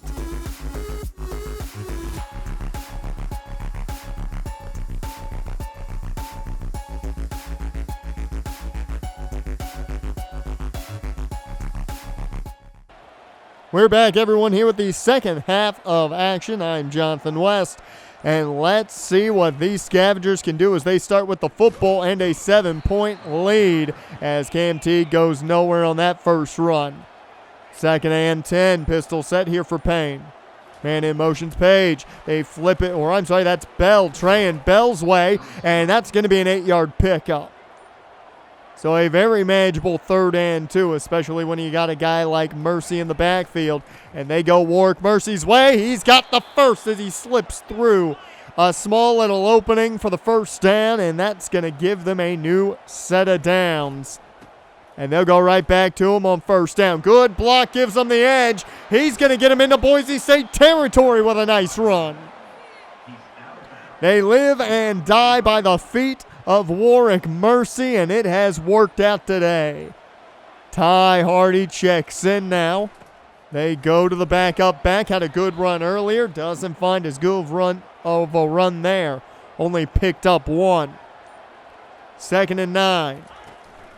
Mercy checked back in as they set up a screen for him, but no one blocked their man. So it brings up 3rd and 10. Payne needing to hit a big play here. And he will connect with Scott Gacy, and they'll give him the first. Forward progression, folks. So a new set of downs to the senior tight end as play action does not work out well as Payne just got rid of it in time. 2nd and 10. Hand off to Mercy. Mercy finds room somehow breaking off tackles. It's a gain of 6 and at least something manageable again on 3rd down. That's been the key to today. Hand off to Ty Hardy on 3rd and 4, and Hardy has enough for the first. They have nearly killed this entire 3rd quarter of action. Payne off play action. Plenty of time. Throws it downfield. That one knocked away. Bell the intended target on that last throw. Man in motion. It's the jet sweep to Scooter Page. He cut it inside. Got the first down because of it. Another nice run as they continue the ground game dominance. Hand off to Mercy as he's going to have a solid pickup here. A timeout for an injury for Boise State now.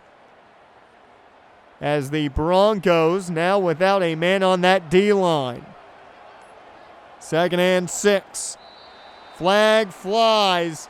They didn't get the play off in time. And there's the freshman's mistake, now moving them back 5 yards. They've shot themselves in the foot plenty with holding calls. Can't be doing it with things like delay of game. 2nd and 11. Payne goes down on the sack. It's Andrew Simpson who got there. So 3rd and 19. As Payne just goes underneath. Mercy can't get it all back. He'll pick up 14, and that keeps the offense out there. Payne to throw. Incomplete. And man, do you think about if they had gone for the field goal, though? I feel like they should have just taken their points, give you that 2-possession lead as Boise State takes over now. They do have to drive the whole field. This Boise State team now starting to run this no-huddle offense, and we've seen how the Scavengers defense fares against that this year. 2nd and 5, handoff, and that's going to be close to a new set of downs. They continue this no-huddle. The Scavengers killed most of this 3rd quarter as another handoff picks up enough for the first. They go back to the huddle now as they make some changes on offense and defense respectively, as this is going to be a nice run picking up a 1st down. Nelson making a change. It's another handoff.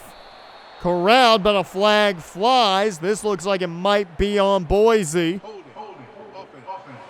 And finally a hold goes the other way. Kalen Franklin called for that hold.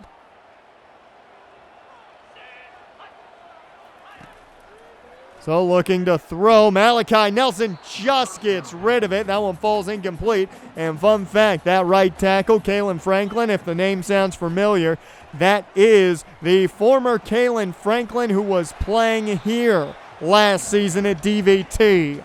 The transfer from Death Valley Technical. Playing right tackle now for Boise State against his old team, gets called for the hold. As that one finds his man, and it's going to be another big pickup, and no one's going to catch him. Touchdown Broncos as they tie this one up. So from what looked like it was going to be a touchdown possibly, or at least points for Death Valley Technical, a missed 4th down conversion turns into a long drive and a Chase Penry 2nd touchdown for the Broncos. They're going to be kicking themselves plenty after that, as Mercy can't find much room there, as that takes us to the end of the 3rd quarter, all tied up at 14 apiece. You can argue shouldn't even be tied right now with the way the Scavengers have been playing. 4th and final quarter, folks. Throw up those 4s as we get the action beginning here in the 4th. Scavengers football, and they go to Mercy around the outside, and that's going to be down 9 yards. 3rd and 1. Mercy stays in the eye.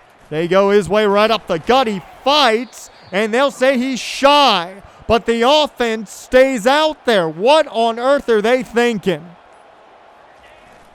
Handoff, Braun. Jackson Braun's got enough. 1st down. It was risky, but it pays off. So a new set of downs after this 4th down works out. And nowhere to go for Mercy as he only gains 1. 2nd and 9.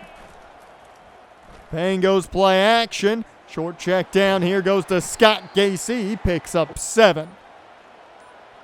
Senior tight end has been a good safety blanket for Payne today as they hand off to Mercy here on 3rd and short. But another 4th down, and the offense stays out. It's Cam Teague in the ball game. They go Jackson Braun again. He's got the first. So a new set of downs, once again converting on 4th down to get here. They hand off to Ty Hardy. He's got a block from Braun. He's got the sideline, and he's down to the 31. Hardy with a great run. So a new set of downs here. Payne in the gun. Hardy still in the ball game. And he connects with Ty Hardy, who gets out of bounds after that catch. 1st and 10. It's a keeper for Payne, not the smart read there as he loses 3. So on 2nd and 13, Cam Teague checks in as they go to the eye. Hand off here to Teague. Teague trying to get around the edge, can't do so. Only picks up the lost yardage, and that'll bring up 3rd down and 10. Payne to throw, plenty of time. Finds his man, Scott Casey's got the first, and a new set of downs. Just over 2 minutes to go here. Payne in the gun. Hand off to Mercy. Mercy goes down immediately. So that brings up 2nd and goal. Ty Hardy checks in. Payne to throw underneath. That one incomplete for Page. And that brings up a huge 3rd and goal. They need a touchdown here. Payne underneath. That's Bell. He doesn't get enough. And now, sadly, you're settling again. George Lincoln's kick is up, and it doinks off the crossbar. You've got to be kidding me. Or I'm sorry, off the upright. And from chip shot range, the wind takes a hold of the ball. The Scavengers come away with nothing, and now Boise State with a chance to win it with a field goal. 2nd and 2 here, no huddle offense going for the Broncos. Malachi Nelson. Downfield, that's a big pickup again. So a new set of downs as this offense continues to move. They're near field goal range, I would think, as that one's caught, and that one's going to be field goal range applicable. So now the question is, can you force a turnover of some sort? So there's the pressure, and that one gets thrown away. Nelson able to get it out of his hands before the pressure got to him. 3rd down and 1. It's a handoff. They got him, just hauling. You've got to be kidding me. They're tripping over each other, and it's a new set of downs. They had him in the backfield. Instead, the Scavengers trip over each other. No different than what we've seen today, as it's a new set of downs. At this point, do you just let them score and hope you can tie it up before the game comes to a close? Well, there's the touchdown. So Broncos get the lead with under a minute to go. Siri Gaines with the touchdown.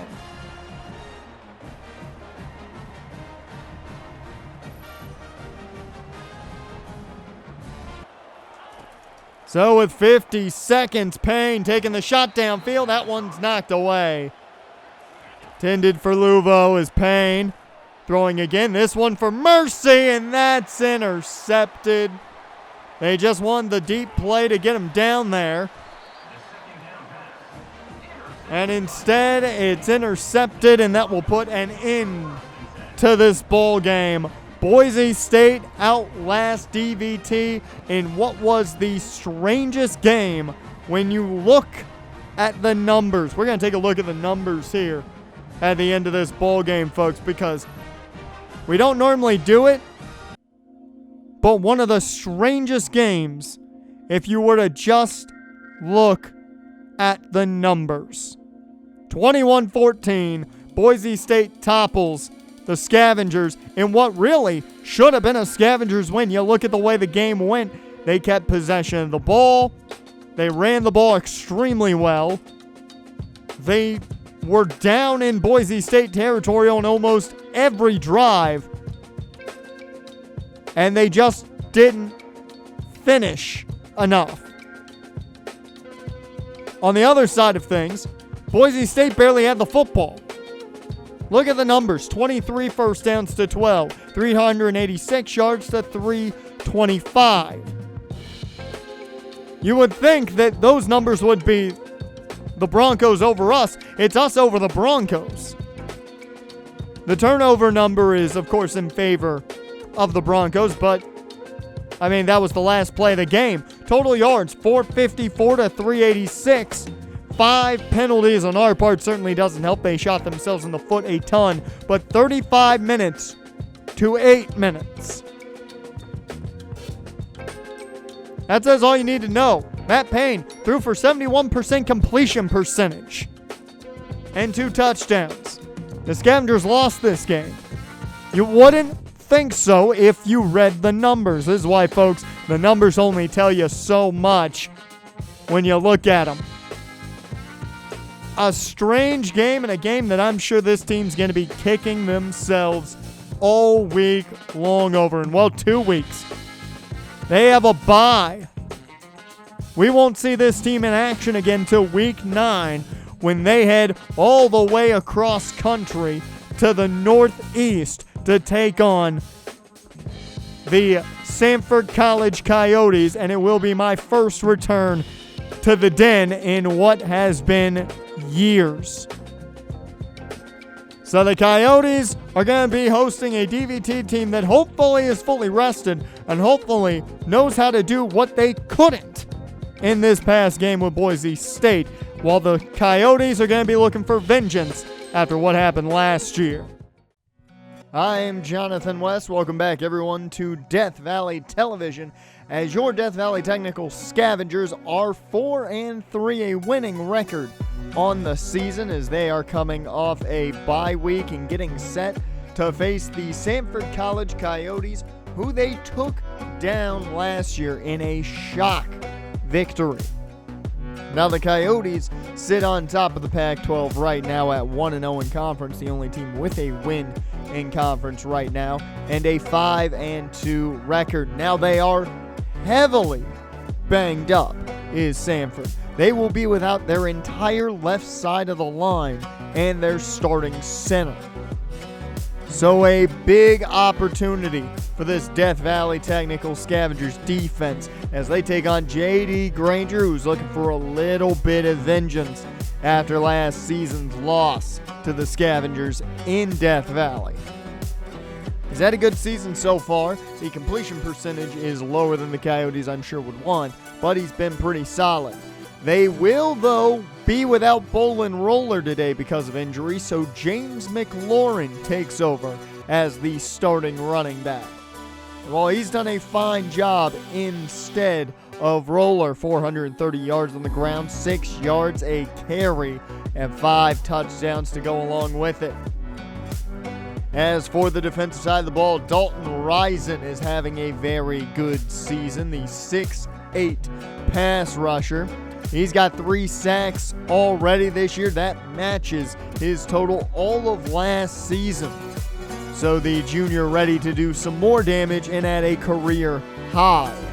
And of course, the biggest body and name on this defensive line, Nathan Stone, the 6'6" true sophomore, had 7 sacks all of last year from his defensive tackle spot. Now has 3 right now this season. So a good start for the young defensive lineman in his career as the Scavengers look to find a way to take advantage of that.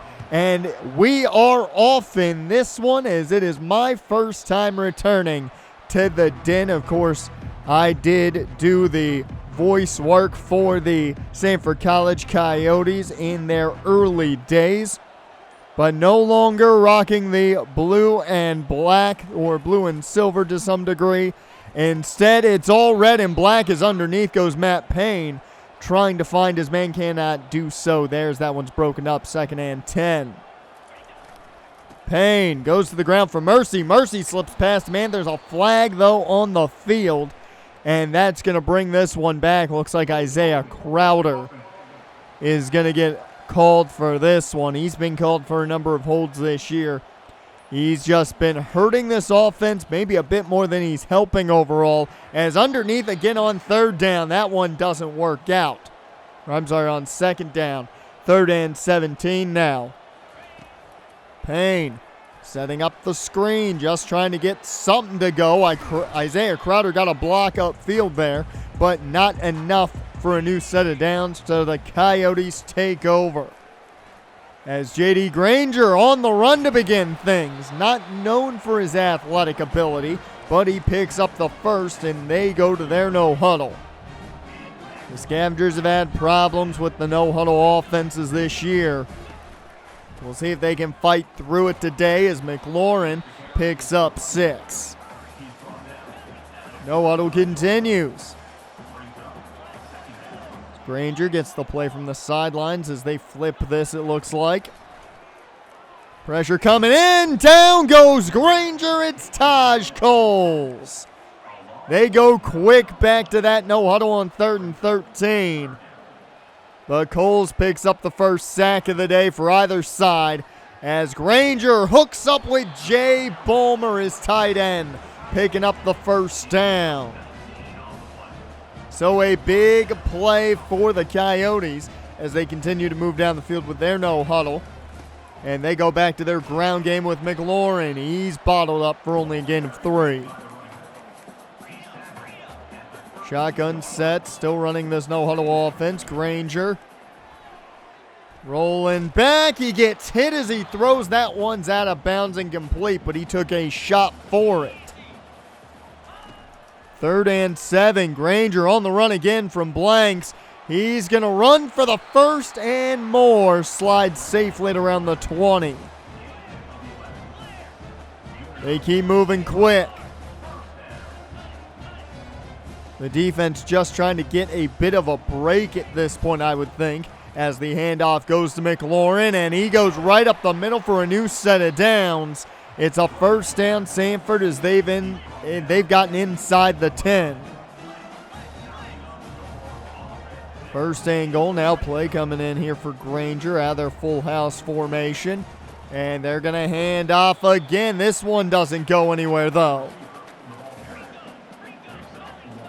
So a new play coming in, pistol set here. McLaurin spins off a one-man, avoids a second, but gets taken down by Holland and Bliss. So that'll bring up 3rd and goal as the no-huddle continues. They've not gone to the huddle once this drive. 3rd and goal. This one off the back of Paul Smith. Incomplete, and easily Shannon and company are going to just kick the chip shot and put 3 points on the board for the Coyotes as they draw first blood. So it was a no-huddle affair on that first offensive possession for the Coyotes. Can the Scavengers answer, though, the 3 points they put up as Mercy picks up 9? 2nd and 1 now, I formation. Payne pitches this one out to Mercy. He's got the edge, first down and more, as that's going to be a new set of downs.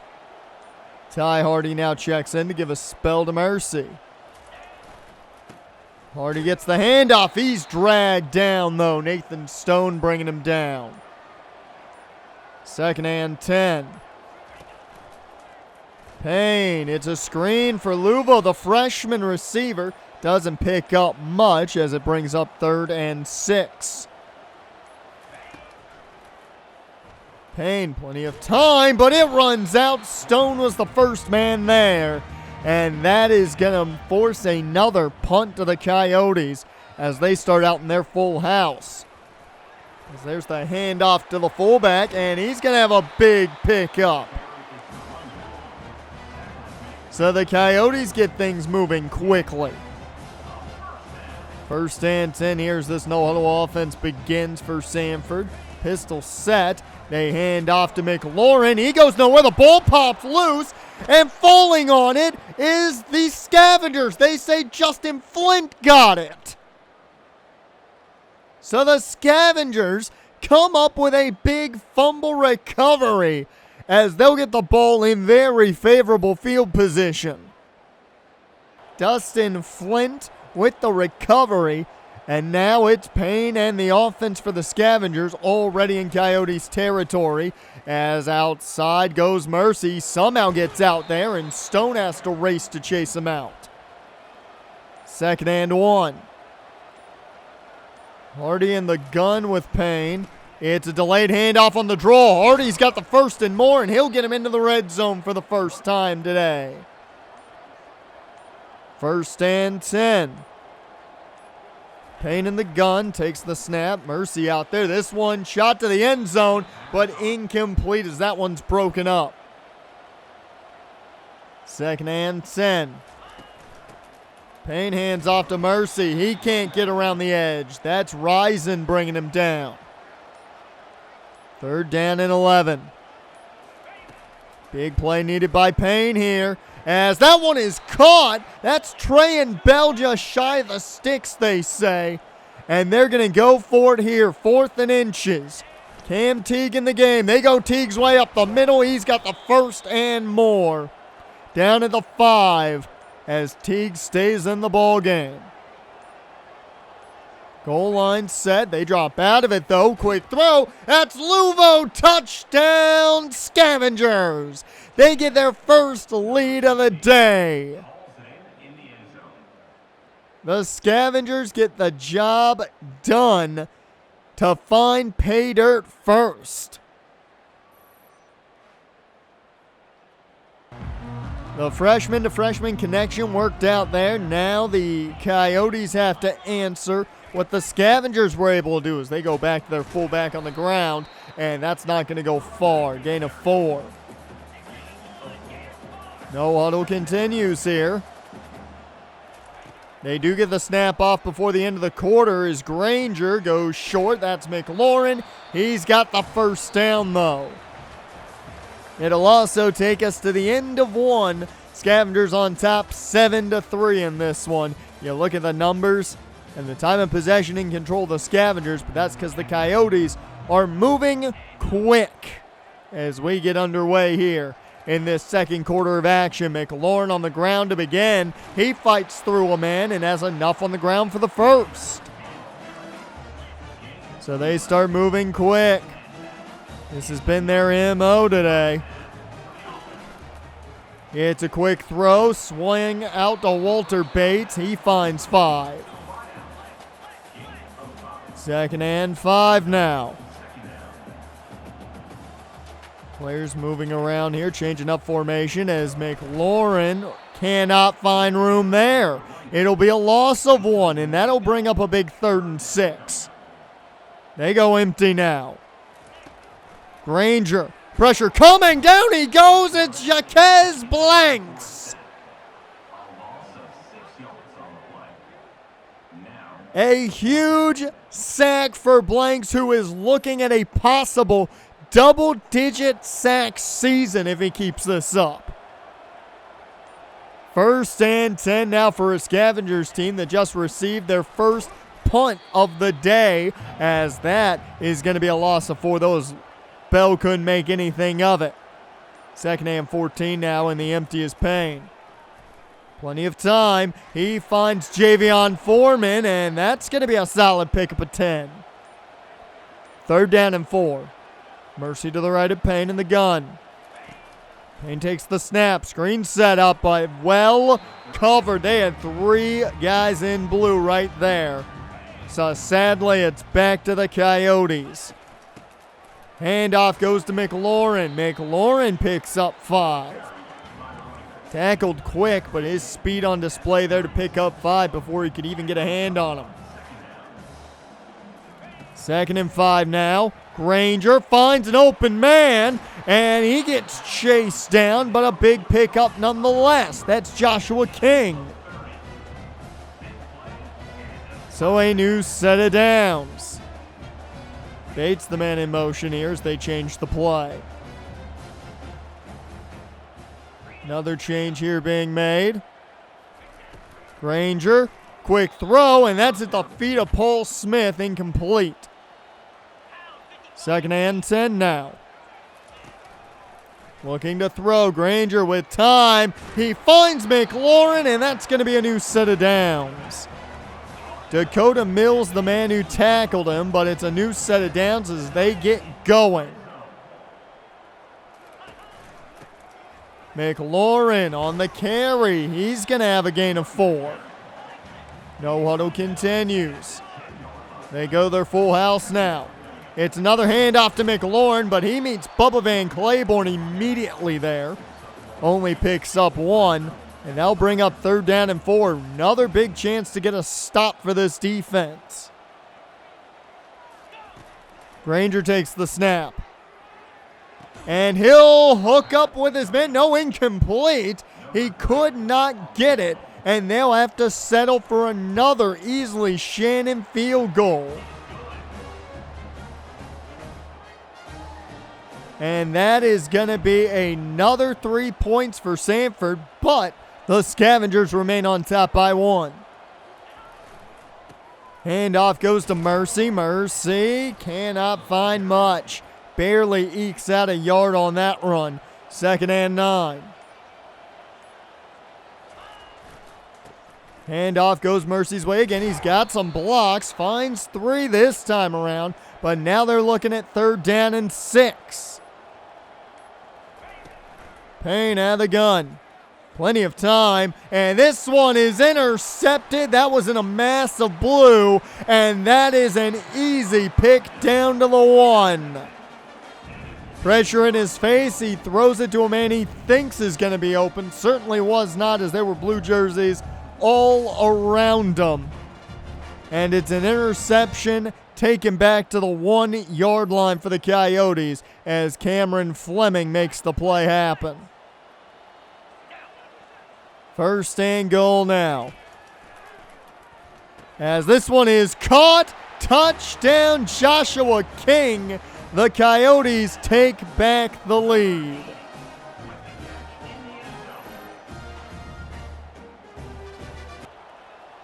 Well, after the interception and followed up Joshua King touchdown, how do the Scavengers respond? They need a big answer. Here's only 1 yard for Mercy there. 2nd and 9, and the empty is Payne. Plenty of time, goes underneath. That's Scooter Page. He made a man miss and got a 1st down thanks to it. They remain in the empty. 3.5 left to go here in the half. Payne sets the screen up, missed his man. That was intended for Trey and Bell, but 2nd and 10 now.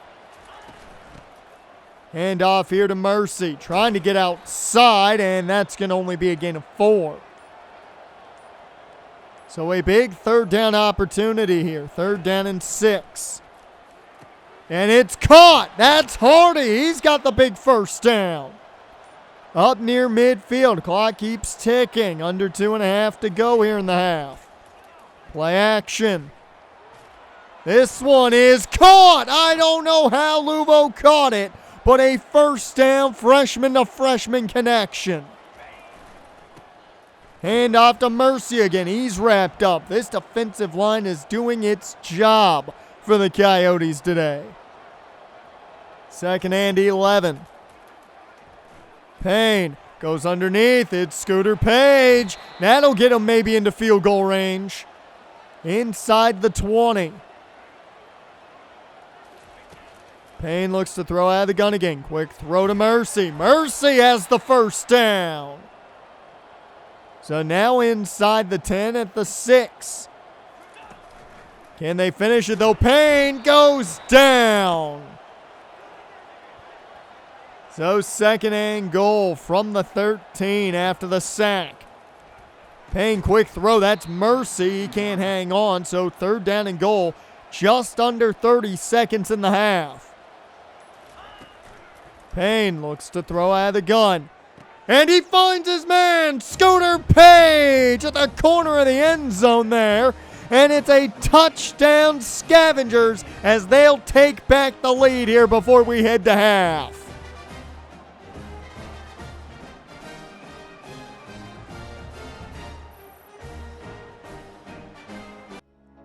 So a big end of the half there for the Scavengers as they're on top 14-3 here in the Den. But we've got some bigger news here in the way of recruiting. Nico Blanco, the athlete out of Santa Ana. Well, he looks like he's going to be a Scavenger from every point of view. Somebody who isn't a Scavenger is DJ Donahue. We will see him at Oregon State next year, the man-to-man corner out of San Jose.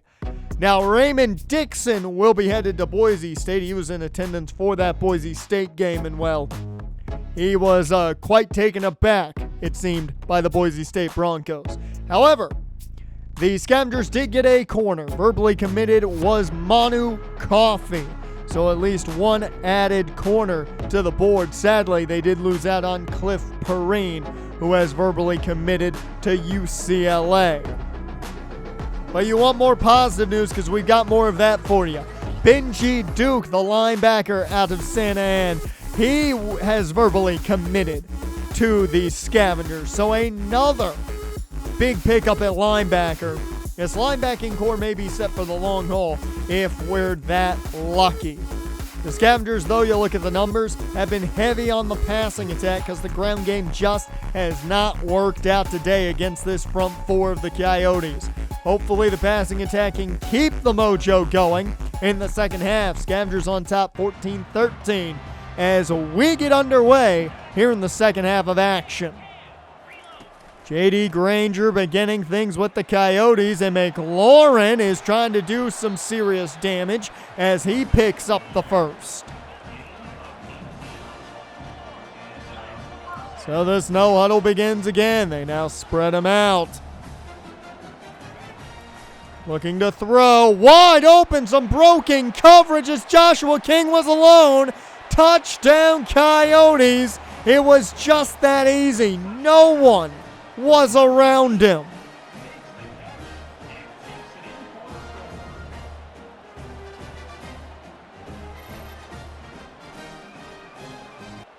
Well, I'm not sure what broke down on that last play as the Coyotes look to now go for the 2-point conversion. They hand off McLaurin. He stood up, though. Good play by the defense there. Keeps it a 5-point bowl game. But now the Scavengers need an answer of their own as this one is knocked away from Scott Gacy. Second and 10. Huvo the man in motion. They flip it the freshman's way. He stops, set himself up to go another way, only picks up 3. Third and 7. Screen set up. This one sets up better than the last, but Mercy still can't find room. So it's back to the Coyotes. The defense needs to come through here. The offense now sputtering a bit. Defense needs to get the ball back for him as second and 6 coming up after the 4-yard pickup from McLaurin. Shotgun set, man in motion is Bates. They flip it Bates' way, and Walter Bates making them pay. Big play there. So a new set of downs for the Coyotes after the bait jet pass. It's a keeper for Granger. He runs into some Scavengers, only picking up 2. So second and 8 here as they continue this no-huddle offense. And that's McLaurin running right into a group of Scavengers. They finally go back to the huddle as it's 3rd and 9. Delayed handoff and nowhere to go for McLaurin. They force a much-needed punt. So the Scavengers take back over on offense. Mercy on the ground to begin. He's got a 10-yard pickup and a new set of downs. 1st and 10. They go back to their ground game with Mercy. It has not worked a ton today, but they're trying to keep it going. They will not go away from it. 2nd and 7. Hand off Ty Hardy. and he just got messed up because Isaiah Crowder got bullied over immediately. 3rd and 9. Payne underneath. Scooter Page. He's got enough. He fought for it. Got it. And now it's a new set of downs. It's play action off of Mercy. Payne cannot find anyone in time. Another sack for the Coyotes leads to 2nd and 15. Plenty of time, and that one just, for some reason, Millam not looking for the football there. 3rd and 15 now. Downfield, that's Casey, but he couldn't hang on. Normally sure-handed as the tight end, but he couldn't hang on there. And because of that, it's a punt back to the Coyotes, and McLaurin back to work. Gain of 6 off that last McLaurin run, and the no-huddle begins again for the Coyotes. Granger just checks this one down to Bates. Easy pitch and catch, picks up the first. 1st and 10, shotgun set here as they continue this no-huddle. Bates in motion, play action off of Bates. They go back to him, and he steps out of bounds after a gain of 3. 2nd and 7. Granger making a change here. Takes the snap. Underneath, it's Paul Smith for the first time today, and that'll be just shy of the down. 3rd and inches. Can they stuff them? They don't go McLaurin's way. It's a short pass to King. He's got the new set of downs. It's been a big day for Joshua King as a flag flies here. And it does not look good as Taj Coles jumps. The leader of that defensive line jumps a bit too early, trying to get maybe a step on this offensive line as McLaurin fights through blanks, picks up 6. 2nd and 4.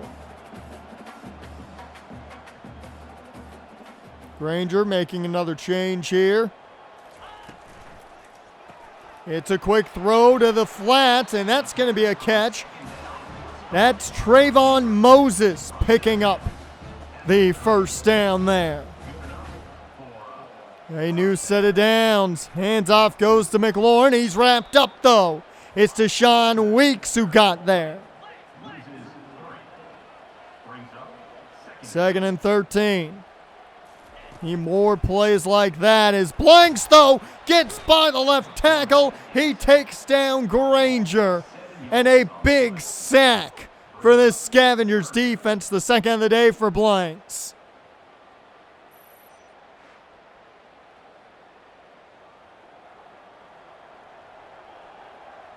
Third and 20. Pressure coming, and it's wide open. A big play for the Coyotes as they get a man wide open on the sideline. They go no huddle here.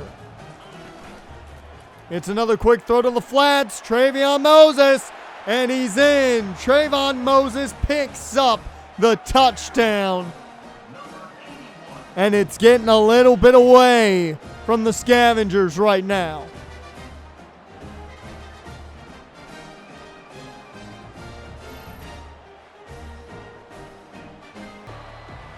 That'll take us to the fourth quarter now as the third comes to an end. Coyotes on top 14-26. They've got to fight back. They've got to find a way to put some points on the board here in the fourth quarter of action. As Payne out of the empty goes underneath. That's Luvo, freshman to freshman. He's got the first down. A new set of downs here for Payne. They're going to go to the air more than often here. Is that one incomplete? Had a man wide open underneath. Believe it was Scooter Page. 2nd and 10. This time he finds Page, and that's going to be enough for the first. 2nd and 10 here for Payne. Keep in mind, things don't get easier for this team after this week, as that is a hell of a catch by Scooter Page hanging on there. 1st and 10. Payne gets the screen out to Mercy. He's collapsed on by John Allen. 2nd and 9. Payne looking to throw. Downfield and off the mark, intended for Page, but too far in front of him. So 3rd down and 9, and you've got to think they're going to go for it if they don't get this. As that one more than likely should have been picked, as it hit a Coyote in the face mask. So a big 4th down. Payne needs the first here, as this one into a crowd and incomplete. So it's Coyotes football, and at this point it kind of feels like the game has gotten away from the boys in red and black. 2nd and 8. Granger out of the gun. Handoff here to McLaurin, and he finds a good chunk there, gain of 5, as that's going to make it a manageable 3rd and 3 as they go quick.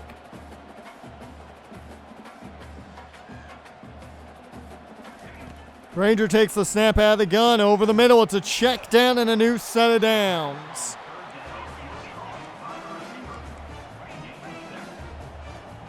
They go quick again. Now change up their formation into the pistol set. Granger, plenty of time as he'll take a shot to the end zone and incomplete. That was intended for Walter Bates on the last one. As now Granger setting up the screen, but down he goes. A big sack there, the 3rd of the day that this defense has gotten on Granger. I believe that was DJ Dean that got him. As this one is caught on 3rd and 21. J.D. Granger and the Coyotes pick it up. I don't know if that speaks more to the Coyotes' offense or the Scavengers' defense, but a new set of downs for the Coyotes as James McLaurin gets a massive pancake in front of him, and that is a huge 1st down for this Coyotes team looking to seal things up. 1st and 10 here. Over the middle on the check down. It's caught. That's Moses. 2nd and 5.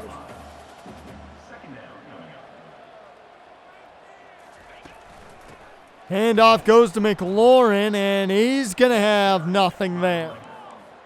3rd and 6 coming up. Can they get the stop, force another field goal? Maybe. Give yourself a little bit of hope here. At the empty, Granger cannot connect, nearly intercepted by Terrell Pace. So easily Shannon back out for another fairly simple field goal. Kicks up, hits right down the middle. And the Coyotes add 3 more. So it's a 15-point bowl game here for the Scavengers as they have to try and make the comeback. Handoff goes to Mercy. They're not going away from their ground game as only 3 yards get picked up there. 2nd and 7. All 3 timeouts for both sides. Still keep that in mind. Mercy tried to break through a bit. Could not do so much. 3rd down and 8. Handoff to Hardy. A bit surprised they went to the ground, but it works. Hardy picks up the first. It's a new set of downs. 1st down and 10. Payne. Underneath, he's got Mercy. 1st down and more. The crossers have been working as it's 1st and 10, 2.5 left to go in this game. It's a delayed handoff to Mercy. He's got room. That's going to be a pickup of 9. Hardy checks in now.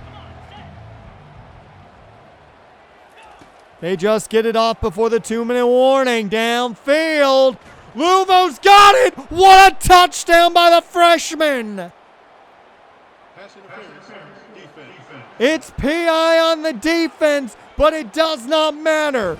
The freshman went up, showed off the hops we know he has, and got the touchdown.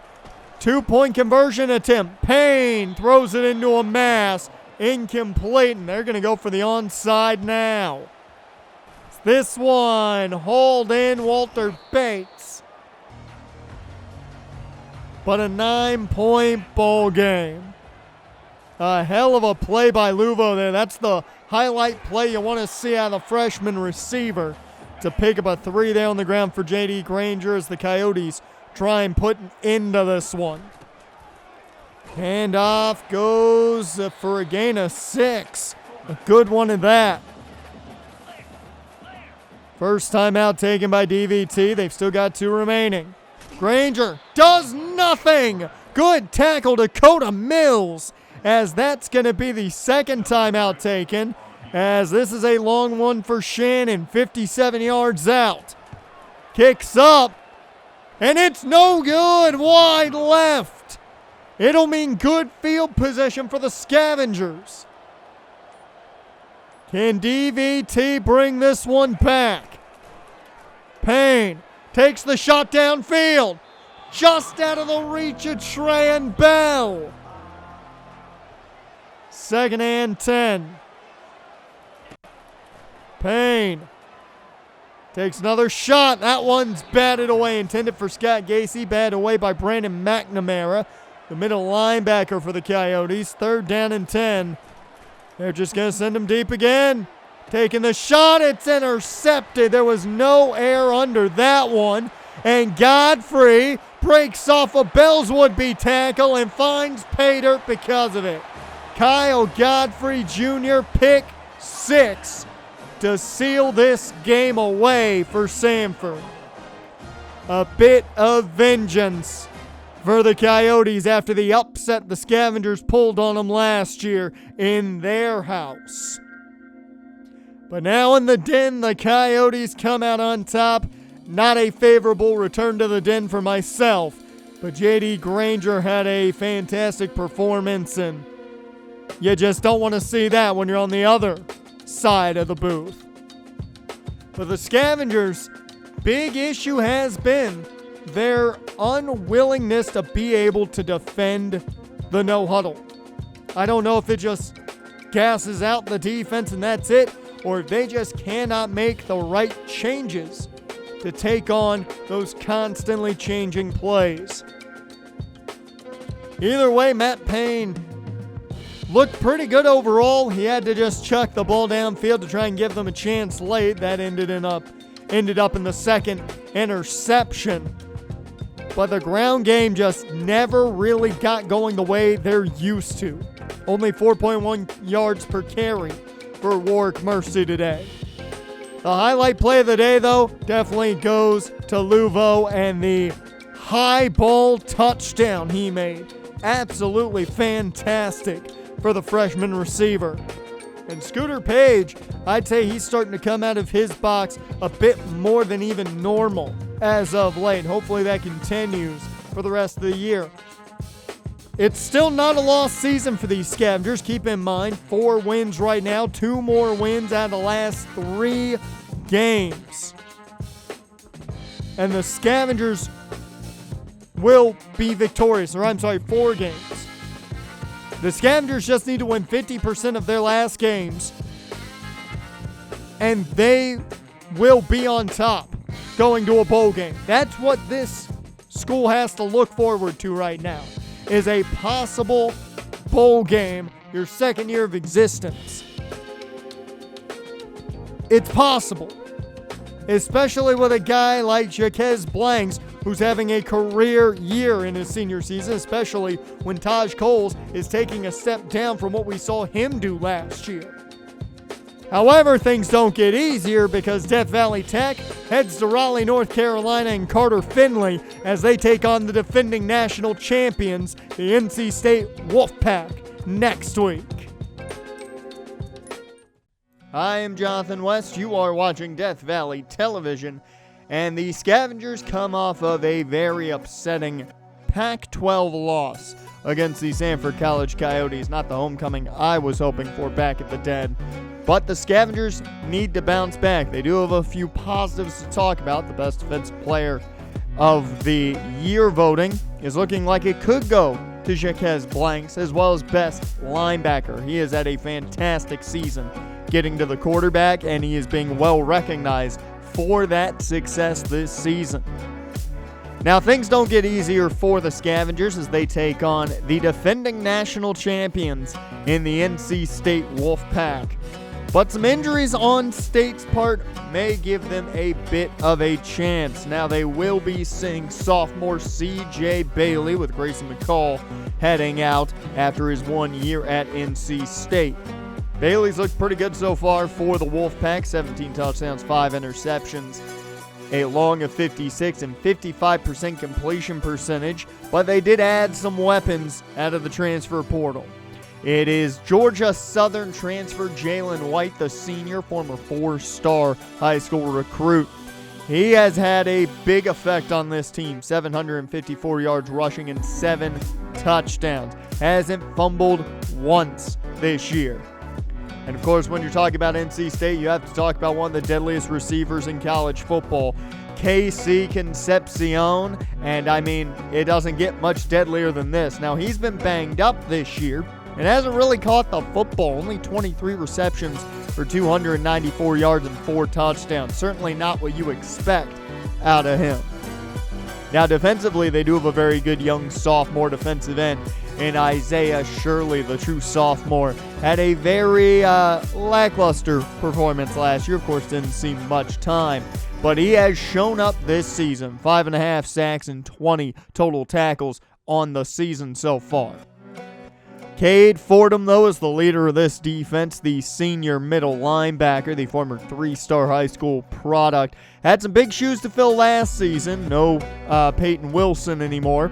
2 sacks last year, 82 total tackles. He's got 3 picks this season. That's kind of big. His forte is getting the ball in his hands. We'll see if he can do that more against the Scavengers offense that has just been trying to find its footing and seeing if they can get it going. Now, they're going to have a tough time here in Carter Finley Stadium. The crowd gets very, very loud here and very, very proud of their Wolfpack football team. We'll see how things go as the Pack make their entrance into Carter Finley, and DVT has a test in front of them.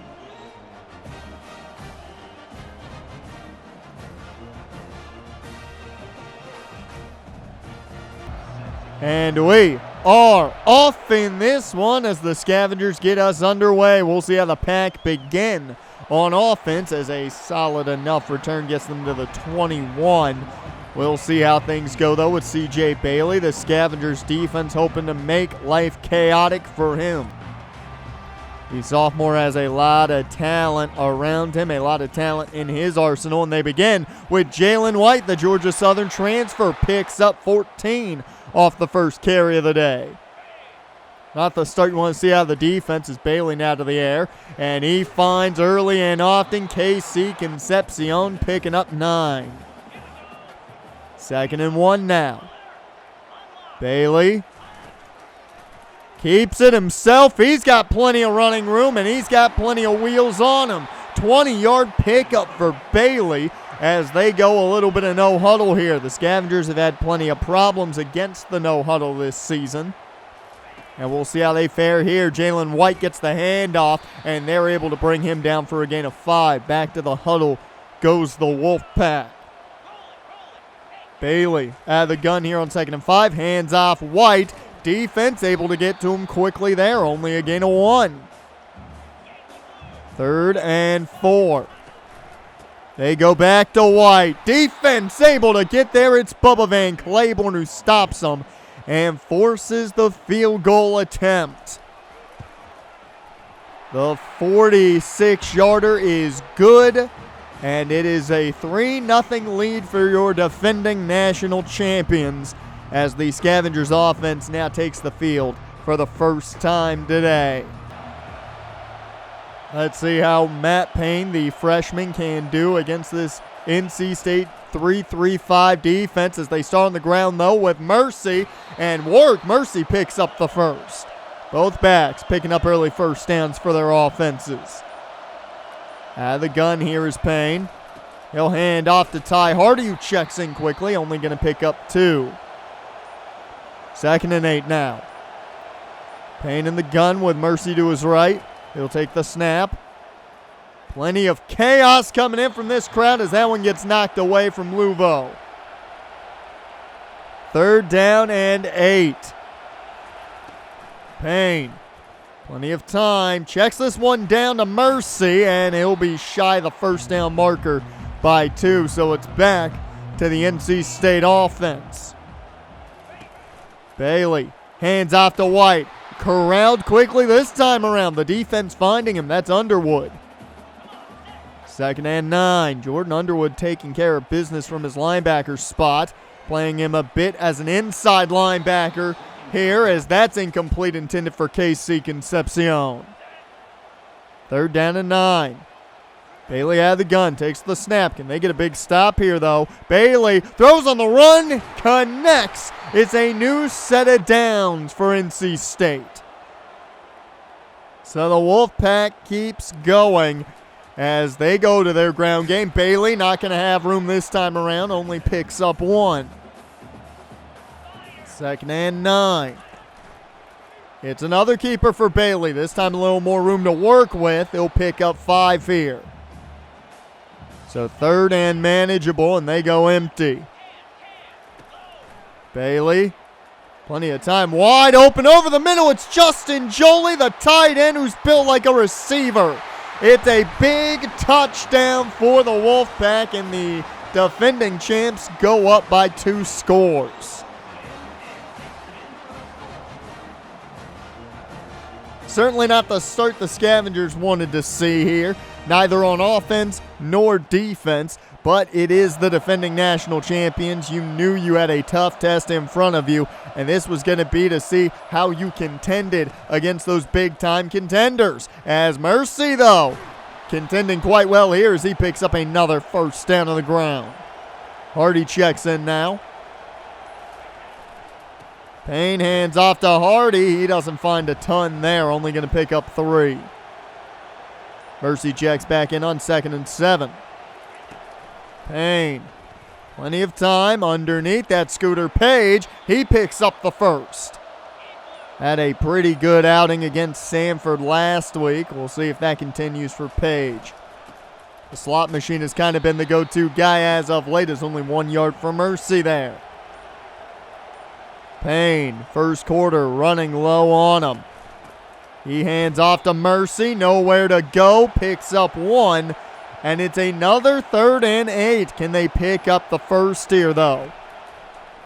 Payne, plenty of time, and that one's picked off. A poor throw by Payne. He had no chance of that. Cade Fordham gets his 4th pick of the year. So an interception closes out this first quarter of action, and the Scavengers offense looks lost right now against this NC State 3-3-5.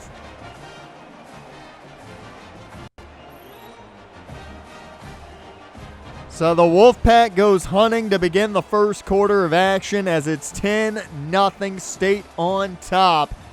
It just does not look good for the Scavengers. They look like the much weaker team. Can they bounce back a bit here in the second quarter of action, as it will be great starting field position as Justin Jolie picking up a first down here for the Wolfpack. Already has a touchdown on the day as Bailey looking to put him up 3 scores here, as Jalen White might do it on this run, but he picks up 6. 2nd and 4. Man in motion. It's another handoff to White. He hesitates, finds room. Touchdown Wolfpack. And this is a beat down right now.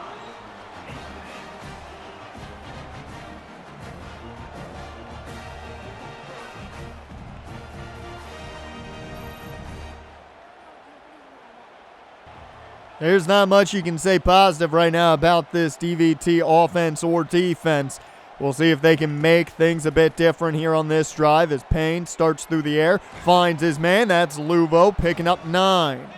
The freshman to freshman connection finally shows up a bit today. 2nd and 1. Handoff goes to Mercy. The senior running back picks up the first. And he's had a pretty good day on the ground, finding some room outside that last drive where he was bottled up for 2 yards really all drive. As now they go to the air with them, and that's going to be a new set of downs. They're past midfield. Can they keep this momentum going that they've gotten? Mercy bottled up. Gonna only pick up 1. We saw too much of that on the last drive. 2nd and 9 as Hardy checks in. Payne to throw. Wide open. Scooter Page tries to make a man miss, but he's taken down. It's another big first down, and they're inside the 30 now. Payne hands off to Mercy out of the gun. Mercy's going to get him inside the red zone for the first time today. A new set of downs. They go back to the gun. Payne with Mercy to his right, looking to go to the air. Payne on the move. Throws this one on the run. Mercy's got it to the end zone. Touchdown, Scavengers. He broke the plane. I don't really think there was a reason to move for Payne, but he rolls to his right, finds his man on the run, and is able to pick up the touchdown to Mercy. The Scavengers are at least on the board. And now the defense has to do their job. Bailey off play action. This one incomplete for KC Concepcion. It's to Marvin Holland matched up on KC today as Bailey taking off on his own, and he's going to pick up 5. So a manageable 3rd down here for State. Hand off, Jalen White, the transfer, has the first and plenty more as he gets him up to the 45. 1st and 10 from their own 45. Bailey takes the snap out of the gun. Screen set up, and Casey's got it, and he's going to have a nice pickup fighting off of everyone he can. Picks up the first. 1st and 10 inside of DVT territory. Bailey, plenty of time. That time eventually runs out. It's DJ Dean with the sack. Able to force his way through. It took a while. Give all credit to the secondary for stopping any pass from being possible. 2nd and 18 now. They get a big play on defense from DJ Dean in the sack, and they keep it going. Bailey doesn't go too far, picking up 5. It's a 3rd and long for the first time today for NC State. Bailey through the air here. He's rolling to his left. On the run, just gets rid of it, and that will force the first State punt of the day. So with 2:12 to go, we'll see what DVT can do. Payne looking to throw, finds his man. That's Scooter Page. He's going to have a big pickup to the 45. So Scooter Page making plays happen. A new set of downs for the Scavengers as they try to get back in NC State territory. Screen set up here for Mercy. Not well blocked as he goes down. A loss of 2 as the clock gets ticking. 2nd and 12. Payne takes the snap. Downfield, that's caught. No, incomplete. Luvo dropped it. So 3rd and 12. Luvo had that great play last week in garbage time against Samford. Can he make another one? This one deflected, intended for the freshman out of Hawaii. Instead, they've got to punt it away instead of any big plays. KC can make his own for NC State, and Concepcion's got room. Plenty of it as he gets near midfield. So great starting field position for NC State. 17-7 right now. State on top as that one's caught by Noah Rogers. He doesn't go far. Gain of 2, and that's the first time out of the day. 2nd and 8. State out of the empty. Bailey takes the snap. Plenty of time, but it runs out. It's Blanks on the sack. And that's double digits on the season for Jaquez Blanks. He is making the argument for the best defensive player of the year. That is a definite. 3rd and 18. Handoff goes to Jalen White. He's got plenty of room, and he'll pick up the whole first down. A huge run from the transfer as it's 1st and 10. About 20 seconds left. Nowhere to go there as that gets shut down. Last time out taken by State. And with 20 seconds left, they have no way to stop the clock except out of bounds and first downs as Blanks wanted his 11th sack of the season. That one just thrown away by Bailey. 3rd down and 10 now. Bailey out of the empty, takes the snap, looking to throw. Time runs out, he just chucks that one away, and that'll bring us to an end of this first half. It's 17-7, Pack on top, no shock there. But let's take a look at some of the prospects. Nico Blanco, we've talked about him plenty. He's expected to be a scavenger. It does not look like Wyoming is even a question right now from what I've heard. They did lose out, though, on Raheem Pilgrim. He'll be headed to UNLV. They took a lot of prospects last year from him.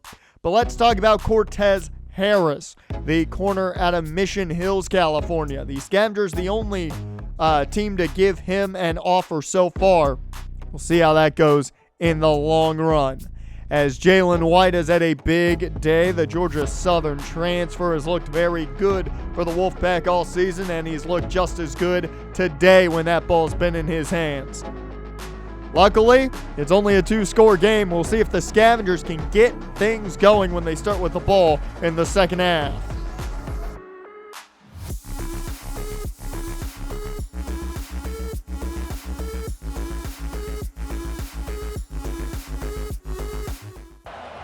And we are here to start this second half of action. It is Loud and Carter Finley today as they just flip this one to Page, and he goes nowhere to start the half. A loss of 2 as quickly into the empty. Payne. Plenty of time, finds Page this time around. He's got the first and more. He couldn't get anything on the first play, picks it up there underneath. The underneath crossers have been the go-to for this team all season long, and it's gotten Page in open field, and it has worked. 1st and 10 from about their own 40 here. Payne hands off to Mercy. He goes nowhere. Isaiah Shirley brings him down. 2nd and 11. That sophomore defensive end surely did the damage there. Play action. Payne on the run. He just gets that one off and incomplete. It'll bring up 3rd and long.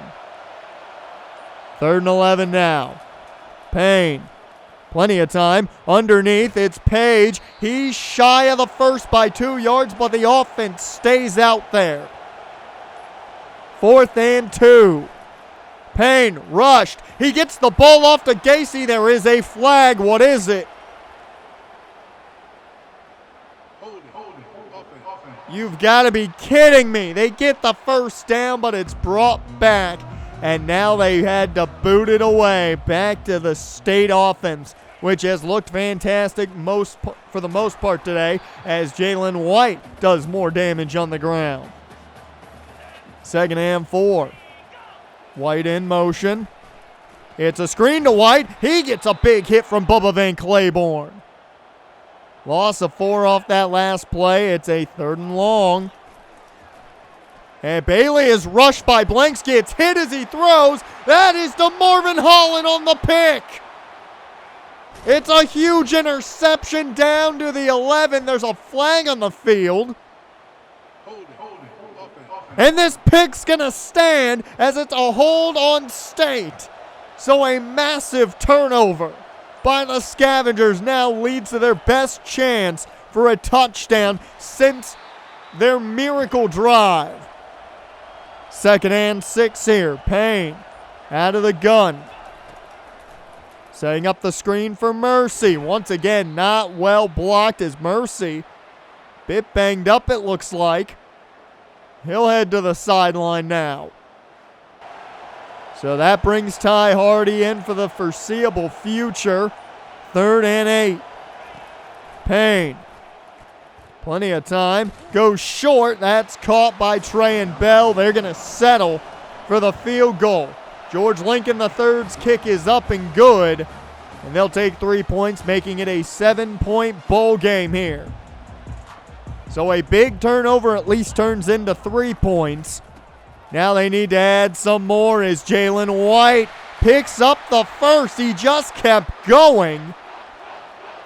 And it's a new set of downs here for this State offense. White in motion again. They threw the screen out to him last time. They wait even longer here. He gets a positive of getting back to the line there. 2nd and 10. Hand off to White. White's got room, plenty of it. Ball pop loose, and State falls on it. It was KC Concepcion that fell on it. They got lucky. The first fumble of the year for White, and the Scavengers couldn't capitalize. 2nd and 9. White gets the handoff on the draw, and he picks up a solid gain of 5. 3rd down and 4. Can they force the punt here?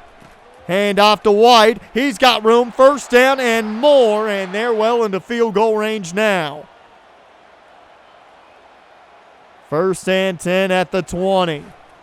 Hand off to White again. He's got the outside. Took a shot there. Only picks up 2. 2nd down and 8. It's another hand off to Jalen White. He's got plenty of room. 1st down and more as they're inside the 10.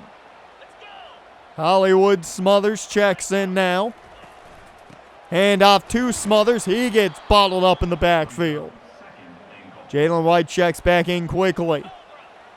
And a flag flies. There was movement on the Scavenger side. That's DJ Dean.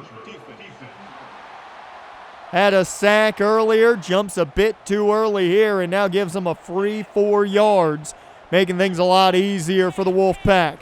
Bailey keeps it. Somehow pitches that one out, and it's out at the 2-yard line. That takes us to the end of the 3rd. There's 1 quarter of action left. And the Scavengers aren't out of this one, but the Pack is looking to make it a 2-score game again.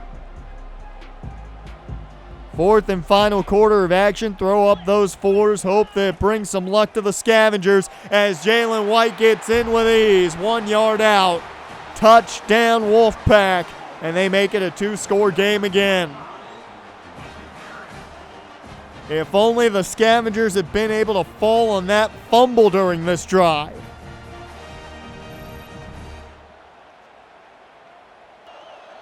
Well, a 14-point bowl game with 10:58 left to go in this one. Payne sets the screen up for Bell. He doesn't go far. Gain of 2. 2nd and 8. Payne out of the gun with Mercy to his right. He hands off to Mercy right up the middle. He's got the 1st and more. It's been a heavy dose of the ground game for both sides. Mercy was banged up a bit earlier. Still feeling the effects of this game, I'm sure. As this one is caught, Casey downfield. He's got a new set of downs and into Wolfpack territory. 1st and 10. Payne. Plenty of time. He gets rid of it, and luckily it just falls to the turf. 2nd and 10. Payne, pressure, takes a shot for Bell. Trey and Bell beats him. Touchdown Scavengers! They take the shot, and it works out. It's a 1-score game again. The Scavengers will not go down easy. The redshirt freshman Treyan Bell brings it back to a 1-score game. And now the Wolfpack go back to their deadliest player, Jalen White. 2nd and 4 after the 6-yard pickup by the Georgia Southern transfer. He gets the ball again, and he won't find much here, only 1. Now a big chance for a stop. 3rd down and 3. Hand off to White. He's got the outside edge. He's got a first and more up near the 45 of NC State. A $163 on the day for White. Hand off to Jalen White again. Guess what? He's got more room. It's another first down carry as now Hollywood Smothers checks in. Bailey to go through the air here. He's got KC Concepcion on the sideline, and it's a near first down gain. 2nd and inches. White checks back in quickly. Bailey keeps it. He pitches it back. Not a good call there as White takes 2 hits and goes down for the loss. 3rd and 4. Bailey pressured, gets the ball to KC on the screen, and it's a first down. Their biggest playmakers are making the biggest plays when they need to right now. Jalen White, another big hole to run through to the 10-5, touchdown State as Jalen White does it again. It's back to a 2-possession bowl game. Right when you felt like the Scavengers had a chance. Jalen White in this ground game. Well, 4:25 left to go here as Payne and company need some more big plays to happen. Downfield, it's Scooter Page who holds it in. A first down for Page as they go quick now. Payne takes the snap. Tries to find his man. He does. That's Luvo, who got behind the defense a bit. Another big play already has him in Wolfpack territory. And that's a nice catch by Bell, who gets out of bounds to stop the clock. 2nd and 3, 3:44 left on the clock here. Payne, plenty of time, connects. Gacy out of bounds for the first. 1st and 10, Payne is feeling it. He is on fire right now over the middle. That's Gacy. He's got the first down. They can go quick. As a new set of downs, Payne cannot hook up with Gacy this time around. That one's dropped. It's back to the air. They go to the end zone. Bell can't hold that one in. It's too high. So 3rd and 10.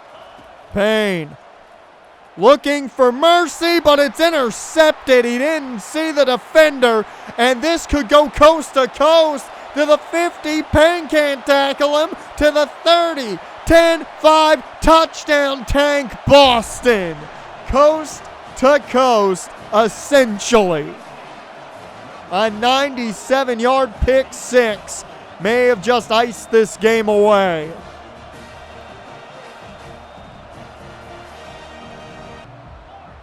Well, Payne now needs some more big plays to happen. Can they pull off a miracle?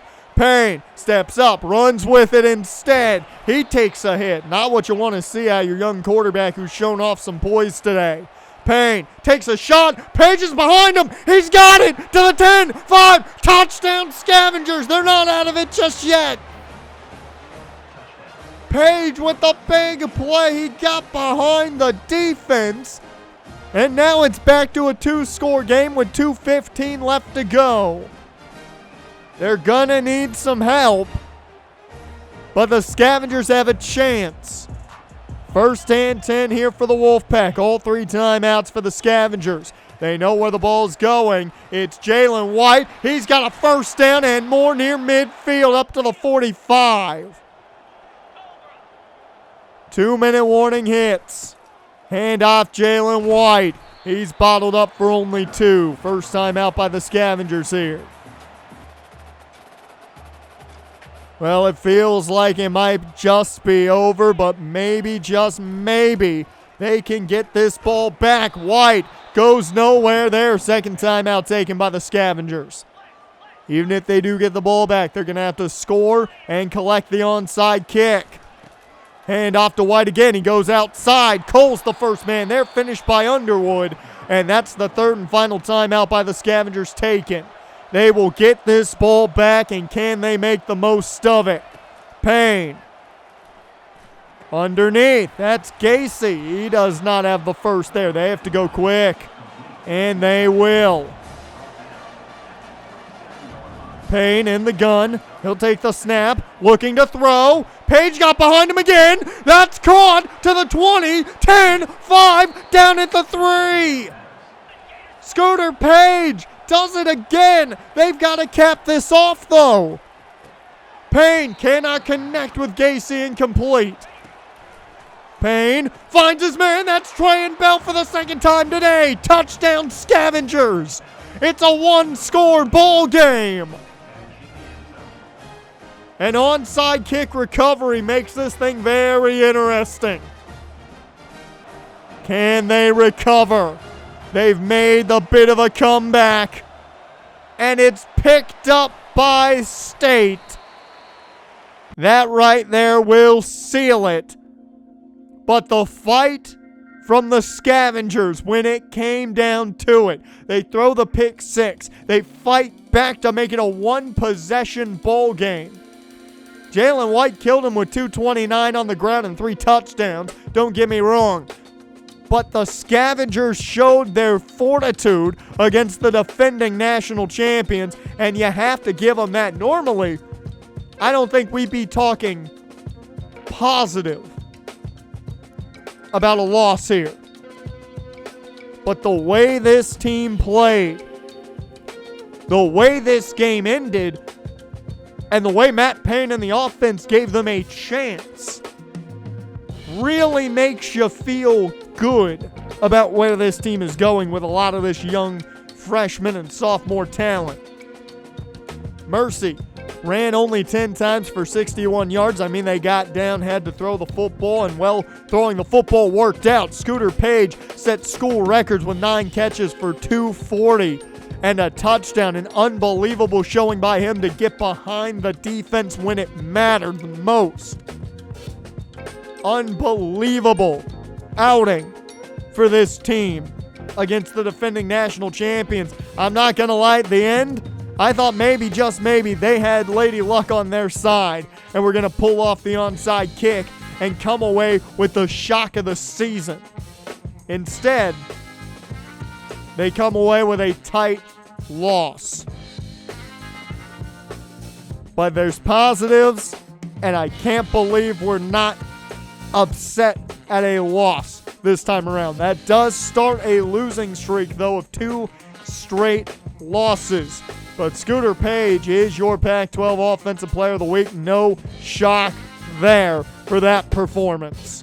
And I'm certain that a lot of people are taking note of the Scooter Page name. But next week, DVT returns home, hopefully to get their 5th win of the year against University of Louisiana Monroe. And hopefully they can get one step closer to the first bowl game in school history. I am Jonathan West. You are watching Death Valley Television, and it is a massive 3 weeks coming up for the DVT Scavengers. Death Valley Technical is looking at an opportunity at going bowl eligible for the first time in school history. They need to win 2 out of their next 3 games, and they're not easy games. You've got the University of Louisiana Monroe coming up this weekend, and then you follow that up by 2 Pac-12 matchups in Great Lakes University and Oregon State. But let's talk about these Warhawks of ULM, as it's Joey D'Ampiero who the Scavengers are going to have to worry about. He's been pretty solid this season, 19 touchdowns, 6 interceptions, about 2,000 yards passing. The key component to him is his athleticism, and that does not fare well for a DVT offense. It hasn't fared well with athletic quarterbacks. The 1-star high school back Hunter Smith, though, can do some damage himself.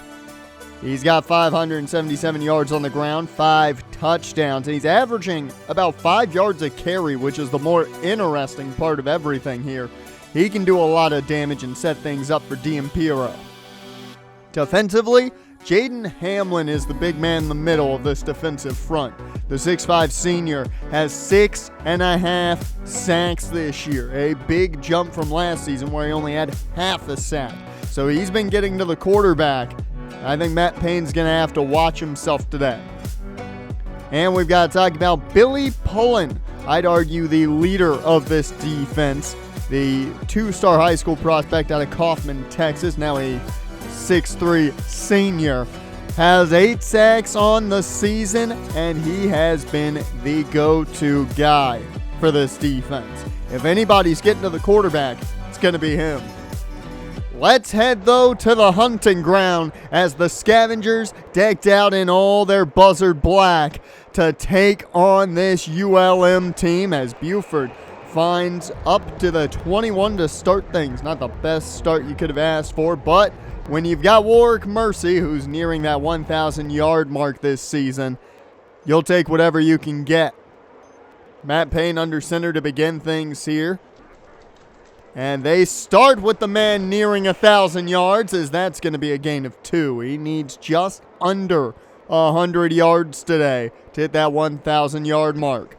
Payne through the air now here on 2nd and 8, but that one just gets out of his hand in time as he took a hit. Incomplete, and it brings up 3rd down and 8. Payne looking to throw. They've already thrown a flag on the field as that ball is incomplete. And this one looks like it's going to be on freshman guard Isaiah Crowder. Crowder been called for a lot of penalties this season. He's going to have to clean that up for next year, if you ask me, or his job could be up for grabs, as DM Piro and the Warhawks offense on the field for the first time, and he'll check this one down into the flats, and that'll be the first tackle of the day for Quincy Bliss as an 8-yard pickup to start things, and they are going to the no-huddle offense. The Scavengers have struggled a bit with no-huddle offenses this year. DM Piro downfield, this one knocked away. So that'll bring up 3rd and 2. Pistol set here for DM Piro. He'll hand off to Hunter Smith. No, it's play action as this one is incomplete. Couldn't be hauled in. And that is going to bring out the offense for the Scavengers again. But Mercy goes nowhere. Now a total of a loss of 1 yards today for the feature back. There's a screen set up here, but Payne can't get it off well enough. Incomplete. It'll be 3rd and 13. Big play needed here. Payne has time, finds his man. That's Scooter Page over the middle. Page has been the go-to guy this season. He continues it late into the year, as now they go outside with Mercy. Mercy has room to work with. He's got a gain of 6. Ty Hardy checks in now, 2nd and 4. Payne in the eye, and it's going to be a jet sweep to Trey and Bell. He's got the first, and that's a new set of downs on the gain of 10. So 1st and 10, they stay in the I form here. Payne hands off to Mercy. Warrick Mercy cuts in. There's a flag, though. This, I think's coming back, and indeed it will. So Aiden Kramer called for that hold, and now that'll put them into the empty here on 1st and 19. Luckily, still a 1st down as that ball barely got out of his hands in time, nearly intercepted as well. 2nd and 19, the pressure maybe getting to Payne just a bit as Mercy up the middle can only find 3. 3rd and 16. Payne needs a big play here. He goes to Scooter Page. Page going to be just shy of the 1st, and they're going to keep the offense out on 4th and 2. Payne out of the gun. Plenty of time, and this one intended for Page, incomplete. A turnover on downs, and it's back to the Warhawks offense. As DM Piro connects, I don't know how, but it's a catch and a new set, or near a new set of downs for the Warhawks. 2nd and 1. Handoff, nowhere to go for Hunter Smith.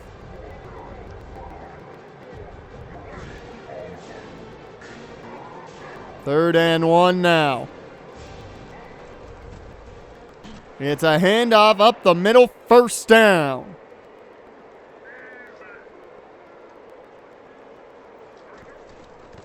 Hand off to Hunter Smith. He's got plenty of room to work with, and that's going to be a gain of 7.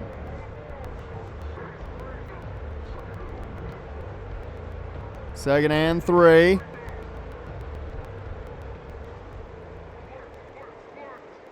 D'Impero making a change. He goes to the screen. That just bounces off the hands of the intended receiver and incomplete. So we'll bring up 3rd down and 3. D'Impero keeps himself, and look at all the red turf in front of him, as that's going to be all the way down inside the 10. First and goals. The no huddle continues here.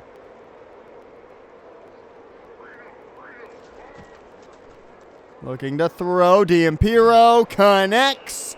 And that's going to be short of the end zone, just shy by half a yard. So D'Impero throws quickly. It's caught. Touchdown, Warhawks. And just like that, ULM gets their first lead on the day.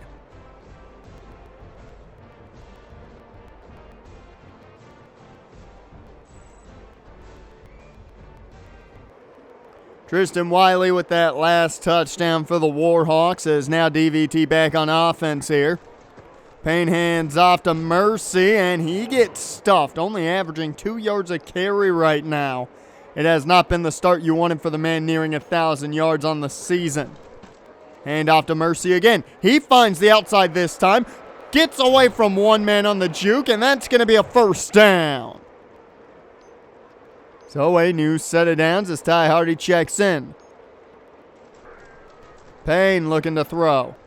He checks that one down to Hardy, but a flag's already on the field. And you've got to be kidding me. This one's coming back again, it looks like. Tariq Williams called for the hold, and that'll bring up 1st and 20. Mercy on the ground on 1st down. He's going to pick up 9. A good start to this drive now after the penalty yardage. 2nd and 11. They had to run a play before the end of the quarter. Mercy tries to get him more help here. Can only find 2 yards, as that takes us to the end of the first quarter. 7-0 Warhawks on top in this one. But DVT has been running the ball well enough. They just got to get things clicking entirely here. 3rd and 9. Payne had the gun, looks to throw. He had time, but nearly intercepted. Intended for Scott Gacy. That sends it back to the Warhawks off a punt, and D'Impero finds room getting past blanks. It's a new set of downs and another big run for the young freshman quarterback. 1st and 10. It's a keeper for Smith here. Or I'm sorry, a handoff, I should say, to Smith. He picks up 2. 2nd and 8. Handoff, no play action off of Smith. And pressure gets there. It's Taj Coles. He's had a down year compared to Jaquez Blanks this season so far. But that flag is not going to matter, as the sack's going to be upheld on the decline. And it's another sack for Taj Coles this season. As now D'Impero takes off again. Look at all the room in front of him. It's a new set of downs. And it's the Warhawks offense continuing to move down the field. Full house set now. It's play action. There's Taj Coles again. He's got his 2nd sack on the day already. Near back-to-back sacks for Taj Coles. Putting an end to the big plays there, as now D'Impero and company come out in the shotgun. Hand off to Hunter Smith, and well, back to the big plays it looks like here for the Warhawks as Smith gets near a new set of downs. The no-huddle continues for the Warhawks. D'Impero takes the snap. And he's going to get it to his man, who avoids a would-be tackle from Nico Solomon. And Tyler Griffin now banged up. That's who made that catch. So this stops, once again, the Warhawks from going no-huddle. First and 10. Man in motion is the tight end. Handoff goes to Smith. He'll cut back. Finds room for a gain of 6. And guess what starts back up? Full house formation here now. Handoff to Smith. He stood up. Nowhere to go there. So they continue to run this no huddle. 3rd down and 4. Teambuilder through the air connects, and he'll be just shy of the first, but the offense stays out there. 4th and 1. It's a handoff to Hunter Smith. He was initially stopped by Van Claiborne, but fights his way through for the first down. And now Teambuilder goes to the empty with a new set of downs. Teambuilder with time, plenty of it. Misses his man just off the mark there. And that's going to bring up 2nd and 10. Handoff Hunter Smith. And he's taken down for only a gain of 3. So the no huddle continues again. They've restarted it up. Not the look you want. If you're the Scavengers, they've struggled all season with it. They've struggled a bit here today against it. As Teambuilder, though, on the run, and they've struggled with him today carrying the ball. That's down inside the 5, just about. First and goal as they go hurry up. They flip this one.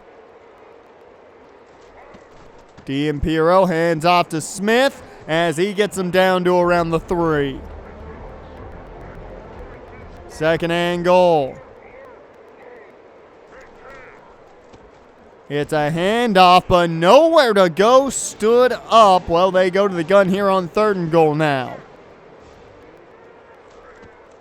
Teambuilder throws on the run. It is incomplete, and they are going to keep the offense on the field again. Bit of a surprise here, not wanting to take 3. They want 6 on the run. It's caught. Touchdown Warhawks.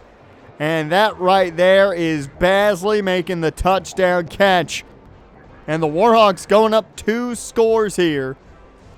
As it looks to me like DVT has no idea what they're doing right now. So 1st and 10 for Payne and the offense. Payne takes the snap, gets rid of it, but takes a shot. The left side of this offensive line is getting beat up right now as they flip this one to Bell, and he's got room after making a man miss to the 50, the 40, the 30, makes another miss inside the 30 to the 28. A big play for Trey and Bell, and I'm sure Payne is perfectly fine with it. Helps those passing stats. 1st and 10. Payne takes the snap. Underneath, he's got Scott Gacy, the senior tight end, gets down near the 1st down mark. They'll say just inches short. And they come out in the empty here on 2nd and inches. Payne, plenty of time. Looked to the end zone, but knocked away. That was well covered, and it was double coverage at that. 3rd and inches. Payne takes a shot again to the end zone. This one for Mercy. Once again incomplete. They're now still on the field for 4th and inches. Hand off to Teague. Cam Teague checks in, picks up the 1st. And now Mercy back out there. Can they get points before the half here? 3 minutes to go as Payne takes the shot on that sack. As that's Kramer that lets up the sack from his left tackle spot. Payne to the end zone. This one knocked away from Bell. So 3rd down and 18. They are going to have to settle, it feels like, for George Lincoln's leg. If this does not get completed, and it does not, bat it away from Scooter Page. And George Lincoln is going to have to make this tough kick from 48 yards out. It is good. And it's the first points of the day for the Scavengers. So at least the Scavengers on the board now, 14-3. But this defense needs to get a big stop here on this Warhawks offense as a flag's already on the turf. And Teambuilder picks up 10 with his legs, but that 10 is coming back.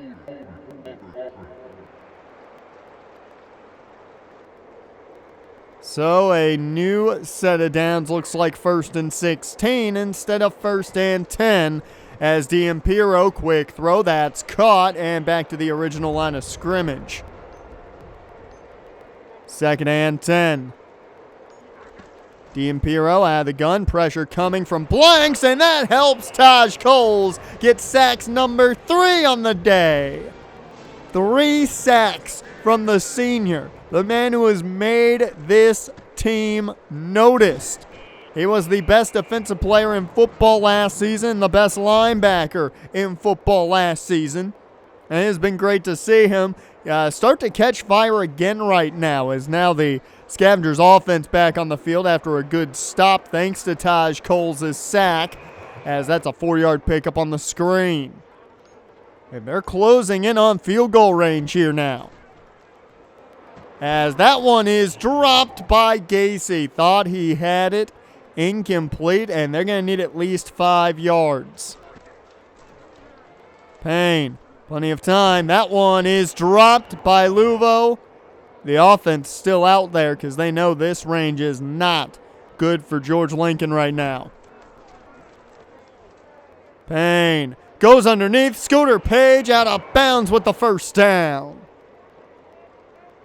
1st and 10. Mr. Reliable making the catches is Scooter Page, as Payne going to go his way again. He's got it! Touchdown Scavengers! Scooter Page going hunting.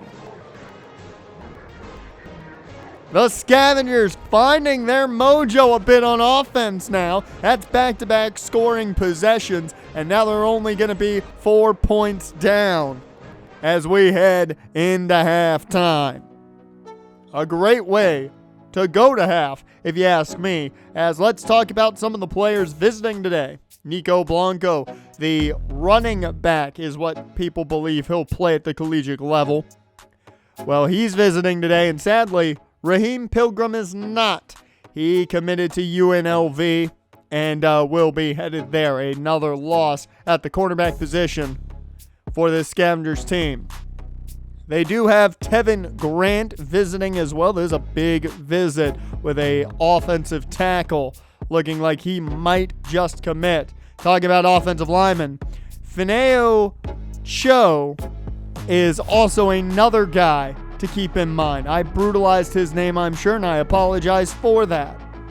Ahmad Kiki, another name visiting today. The belief is he may commit at the end of today, and that's what they're hoping with a lot of these guys coming in. And right now, with the showing they're making at the end of the half at least, you might have a shot. Got a little bit of offensive firepower there at the end, and now you've got to hope you can keep it going. And with the game Taj Coles is having, I apologize for that. The game Taj Coles is having, he's got to be impressing more than one of these recruits right now. 3 sacks already, and it's just been the first half.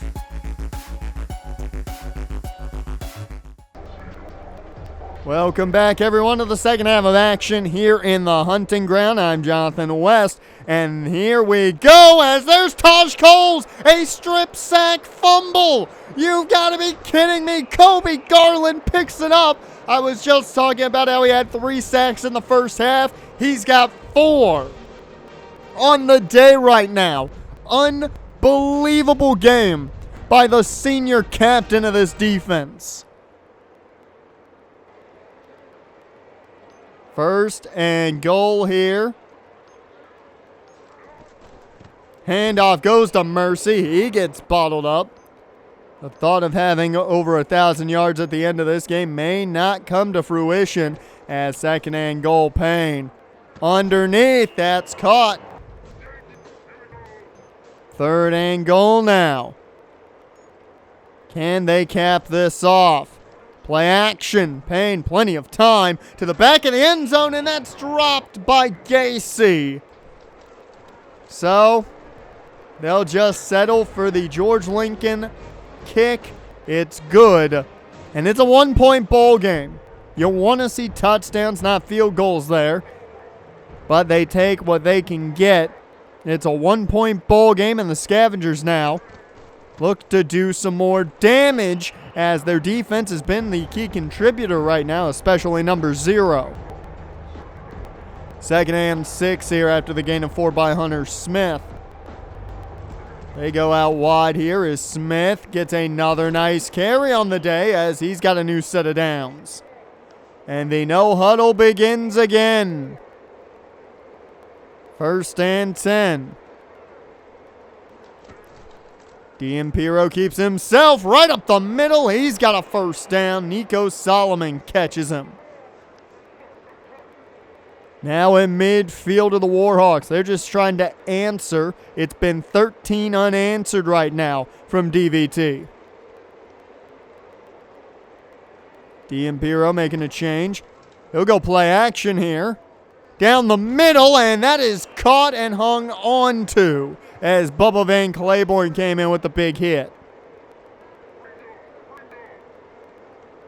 Pistol set here for D'Ampiro.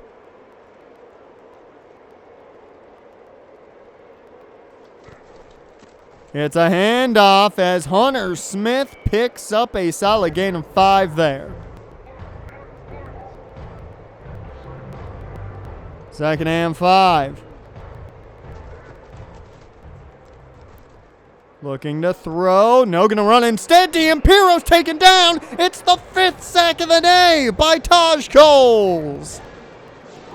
Unbelievable day for Taj Coles. 3rd and 8.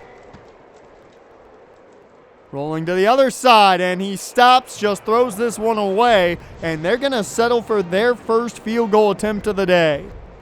A 47-yarder.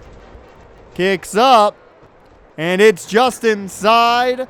It's good, and ULM has a 4-point lead again. So a 4-point game here, as it has been a bit of a kicker's battle to some point here with the way George Lincoln's played. As Bell with another nice pickup here off the jet toss. 1st and 10.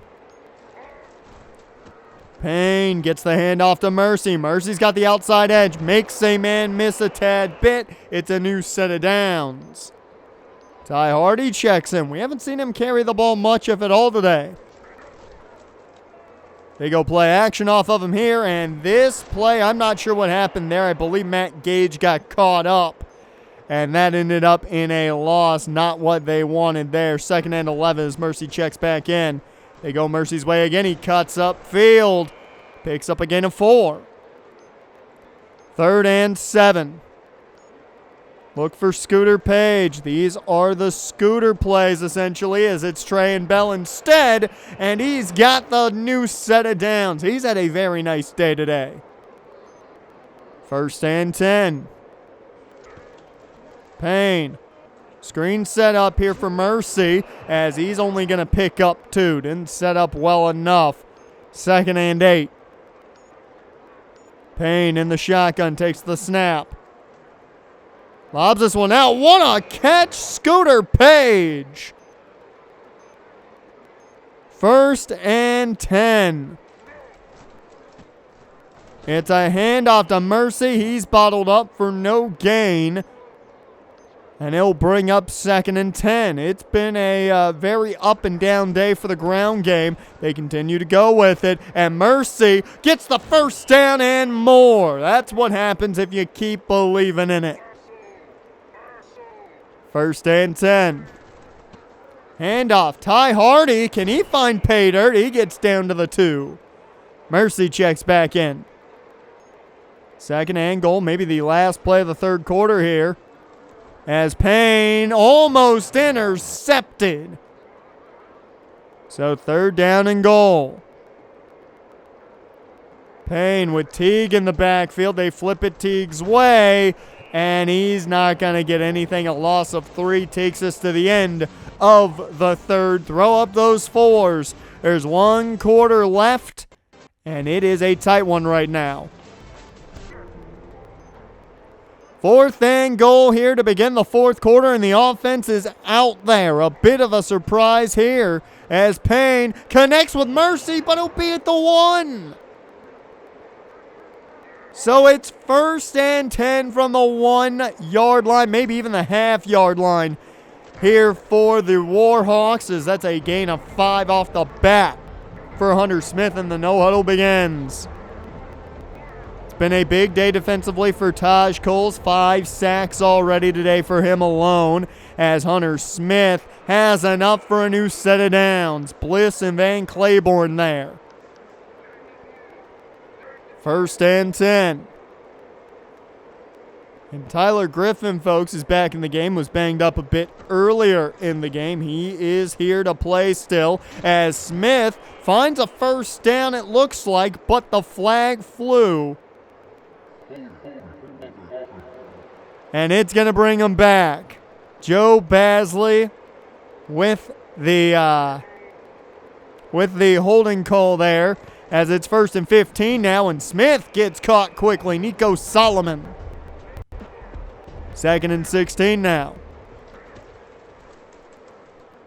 Quick throw, down he goes.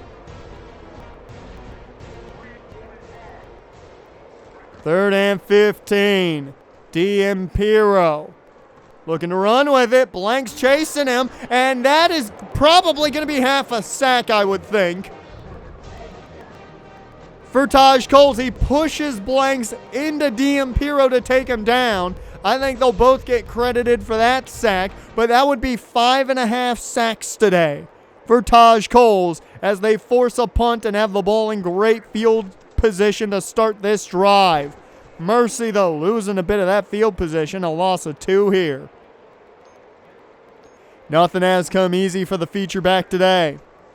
There's another screen set up. Mercy finally has some blocks in front of him, and it's a solid pickup of 7. So 3rd down and 5. At least it's manageable. Payne hands off to Hardy. He's got the 1st down on the ground. They were just thinking 4-down territory. Instead, it's a new set of downs by Ty Hardy. Good to see out of the man who could start next season. As Mercy outside finds a nice gain of 6. Up to 82 yards right now. 2nd and 4, play action to the end zone. It's caught. Scott Gacy, touchdown Scavengers. For the first time today, folks, the Scavengers lead.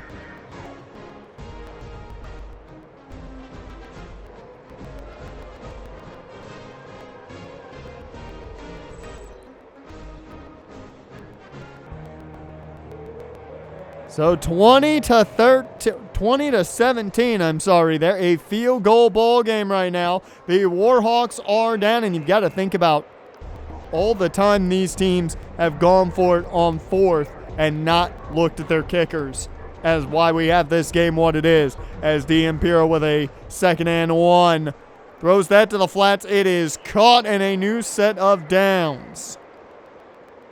The no huddle begins again for this Warhawk offense, but Taj Coles has been the man to put an end to it quickly. He's got 5.5 sacks already today. Can he add to it? D'Ampiro on the move. Coles was there to get a hit on him. It's incomplete, but Taj Coles has been all over D'Ampiro today. 2nd and 10. It's play action. D'Ampiro running for his life. And there's Taj Coles, who initially got there, but it's finished up by Bubba Van Claiborne. It was Dustin Flint that finished that off, I believe.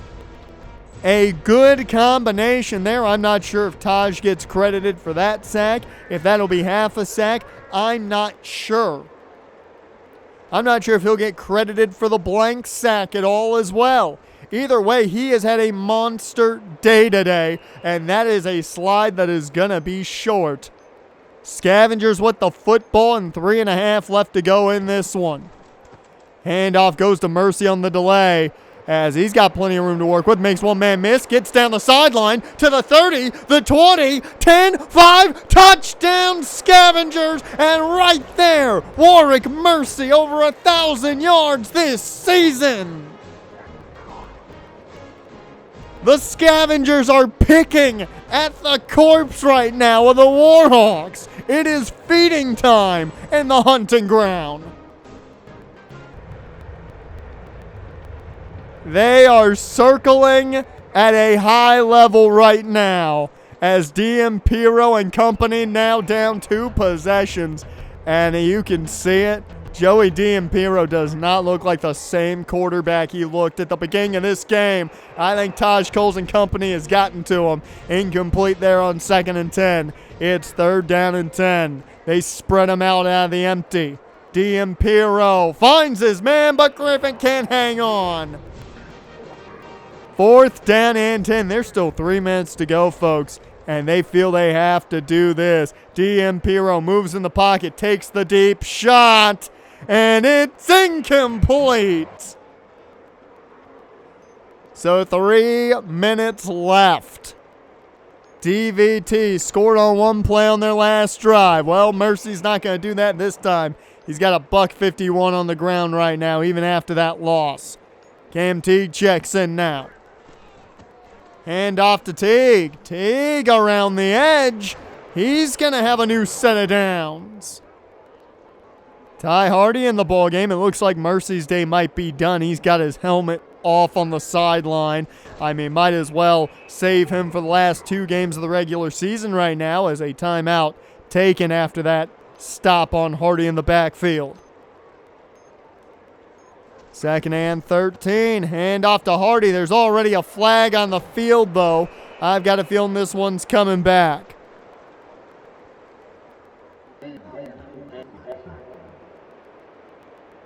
Tariq Williams, the man there, called for the hold as 2nd and 23. Play action here. Payne taking the shot to the end zone. It's caught! Luvo, they say incomplete. We'll go to the review. I thought he had it. I thought he had a toe in bounds. Let's see again. It looks to me like he's got a foot in. They do reverse the call. It's another touchdown for this Scavengers offense, which has been decimating this defense in the second half. It is unfathomable what they're doing here in this second half of action. It is 17-34. Keep in mind, the Warhawks have scored a total of 3 points this half. Death Valley Technical, well, on their hand, they have scored 21. As they continue this no huddle with the big plays that have gone on here. D'Ampiro looking to throw. This one is caught. Griffin. Timeout taken. 1 more left for ULM. D'Ampiro to the end zone. Knocked away. That's to Marvin Holland. 3rd and 4. Plenty of time underneath. That one incomplete. It's jarred loose. 4th down and 4 here. D'Ampiro nearly intercepted. That brings us to an end to this one. 34-17. Scavengers are victorious in what was the strangest turn of events that was led by Taj Coles, the senior pass rusher who dominated this game. 3 sacks in the first half. He might have had 3 or more total in the second half. I don't know. We'll see when we get the final numbers in here. We'll talk about it. But what a second half by the offense and defense. They were unstoppable in that second half of action.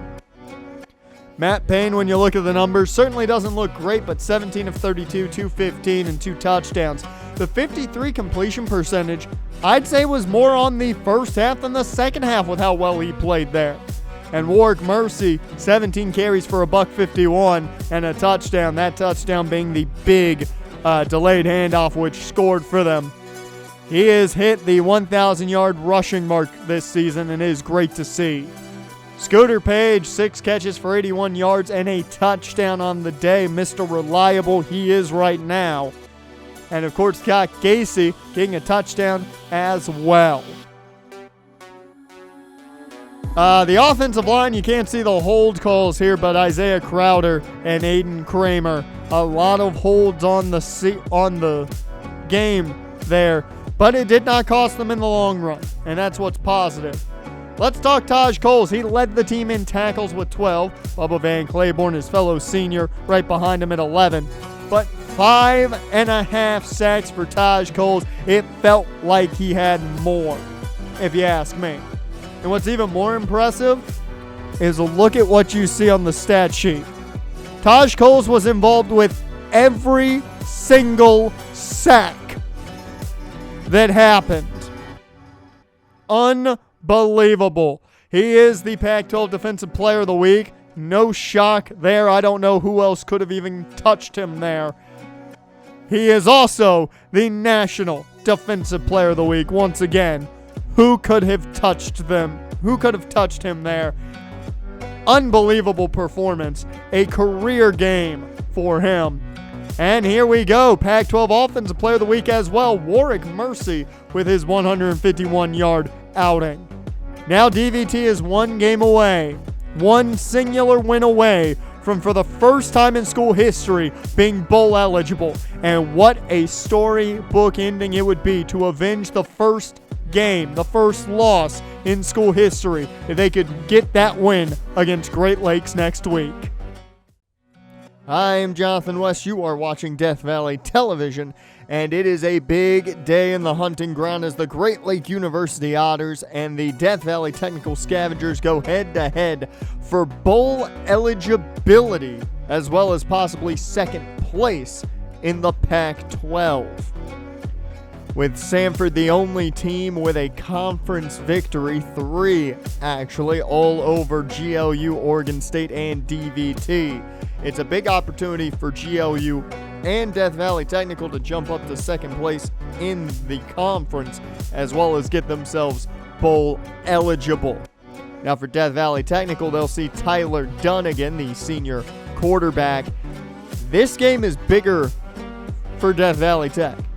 You get to possibly avenge the first game in school history, as GLU came in and defeated the Scavengers, the Scavengers went to the Dam and got defeated by GLU.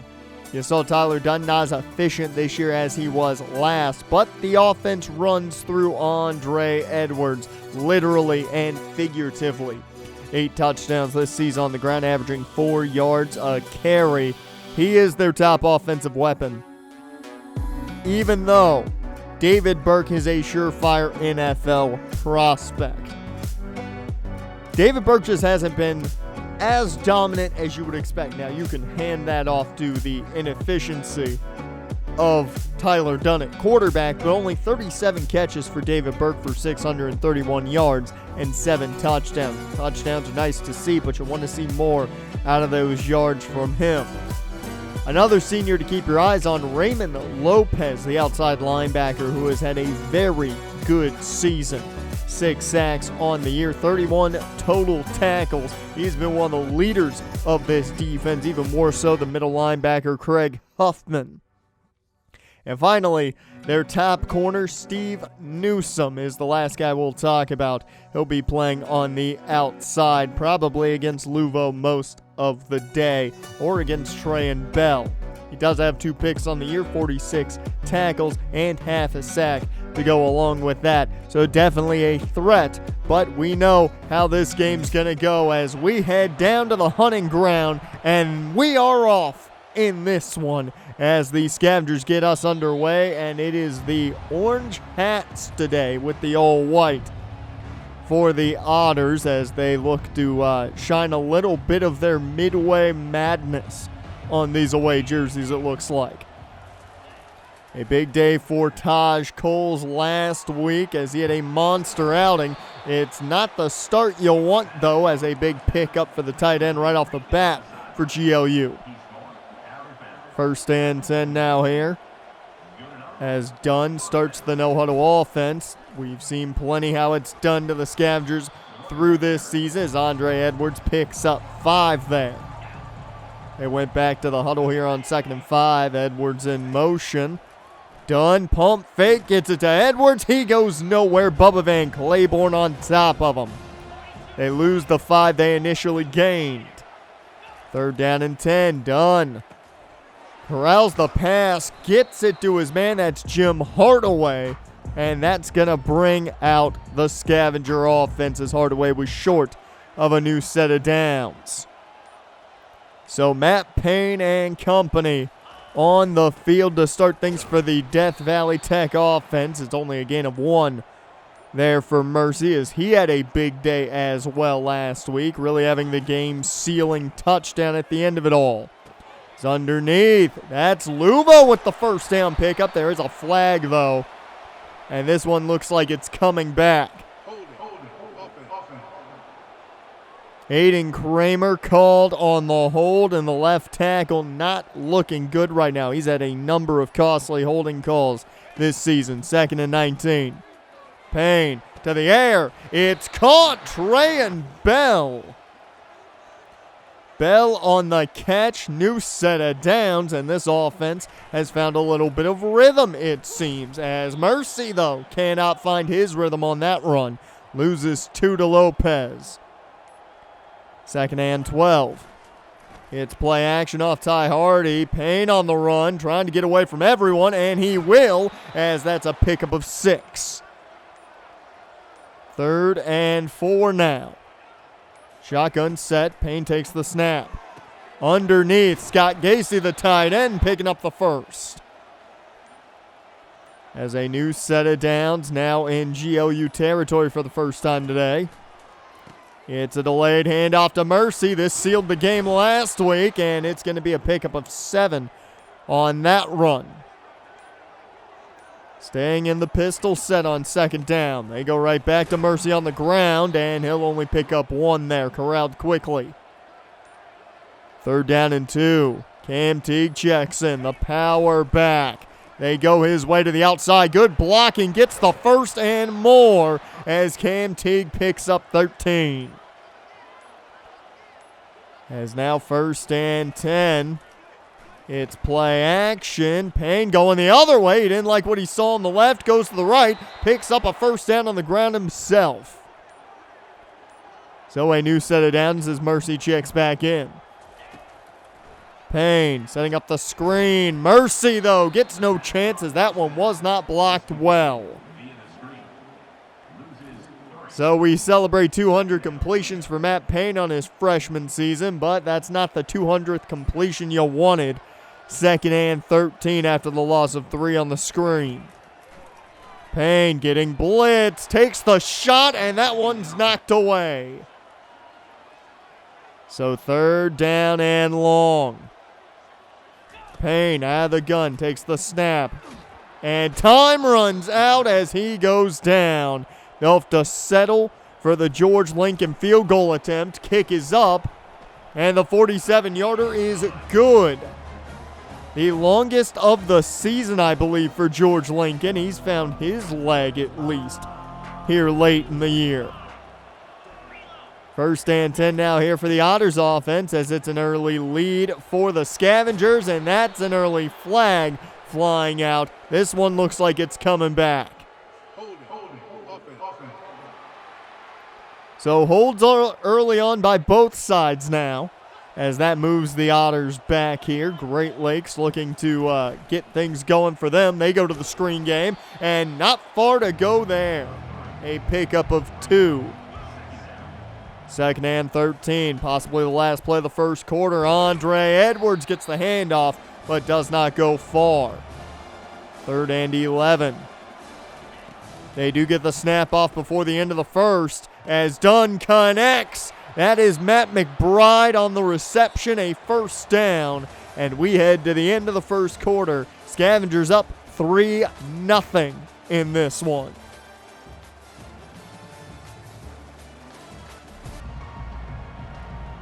So the Otters offense on the field to begin the second quarter of action after a big pickup by Matt McBride. It's a short carry that gets him just back to the line for Andre Edwards, 2nd and 10. Handoff, Edwards right up the gut. He's got room, plenty of it, to the 20, 10, 5. Touchdown Otters, as it's a GLU lead for the first time this week, as it is Andre Edwards who killed this defense last season, and he starts off very well this year. So after the Edwards long touchdown run, it's DVT back on offense. Can Mercy answer Edwards as he finds a bit of room, not a ton, picks up 4 on the ground.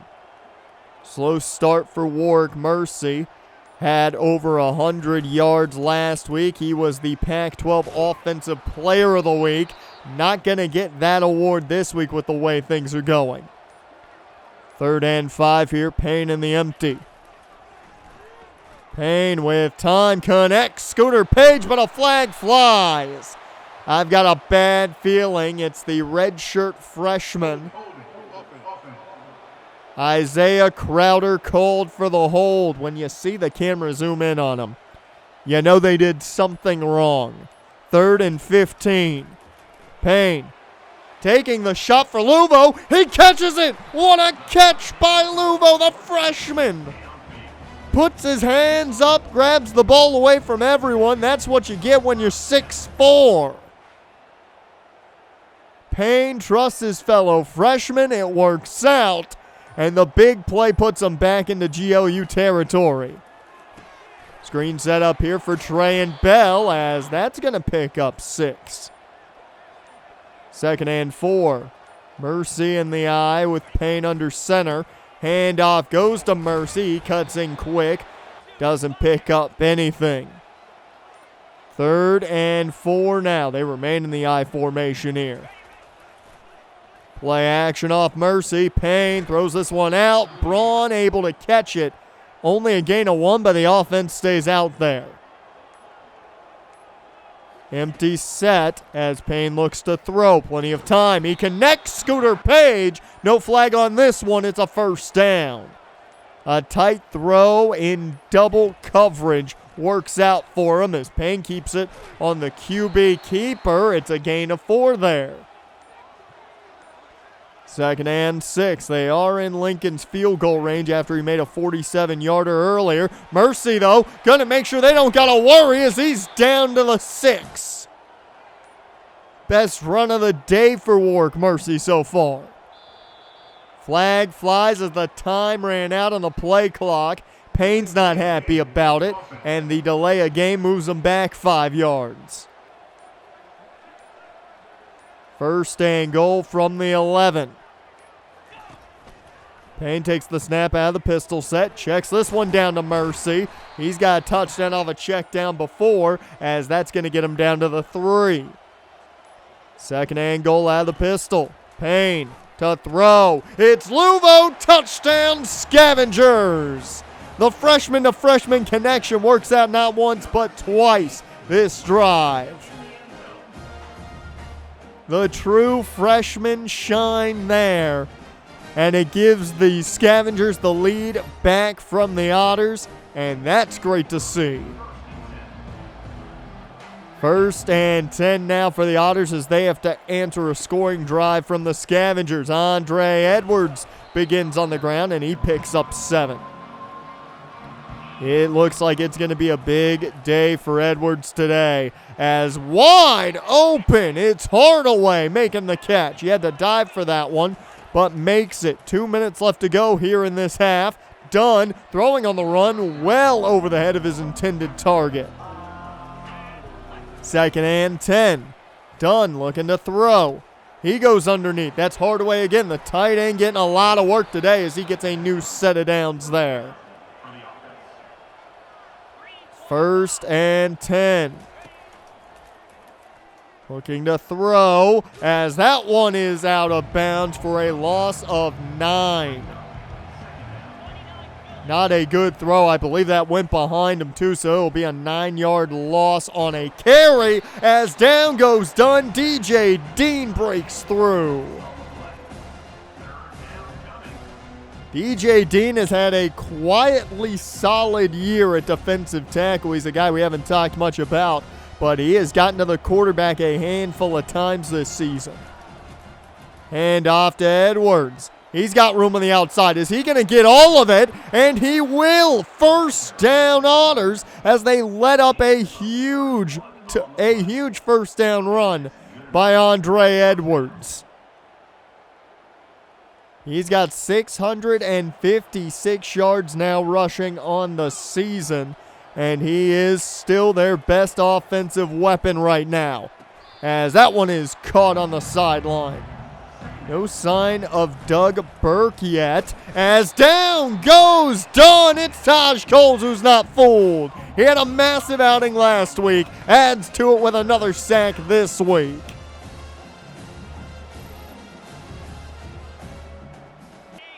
Talk about a great end of the year for the senior pass rusher, as that one is caught. There's Burke for the first time today. They'll have to settle, though, as it wasn't enough for the first. Kicks up, and Kyle Carter doinks it.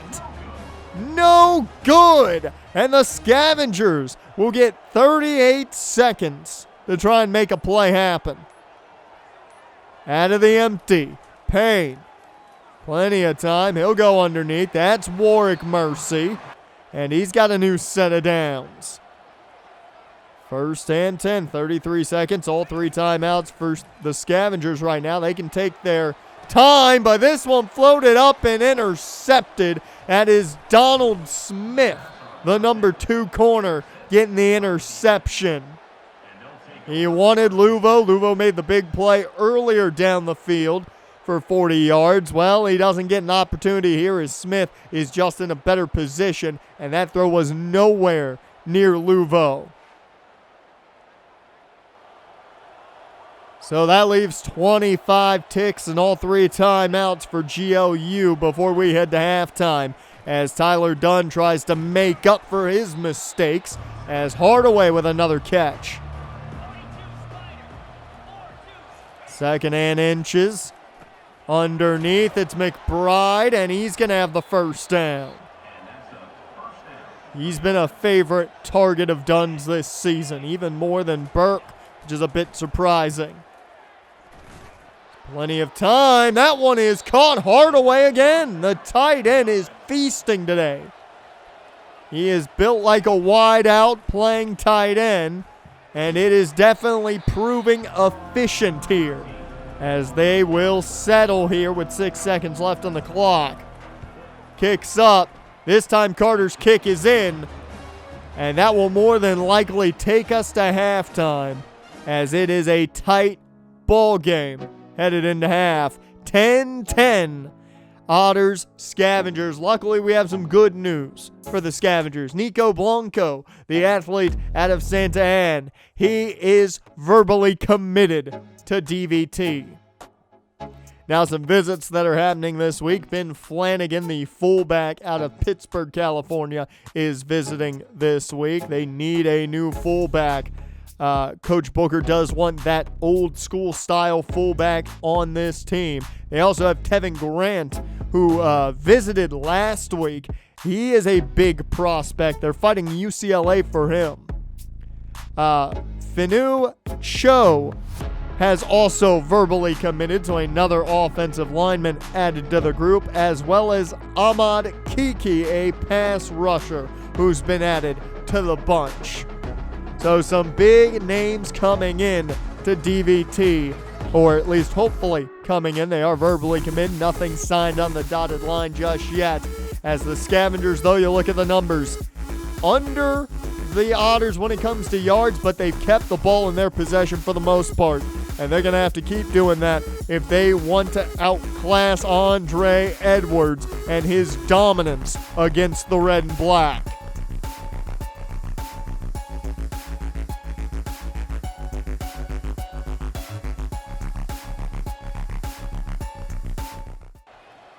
And we are back here for the second half of action. I'm Jonathan West, and it is DVT football to begin as there's the jet pass. Bell with room as he's got it past midfield to the 40, makes a man miss up past the 35 to the 34. Another big play from Trey and Bell, who has been a monster on that jet pass the last couple weeks. We've seen big play after big play from him. As now Cam Teague checks in early. Bit surprising to see the bigger back check in here quickly as it's a 3-yard pickup. Second and 7. Quickly Mercy's back out on the field. Handoff goes to Mercy. A flag flies as Mercy doesn't gain much there. It's going to be another hold on Aiden Kramer, the left tackle. Second and 14 now. Payne, shotgun set. He'll take the snap, looking to throw. This one not complete for Page. He took a shot. So third down and 14. How do you attack this defense here? Payne, downfield. It's caught. Scooter Page down to the 1. He got hit hard on the last one. Makes the big play the next play. And that brings in Teague here at the goal line. They flip it his way on the toss, but doesn't find the room. Loses 3 there. Second and goal. Payne in the pistol. Looking to throw. He's got time underneath. That's Page, but he couldn't hang on. Third and goal now. Mercy in motion. Payne to throw. Quick throw, that's Scooter Page, touchdown Scavengers. Page with the touchdown after getting them down there to the 1. And now it's a 7-point lead, well 6 pending the extra point, for the Scavengers as they get their lead back against the Otters and all that momentum right back in their corner. So the defense playing with a lead once again. Tyler Dunn and this Otters offense looking to get back to work with Andre Edwards as he's got a good game to start. Pickup of 9 already. Over 100 yards on the ground, and they go no huddle. The Achilles heel, if there's anything, to this Scavengers defense has been that no huddle offense by teams as Edwards picks up the first and more. First and 10, done. They went back to the huddle there as Edwards hurdles a man, and that's going to be another big pickup. He's past midfield down to the 35. A $142 already for Edwards. First and 10. Shotgun set as they run a bit quick here. Edwards on the run, can't go far there. Van Claiborne and company get there. They run some more no huddle here. Second and 7. It's play action. It's a screen for McBride, and the speedy receiver has enough for the first. No huddle again. Dunn under center. Edwards in the backfield. He is gassed, and you can tell as he takes a shot. They go back to the huddle, bring in Earl Jones as a flag flies. This is going to be a false start on the Otters. So early movement moves them back 5, and that's going to bring up second 18. Dunn connects over the middle. It's a solid pickup, third and 12. Dunn looking to throw. He's got time. Just throws this one away, and that's going to force Kyle Carter back out on the field. So another 40-plus yard field goal kicks up, and it is just inside. Carter good again, making it a 4-point ball game. So with 4:41 left to go in the third, DVT on top by 4 points as they go delayed handoff here to Mercy, trying to get as many yards as possible early to get these drives going. Second and 3 after the 7-yard pickup by Mercy. They go back to Mercy. He's got the first down. Hardy checks in now. Man in motion's Luvo. They flip it his way on the jet pass, and that's going to be an 8-yard pickup. 2nd and 2. Ty Hardy still in the ball game. There you go, Ty Hardy's way. He takes it all the way out, cuts it back in, and that's going to be a 1st down carry. Mercy back in now. 2 minutes to go in the 3rd. They're back in Otter territory as Mercy takes it out wide, and he'll find 5 yards. The ground game finding its mojo completely now. 2nd and 5. Shotgun set. Payne hands off to Mercy. He's got the 1st down and more. So a new set of downs. Ty Hardy is checked in.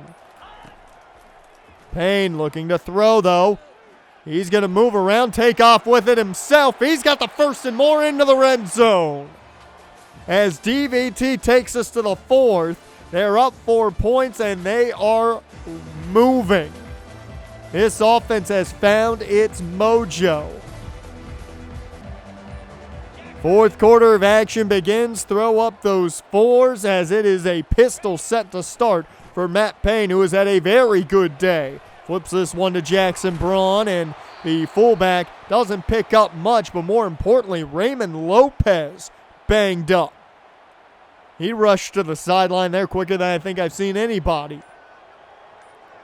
2nd and 9, pistol set here. Now no Lopez on the field, hurts GLU as Payne on the run, and he cannot find room. He goes down. 3rd and 12. Payne looking to throw. He's got time, and that one's intercepted. Craig Huffman, the middle linebacker. That's the 2nd pick of the day by GLU. This one just a bad throw by Payne. Throws it right at Huffman. Gives him every opportunity to make the play. And now the Scavengers defense has to come out and make a play just as good there. So the Otters offense with a chance now. As the handoff goes to Edwards. He gets around the edge but doesn't go far as he's brought down by DeMarvin Holland. 2nd and 8. Handoff, no, it's play action. Done. Plenty of time. Takes the shot. McBride. No, never mind. That's not McBride. Big play, though, as Dakota Mills brings him down. As now 1st and 10 here. Thought it was McBride with his speed on the field. It was not, surprisingly. Has done plenty of time. A great pocket to sit in, but that one's incomplete. 2nd and 10. McBride now back on the field, number 83. He's looking to throw is Dunn. Dunn tries to go McBride's way, but incomplete. So 3rd down and 10 now.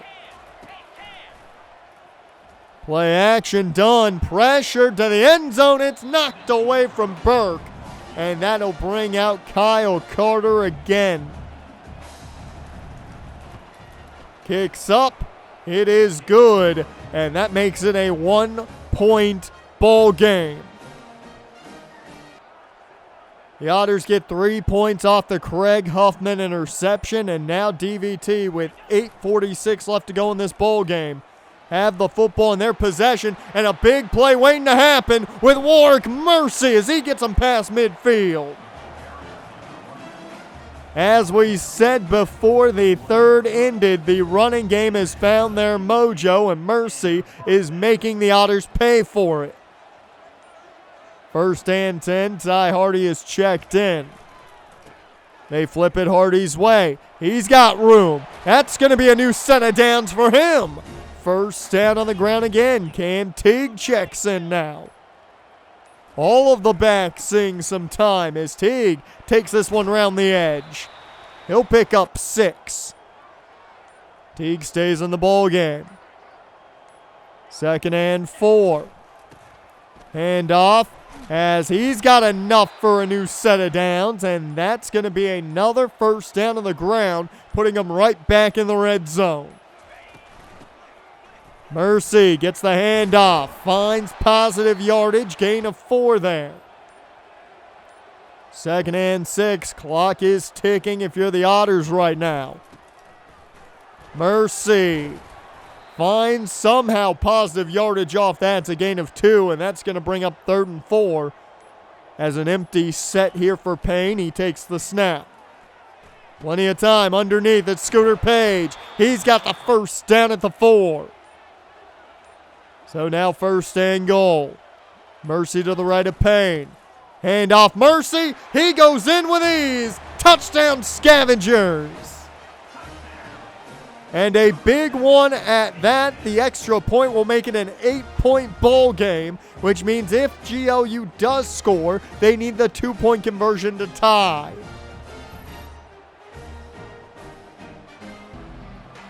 So 24-16, an 8-point ball game. Scavengers on top as a screen set up here for McBride. He gets undercut. 2nd and 10. Dunn hands off to Edwards. He gets taken down. So 3rd down and 11. 2.5 just about left to go here. As Dunn going to have to make big plays. He finds Matt McBride. Talk about a big play. Down to the 41 of DVT. So 1st and 10. The last play possibly before the 2-minute warning as it's caught by McBride short. And that's going to be a pickup of 7. A timeout taken as it's 2:05 left on the clock. Underneath, that's caught. So a new set of downs. 2-minute warning has hit. 2 timeouts left for the Otters, 2 for DVT. As Andre Edwards makes this catch, and he's got a new set of downs. Stays in bounds, so the clock keeps ticking here. Lobbing this one up and too far for Edwards. $1:44 left. 2nd and 10 inside the red zone for the Otters. Dunn on the move. He goes down. It's Coles and Blanks who combine. So a timeout taken by the Otters with 1:37 on the clock.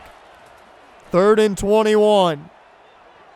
Dunn connects. He finds Hardaway for near a 1st down. It's 4th and 5. The offense still on the field as they go no huddle. Dunn takes the snap out of the gun. Goes short. That's Burks. He's got the 1st down. So Burke has been quiet all day. Picks up a massive 1st down to put him at the 2. The clock is ticking. 1st and goal. Handoff Edwards, no, it's play action, and that one sails. 2nd and goal. This one's a handoff to Edwards. He dives in. Touchdown, Otters. And this game just got very interesting as Andre Edwards collects his 2nd touchdown on the day. The Otters, though, need a 2-point conversion right now. So Dunn in the offense, out to try and tie this one up. Dunn, quick throw, it's caught. Who else? Hardaway.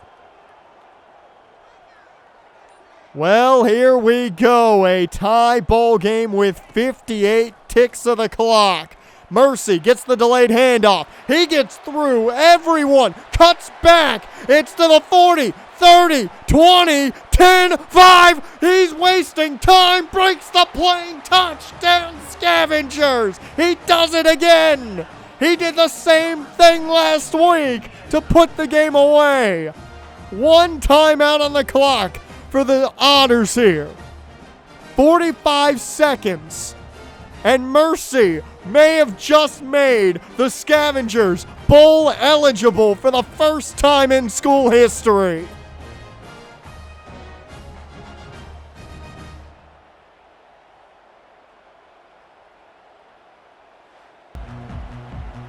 And here we go, folks. 45 seconds. A touchdown differential as Dunn finds his man McBride. He stayed in bounds, though. That forces them to use their last timeout.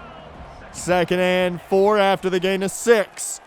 Dunn's got to get a big play. He finds McBride again, but he's in bounds. They do get to stop the clock because it's a first. The no huddle begins, but the clock begins ticking. They spike it. 2nd and 10. Dunn in the gun. Takes the snap. Underneath, Burke catches it, but the clock keeps ticking. A gain of 6 by Burke, which means they can't stop this clock easily. 15 seconds, 14. Dunn gets it off. And it's caught. Inbounds, out of bounds to stop the clock. 10 seconds left here. Take that back, it's 9. Dunn looking to throw. The clock is ticking. It's caught. But that's going to be all she wrote. Not enough time on the clock left as DVT is bowl eligible. 31-24. They get a bit of vengeance after the first loss in school history in their first game against GLU last year.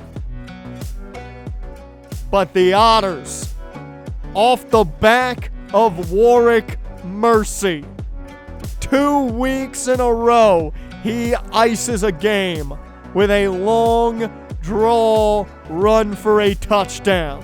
Unbelievable. As for Matt Payne, he was efficient outside of the 2 interceptions. 210 yards on 76% completion percentage. But the man of the hour, Warrick Mercy, averaged near 11 yards a carry and had the big touchdown run to end it. 2 touchdowns on the day. It doesn't get much better than that. You look also at the receivers. 4 catches for Page for 55 and a touchdown. 3 for 71 for Trey and Bell. Luvo had 51 and a touchdown. A good day overall for this offense, even with 2 interceptions that don't make Matt Payne look good. You have 2 sacks given up by Kramer and Paulding, but the bigger talk really is Van Claiborne having a nice day. 11 tackles. Dakota Mills had 10. Talk about the end of the year for one Taj Coles, though. 1.5 sacks today. He had 5.5 last week. That is 7 sacks in the last 2 games. This man is possessed right now. It's unbelievable. And as for Andre Edwards, I thought only respectful to talk about how good of a day he had. $145, 2 touchdowns, nearly 10 yards a carry. But now, the Scavengers head on to Senior Day next week. Bowl eligible already, but a chance to be as good as they've ever been with 7 wins if they can beat the Oregon State Beavers next week. I'm Jonathan West. You are watching Death Valley Television, and it is here the final game of the regular season. And Death Valley already is bowl eligible. They have a chance to lock in a winning season this week. And it's not only big for that. It's Senior Day, everyone. The last home game of the season for a handful of the Scavenger players. And a lot of the fans are calling it Rush Day, because the top 3 seniors that everyone's got their eyes on, of course, Warrick Mercy, the number 1 halfback on the team, and of course, Jaquez Blanks and Taj Coles, the top 2 pass rushers.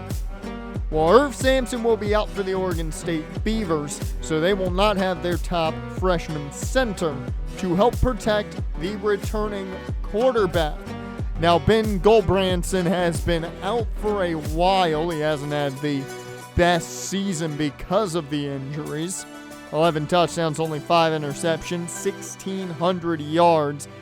It certainly has not been what they wanted from him after a very good showing last year. They did get a big help for him, though. The Stanford transfer, Alec Aomanor. There we go. 697 yards on the season, 6 touchdowns. He is one of the top receivers in the Pac-12 and the deadliest threat on this offense, I would say. Defensively, Melvin Jordan IV has been a very good leader for them, undersized at 5'11", but the middle linebacker has done just about everything you could ask for. 64 total tackles this season, 48 on his own with an interception and 2 forced fumbles to go with it. And finally, let's talk about corner Noble Thomas, the junior out of Orange, Florida. He is more your man-to-man style corner, so he'll be one-on-one, I'm sure, with a ton of the receivers. 3 interceptions on the year and 51 total tackles, 39 of those on his own. As we take you down to the hunting ground as we are off on Senior Day. A big opportunity for both of these teams to cap off a winning season, as it's going to be the 21-yard line where the Beavers start. Cole Branson out with the offense, the all-white for the Oregon State Beavers, as the red hats, black tops, red bottoms here on Senior Day for the Scavengers, as that's freshman Terrence Logan on the run, a redshirt freshman who looks like he could be a problem as a flag flies. Jordan Underwood jumping a bit too early. Not the start the Scavengers wanted, as Cole Branson in the gun with a new set of downs thanks to the encroachment. And this is going to be a nice gain off the screen, a first down for the Beavers. A new set of downs out of the gun near midfield now past the 40 as Terrence Logan has room, the redshirt freshman, all the way down to the 34. A big run for the redshirt freshman, and now no-huddle offense begins for Oregon State. They must have seen how this Scavengers defense has struggled against it this season. Cole Branson hands off to Logan again, and it's another solid carry for the redshirt freshman. 2nd and 1. Play action off the freshman, and to the end zone. It should have been picked. Intended for A.O. Manor, and nearly intercepted. Should have been picked by DeMarvin Holland. As there's a handoff, and that's going to be just enough. 1st and 10 here now. Cole Branson back to the gun. As they look to throw again. Pressure was there from Blanks, but there goes Logan into the end zone. Touchdown, Beavers. And just like that, Oregon State gets their first lead of the day.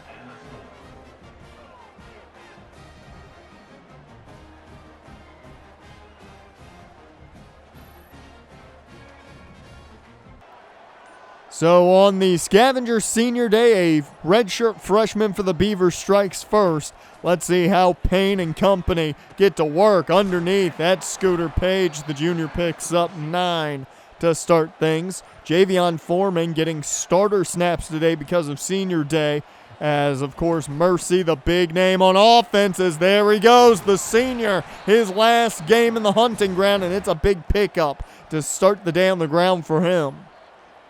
1st and 10 out of the gun. Payne to throw, pressure coming. He lobs this one up. Mercy well away. 10-5 touchdown Scavengers. Mercy answers the Logan touchdown with one of his own. A great start for the senior.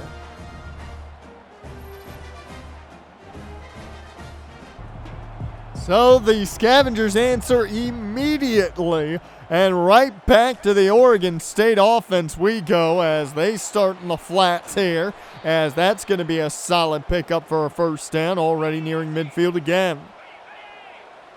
Cole Branson brings a man in motion. It's a handoff to Logan. Logan with plenty of room. He's got the first down and more, and they're back inside the 30. 1st and 10. Man in motion's Logan. Looking to throw. Cole Branson, plenty of time to the end zone and knocked away. That time it's Noah Collins, the senior corner. Cole Branson, quick throw here to the flats again, and that's not going to be a lot. Gain of about 2 there at most. 3rd down and 8. No pressure just yet to speak of on Gulbranson, as he's got all day to throw. This one's caught, and that's going to be well short. Terrell Pace, the senior corner, making the stop as they have to settle for the field goal attempt. It's up, and it's the Cody Parkey special. Doinks off the upright, and that's going to be no points for the Beavers as it's back to the Scavengers offense. Hand off here to Mercy. He loses the football. That is his first collegiate fumble. On senior day, it's the first fumble in the career of Warrick Mercy. And Takari Hickle gets the fumble recovery as this team now gives up easy opportunities here to this Oregon State offense. As Caulfield, the tight end, picked up that gain of 7. It's a keeper for Gulbranson, and he fights for enough for the first down. They missed their last field goal. Can they keep them to maybe doinking another, as that one's incomplete? Caulfield couldn't hold that one in. 2nd and 10. Hand off Logan. The redshirt freshman's been their best weapon so far, and he's got a new set of downs at the 4-yard line. Gulbranson hands it to the redshirt freshman, and Logan's in untouched. Touchdown, Oregon State. And just like that, they pay off the fumble recovery.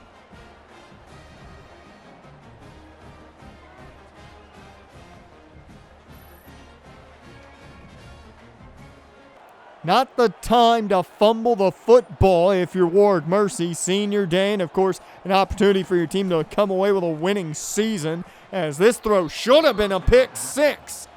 Payne's lucky it wasn't. Payne in the gun here. Mercy to his left. They go Mercy's way again. He's got yardage for days and a new set of downs. 1st and 10 here. Payne in the gun. Mercy to his right as he goes out for another wheel route. This one, though, is incomplete, intended for Scooter Page. 2nd and 10. Ty Hardy checks in. He takes it out wide. He's got enough room. 1st down and more, as that's going to get them a new set of downs into Beavers territory. 1st and 10. Payne dropping back. Rolling, just gets that one away as he gets hit. 2nd and 10. Payne setting up a screen here. Mercy is able to catch it, and there's plenty of blocks in front for the 1st down. So a new set of downs, the last play of the 1st quarter here.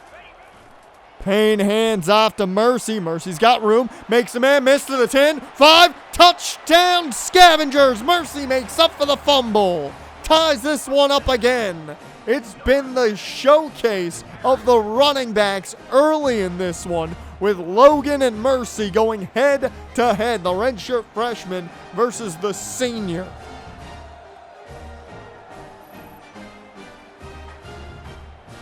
And that brings us to the end of the 1st quarter, folks, all tied up at 14 apiece. And you look at the numbers, it's just the running backs showcasing their skill sets today. So the 2nd quarter begins. Gulbranson and the Beavers getting that football as it is caught. A gain of 7 there. That was tight coverage. Gulbranson now over 6,000 career passing yards. 2nd and 3 now. Gulbranson looking to throw. He'll connect, and that's going to be enough for a first. 1st and 10. Gulbranson hands off. Logan with plenty of room up the middle. It's a gain of 7. His good day continues. In the gun, 2nd and 3. Gulbranson gonna throw. This one's taken away. It's Dakota Mills to the 40, 30, 20, 10, 5 picks, 6 Scavengers. A 47-yard pick six for Dakota Mills puts the Scavengers on top for the first time today. The junior gets the job done.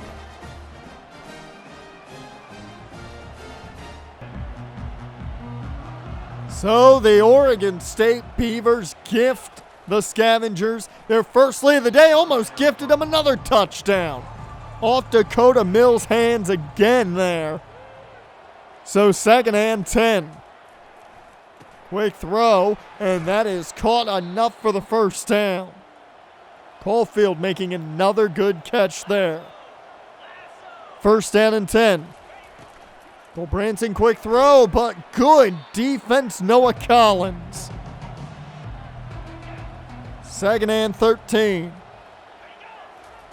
Branson out of the empty. He drops it at the feet of his top guy. Ayo Manor, no catches today. 3rd and 13. Branson to the air, wide open. He's got his man, and it's a big one into the red zone, down to around the 16-yard line. As Jeremiah Noga now with 1,500 receiving yards. 1st and 10 here now, as this defense needs to get some pressure on the quarterback. Branson able to get it to his man there. That was great coverage. 2nd and 3. Branson goes nowhere here. Blanks never thought he'd go anywhere else. Went directly to Branson, never bit on the running back.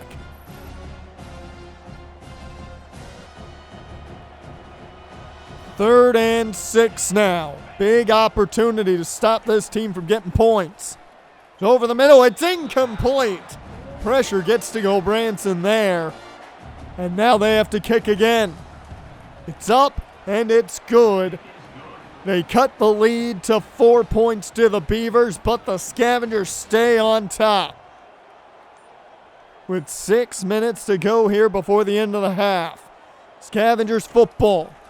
It's the delayed handoff. Mercy cannot find the room. He's found the last 2 games with that. 2nd and 13 now. Payne hands off to Mercy again. He runs into a group of Beavers and can only pick up the lost yardage. 3rd down and 10. Payne out of the gun. Plenty of time. He goes short to Gacy, but that one's knocked away. The first punt of the day by DVT. As Logan, though, nowhere to go, they finally stuff him. Bubba Van Claiborne, the senior middle linebacker, there to make the stop initially. Plenty of time. It's running out for Branson. He does get his man, but Caulfield can't hold on. 3rd down and 12. Goldberson connects on the screen. Ayo Manor gets the first. It's his first catch and the best play of the day by him. Logan, another nice pickup by the freshman. 2nd and 4 now. Hand off to Logan. He battles off one man and picks up another gain of 2. So 3rd down and 2 here. Branson hands off. And that is going to be enough. A new set of downs as the 2-minute warning hits. Branson pressured, gets it to Caulfield though. So 2nd and 5. Branson looks to throw, pressure getting there. He's free. It's a 1st down with his legs. The defense just can't seem to bring Branson down right now, as this one's short over the middle, and that one's a new set of downs at the 1. So they've got, if they want 4 attempts here to get this thing in, they only need 1, as Ayo Manor is in. Touchdown Beavers. Number 0, Hall's name in the end zone. Oregon State back on top here before halftime. Still 57 seconds left. We'll see if DVT can do anything with it. So just under a minute to go here in the first half of action. All 3 timeouts for the Scavengers. Can they do anything with it? It's Luvo underneath for the first time. He picks up 9. Clock keeps ticking. Payne goes short to Mercy. He's going to have enough for the first and out of bounds. First and 10. Their own 37. Payne gets rid of it as he's hit. Incomplete. Second and 10 now. Payne setting up the screen for Mercy. It's not overly well blocked, but he does find room. It's going to be a gain of 8 as they take their first time out. Third down and 2. Mercy in the empty. Payne in the empty. He goes underneath. Luvo can't hang on. Incomplete. And we head to halftime. 24-21 Oregon State on top. We do have some positive news as we talk about recruits. Devin Ecker, the punter, has verbally committed to the Scavengers. As for visits this week, John Renfrey, the quarterback prospect out of Oakland, he is visiting today. Only 2 offers on his table from what I know, the Scavengers and the Cougars of Washington State. As for Cortez Harris, he's also visiting, and the Scavengers and San Diego State are the only offers on his table. Now, Terry Hochstein is the only big offer he's got is the Scavengers there. As for Fehoko, he is very wanted by a number of teams. The Scavengers are hoping they can get that commitment in by the end of this game. So far, it's been about the ground game.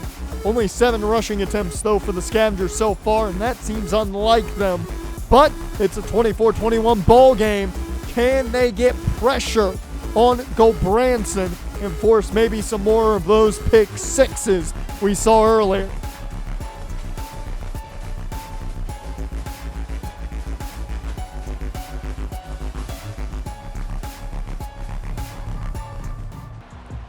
Welcome back, everyone. I'm Jonathan West, and the second half is underway here.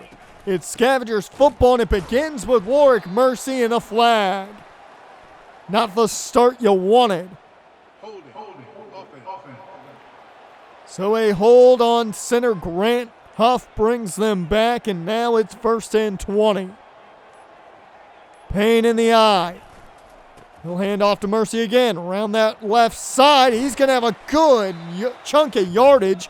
Gain of 15 there as Ty Hardy checks in quickly. Second and 5, and Hardy can't go anywhere. So an early third and long. Payne, play action. Plenty of time. He's going to keep it himself. It's a first down and more. He gets near midfield. First and 10 from their own 46 now. Bell in motion. They flip it his way on the jet pass. He cuts back in. He's done a good job on those lately. A pickup of 9. Second and 1. Hand off to Mercy. He gets stacked up in the backfield. So third down and 5, just around midfield. Payne to throw. We'll go underneath the Mercy. Mercy can't make a man miss. And the offense stays out there. Out of the gun, Payne to throw. Quickly picked off. Noble Thomas Jr. to the 20. 10 touchdown. A pick 6. Very similar to the one we saw earlier by Dakota Mills. This one, just a couple more yards. Not the start to the half the Scavengers wanted, as they give points right away to Oregon State.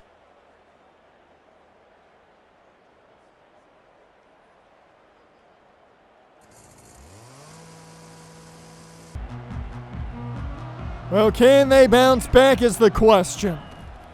First and 10. As this one underneath goes to the senior tight end, Scott Casey. Second and 2 now. Payne in the eye.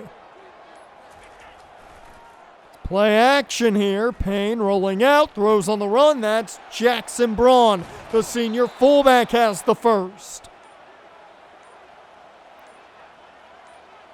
Out of the gun again.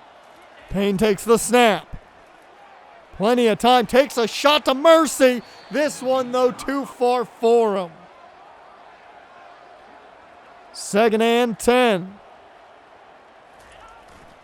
Hand off to Mercy this time around. He's got room to work with. A gain of 9 down to, inside now the 45 of Oregon State as they go Ty Hardy on 3rd and 1. He's got the first. Cam Teague checks in on first down. Hand off to Teague. He doesn't go down on first contact, and he's going to get back to the line, but nothing more. So 2nd and 10. Payne sets the screen for Mercy. No one gets the block on Melvin Jordan, and it's a quick tackle, and now a 3rd and long. Plenty of time. This one caught. Millam's got it just shy of the first, and they keep the offense out there with Cam Teague out there. High formation. Hand off to Teague. He fights. First down and more. So a new set of downs thanks to Cameron Teague. Hand off to Warrick Mercy. There is a flag though, and this one looks like it's coming back. Eric Paulding called for the hold, and that takes a great first down, or set up for a first down, off the board. A keeper though for Payne, and he's going to get a gain of 9 as that takes us to the 4th and final quarter. Throw up those 4s, folks. Scavengers down by 2 scores. They're going to need a miracle to come back right now. 2nd and 11. Out of the empty to start things here in the 4th. Payne underneath Millam, but he can't hold that one in. 3rd down and 11. Payne, quick throw, nearly picked, should have been. He is lucky. They stay out on 4th and 11. Payne out of the gun. Takes a shot. He's all alone. Luvo, touchdown! The freshman to freshman connection. Luvo was all alone, just ran right past the corner. So they bring it back to within 1 score. It is a field goal game. Can the defense come through? Terrence Logan on the ground, and he's going to have enough for the first. They'll say just short, never mind. 2nd and inches. Hand off to Logan. He's got the first down now. He is tough to bring down. So a new set of downs for the Beavers. They go to the air. Branson goes short. That's going to be a pickup of 4. Showing pressure are the Scavengers. They bring it. Logan, though, on the ground. He's got room, plenty of it. And he's going to get past midfield into Scavenger territory again. And now the no huddle begins. Branson gets the play from the sideline. Pressure coming. It's Coles who forces a poor throw. 2nd and 10. Hand off to the back. He doesn't go far. Good tackle by Van Claiborne. That'll bring up 3rd down and 9.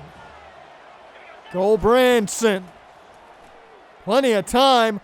Time starting to run out. It's Taj Coles! Sack number 14 on the season. That is the senior pass rusher, the leader of this defense. And it stops them from getting points. A 3-point ball game now. Hand off to Mercy. Mercy has a gain of 4 there. Scavengers with a big opportunity on this drive to not only kill clock, but get the lead back. Quick throw there goes to Page. He's got enough for the first. 1st and 10. High formation, man in motion. It's a jet sweep to Foreman. That didn't work. 2nd and 13. Payne hands off to Mercy up the middle. He doesn't gain much, gain of 5. So it's 3rd down and long. Payne setting up a screen. Mercy, that's Hardy. Not defended well, and the defense has to do it again. Off play action. It's Blanks who gets him right in to Taj Coles. He got him again. Branson goes down for the 3rd sack of the day, the 2nd for Taj Coles, his 15th on the season. 2nd and 20. Branson goes short and incomplete. That brings up 3rd and very long. Branson looks to throw. It's a screen. Logan goes nowhere. Dakota Mills makes the play, and here we go, folks. 2.5 left on the clock. The flip goes the way of Luvo. That's not going to find him yards. 2nd and 11 at the 2-minute warning. Payne. Delayed handoff to Mercy. Good blocking in front of him. The ball comes out. You've got to be kidding me. It's recovered by the Beavers.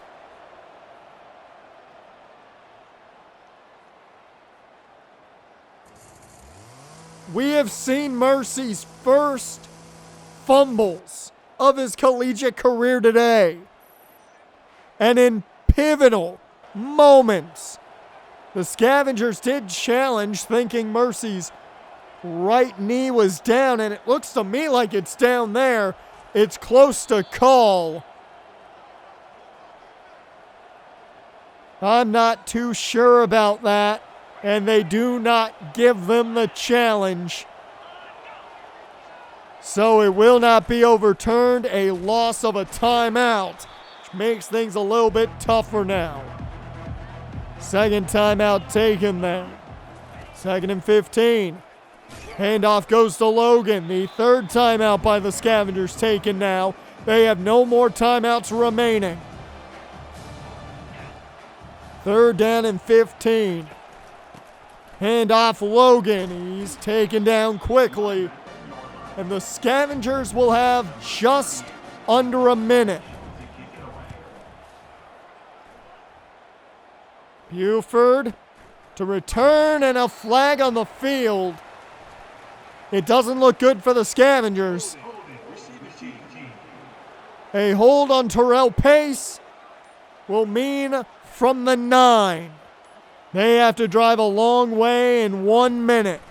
Payne, no timeouts. Lobs this one up. Casey was open, but too high for him. 2nd and 10.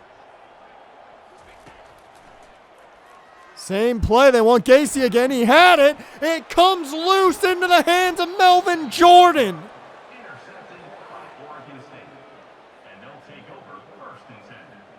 Intercepted to end the game. And talk about terrible luck.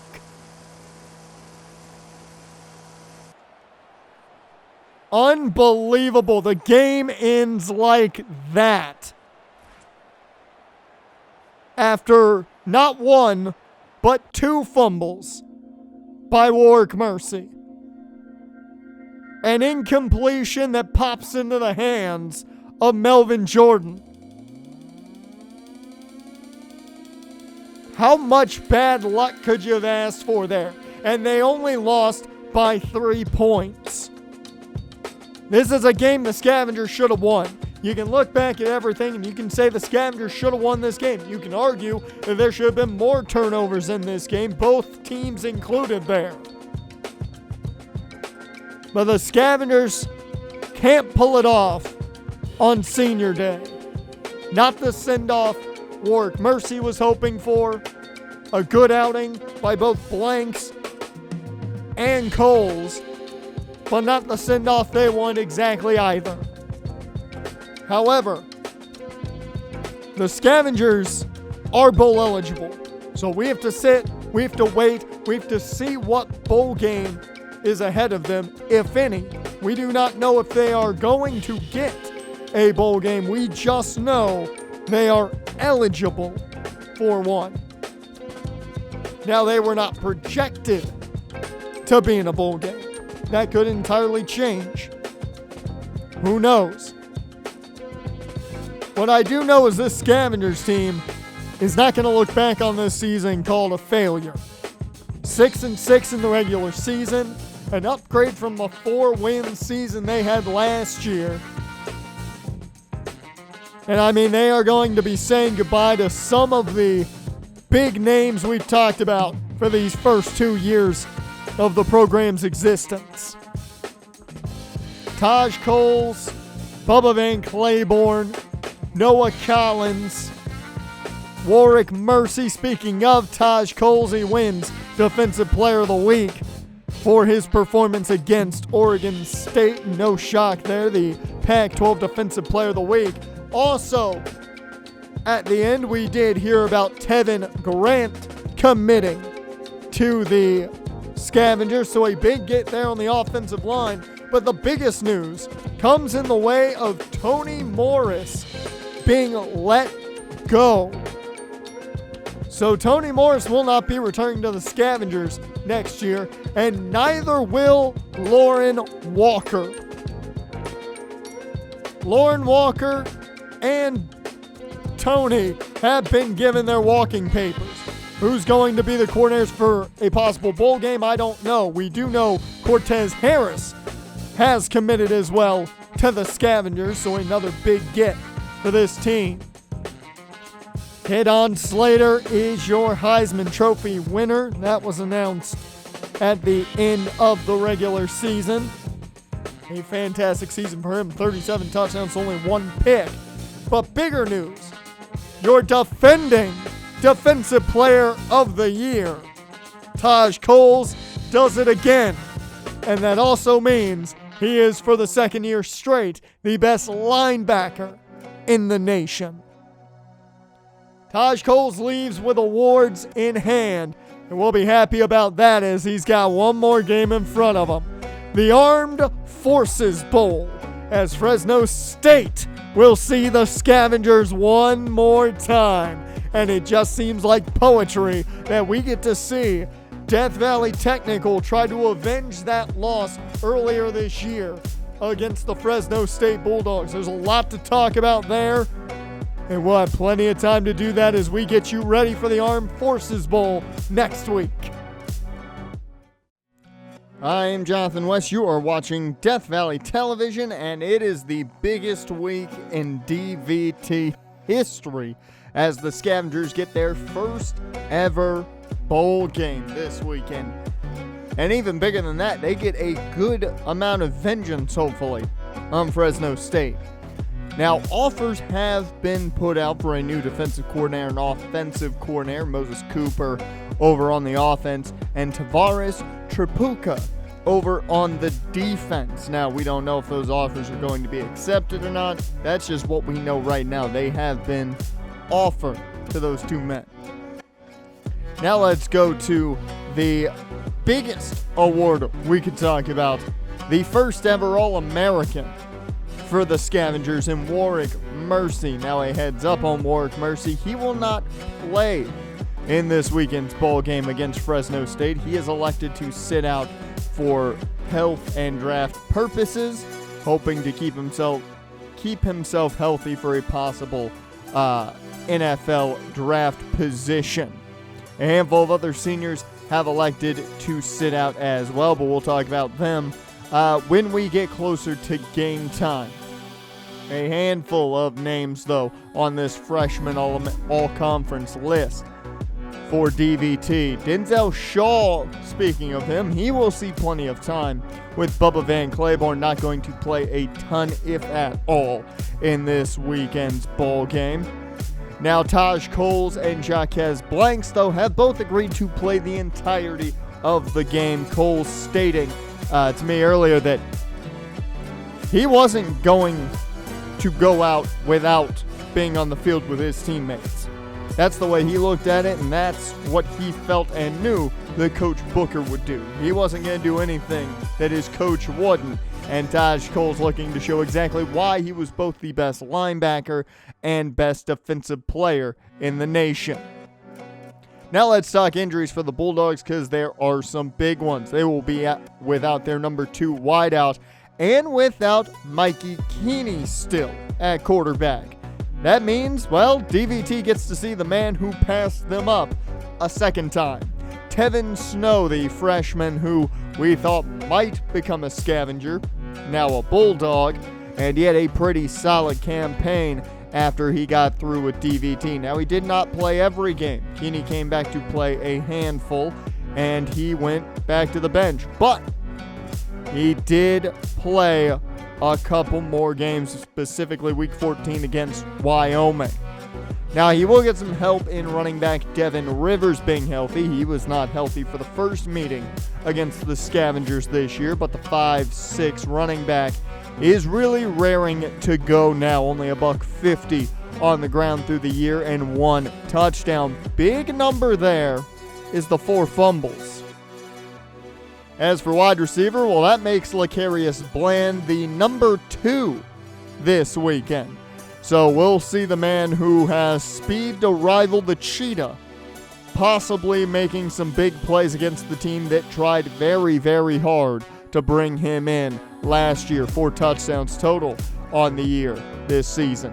As Corey Foreman is healthy to go, he started the game against DVT earlier, was taken out partially through that game, but got 6.5 total sacks this year and is looking to cap off his senior season. I've heard he'll be playing the entirety of the game as well. And finally, the freshman Demarion White, ready to step foot on the field and add to his numbers, which are shockingly even more impressive.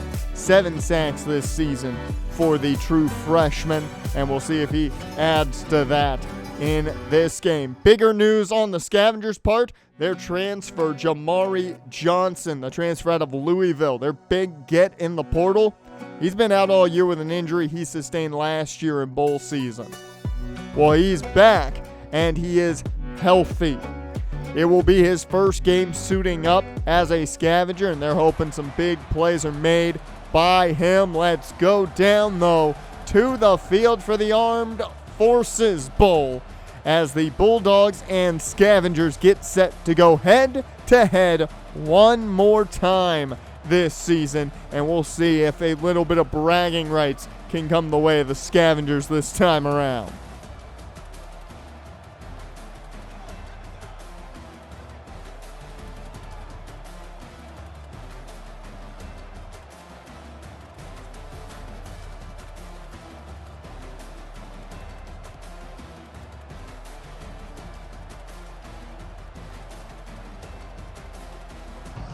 And we are off in this one as the Scavengers and Bulldogs meet again this year. And it'll be a good return from the looks of things. Well, ended up not as good as I thought it was going to be for Fresno, down at the 25. And the rivalry that is starting to form between these two teams has been fun to watch. And it all started over recruits like Tevin Snow, the man taking the snap at a gun, and he's going to keep it on the run here on the option, and that's a big pickup for the athlete, a big gain of 16 to start things. And here comes this no-huddle offense that is taken over for Fresno. As Blanks and Cole's going to play this entire game. A few seniors are out there that won't see the entire game. Is down. Goes Snow. It's Taj Coles who got there. He was met with a bit of help from DJ Dean. So Taj Cole saying he wanted to make more plays, and he certainly did that early here.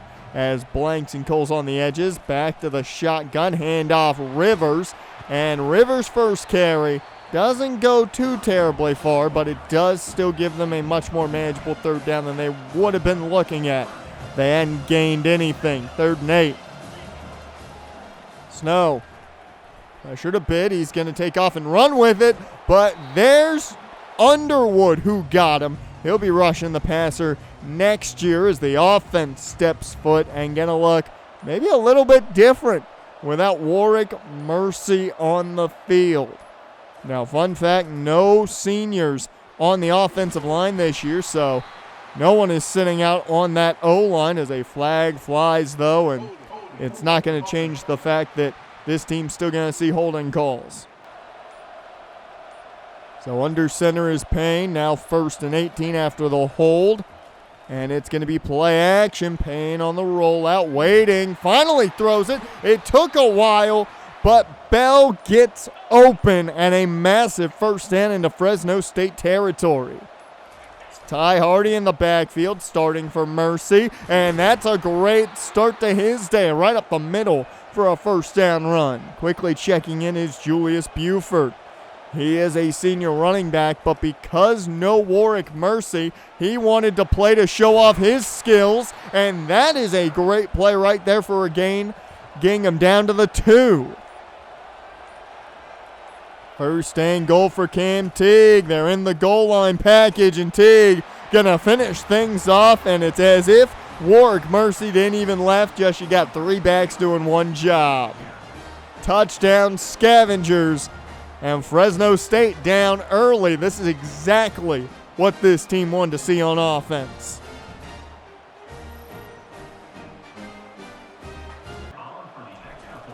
And the extra point is doinked off the left upright, and that is going to keep it a 6-point game. George Lincoln not helping himself there. But it's back to the Fresno State offense, and that's a nice hit there by Noah Collins. He is the only senior corner playing. Terrell Pace electing to sit out. Going to throw, Snow gets it underneath. Underwood makes the tackle, and Bubba Van Claiborne no longer out there. Deshaun Weeks played the first drive, but he doesn't look like he's out there. Instead, it's Kobe Garland inside rushing, as this throw goes to Vernon Bigsby for the big pickup. So the Fresno State offense starts to get clicking with this no huddle. And with now the new faces out there, we'll see how this works out. Snow goes to the screen game. This one is caught, but pickup of 5's all they're going to get. Noah Collins there. 2nd and 5. Tevin Snow looking to throw, plenty of time over the middle, finds his man, and that's going to be a big first down. Best drive so far for Fresno State today, given they've only had one other drive. But Snow finding his rhythm on offense. Bigsby the man in motion. As Snow looks to throw, it's a screen for Rivers. Dion Rivers can't pick up much. Good tackle to Marvin Holland, the sophomore. 2nd and 9. Man in motion.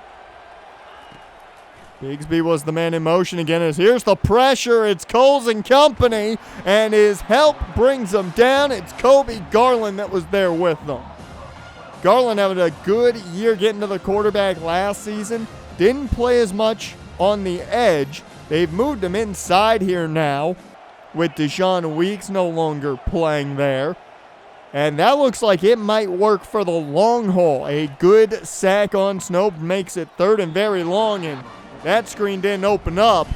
And they're attempting a 58-yarder. Kicks up, and it's no good wide right. Fresno State comes away with nothing.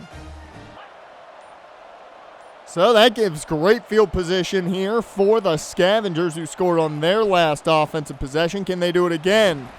Ty Hardy finds a nice 4-yard run to start things.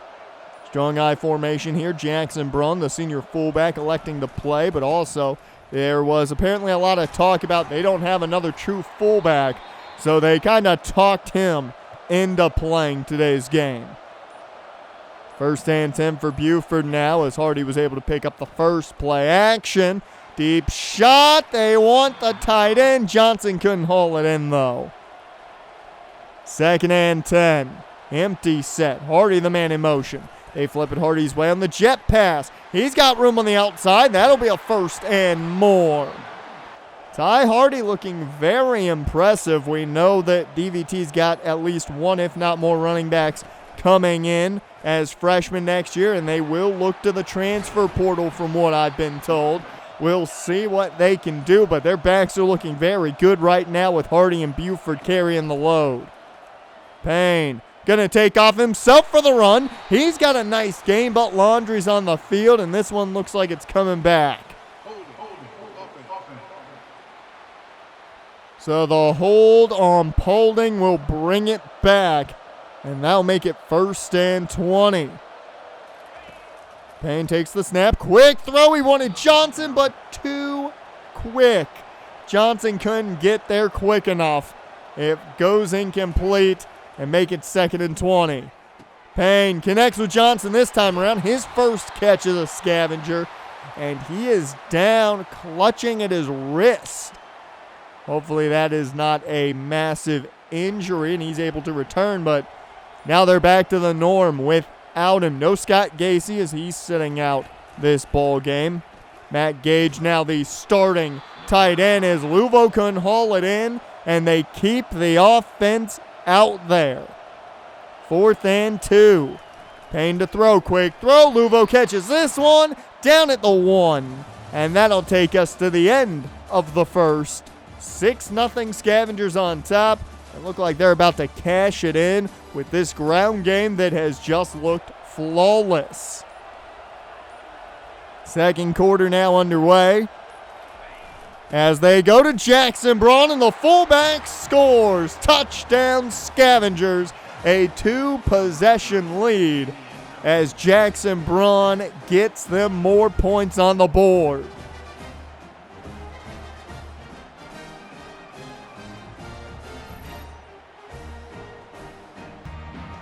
So the simple fullback dive got the job done on the last possession.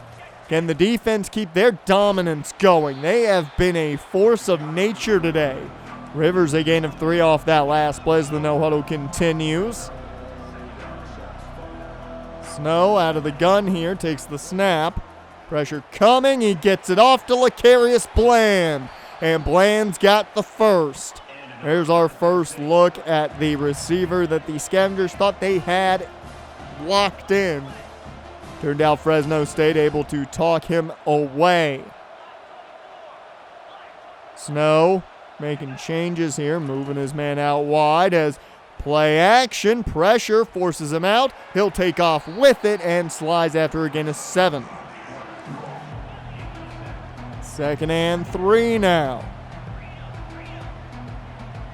Snow looking to the sideline for the play. It's a quick throw here off the RPO. There's a flag, and this one's coming back. So another flag here for a hold brings them back to 2nd and 13. The holds are going everywhere today as down he goes. Snow couldn't get the ball off in time. Very slow there as Kobe Garland picks up the sack. So Kobe Garland rushing from the inside looks to be adding a new bit of chaos to this defensive front. I'm sure we're going to see more of that next year now, especially without Taj Coles to help out as he'll be graduating. Knocked away by Noah Collins there on 3rd down. And that puts the Scavengers offense back out here. Bell gets the flip on the jet pass, but nowhere to go. Ty Hardy in the ball game in the eye. Payne hands off Hardy as he fights his way for a gain of 6. It certainly didn't look like he was getting that much. Definitely impressing some people, I'm sure, today. 3rd down and 4. Underneath, it is caught just shy of the 1st down, and the offense stays out there somewhere. Dan Campbell is smiling.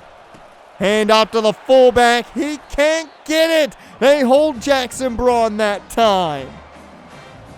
So Fresno State takes over after a turnover on downs, and Snow now with an opportunity to get on the board. Bland hauling that one in. That was against Dakota Mills. As a change here. Snow making changes, putting Vernon Bigsby in motion. Looking to throw. Snow running out of time. Kobe Garland chases him down again. He has been a monster right now.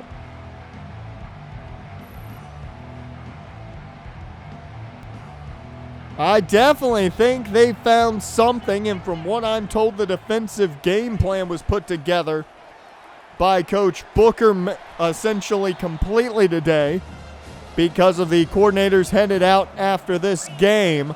But unbelievable idea putting Garland inside. It's working wonders right now, as this, though, is not, as it's a touchdown for Fresno State.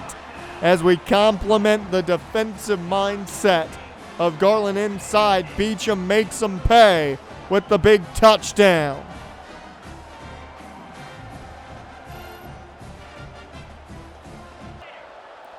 So Fresno State's on the board, and it's now just a 6-point ball game. Payne and company need to get this offense back working, as Hardy with a nice stiff arm to keep himself going for a gain of 3. 2nd and 7. Payne hands off to Hardy again. He's got a blocker. He was following his fullback. Picks up a new set of downs thanks to it. And Buford checks in on 1st and 10. It's a screen set up for Bell, and a nice one at that as he picks up 10. Just shy of the 1st down, though, as Cam Teague checks in now that they need short yardage. They'll go Teague's way. 1st down for Cam Teague. And he'll quickly check out for Hardy again. The 3-headed monster at running back is working quite well today as play action, and that one just comes out of the hand in time and incomplete. 2nd and 10. Back to Hardy they go. He has room. He's got another 1st down. He has been the lead back and has been running wild on the Bulldogs. Play action here at the 2-minute warning, and that's going to be Johnson with the 1st down, as this first half has been mostly Scavengers here. Payne setting up a screen for Hardy. That didn't work, but he does keep a hold of the football. 3rd down and 10 now. Can the offense find what they need for the 1st? They find Johnson, and he's got the 1st and more inside the 10, down to the 4. As Jamari Johnson making the big plays in his Scavenger debut. 1st and goal. Right now he's everything they could have asked for. As Payne keeps it, and they say he's just shy of the goal line. So from essentially maybe the half-yard line at most, they flip it to Cam Teague. He's got in his 2nd touchdown of the day. And Cam Teague and the Scavengers get back to a 2-possession lead.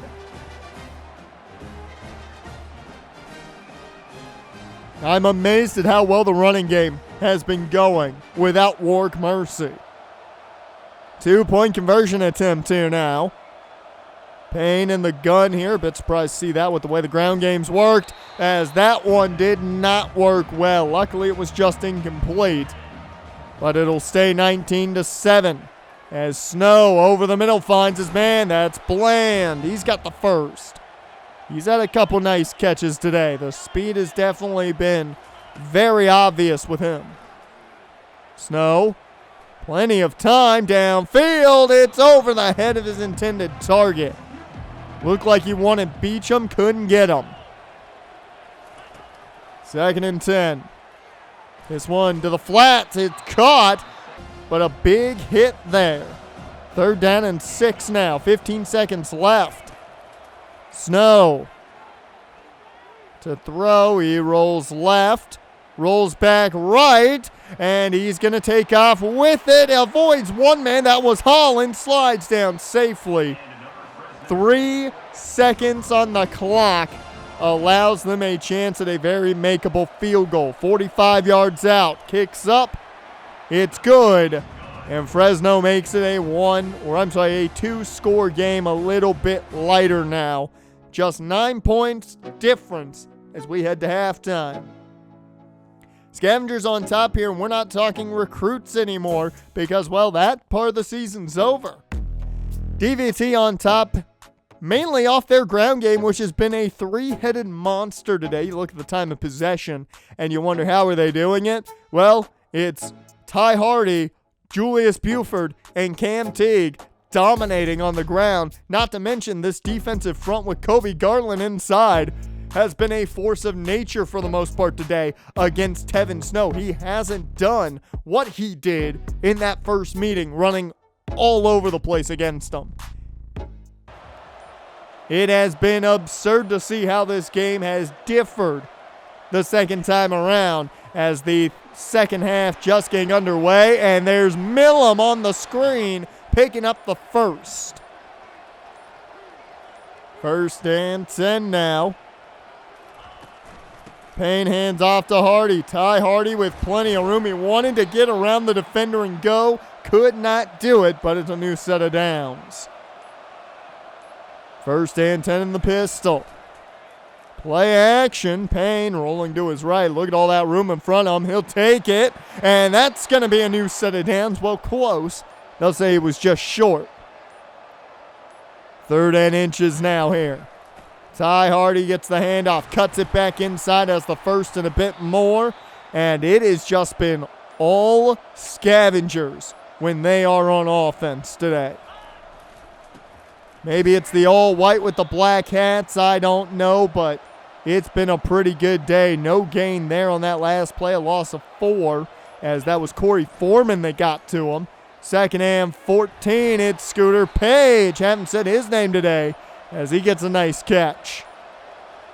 3rd down and 6 now. To the air again. Guess who? Scooter Page a second time. He gets out of bounds safely. Into the red zone are the Scavengers as under center is Payne in the eye.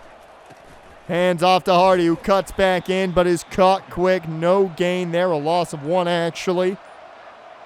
And they will have to figure out what to do here in the red zone. They've come away with points on essentially every trip as, it looked like he caught it. But Johnson can't hang on. They're trying to get him involved as much as possible. Very obvious. He still needs to warm up a bit, but that's okay. He'll have the offseason for that. As a great 1st down run there by Matt Payne, the freshman. Feeling it today. Handoff goes to Cam Teague. He gets swallowed up quickly. 2nd and goal. Pistol set here. Looking to throw. Payne gets it off before he takes the shot, but incomplete. 2nd and goal. 3rd down and goal. As quick throw to Luvo. He can't hang on. He had the touchdown. So instead, they have to settle for the chip shot. George Lincoln's kick is good. And the Scavengers add to their point total. Back to a 12-point ball game now. As Tevin Snow tries to get Fresno State back in this one, as that is caught underneath for a gain of 7.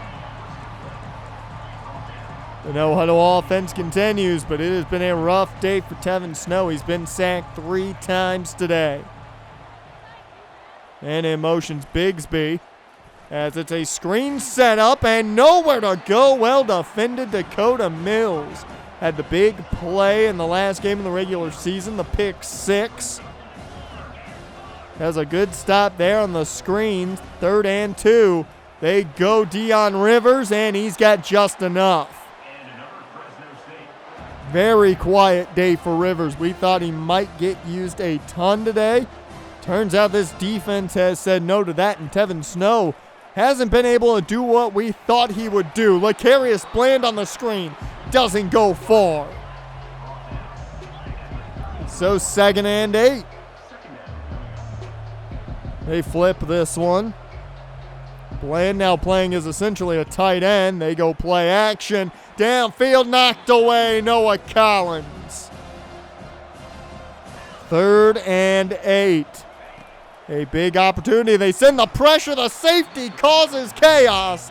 And Nico Solomon, who shocked everyone by electing to play. Everyone thought he would sit, but he chose to play this game, made that big play happen, and Ty Hardy made that one, following his blocks, picking up the 1st.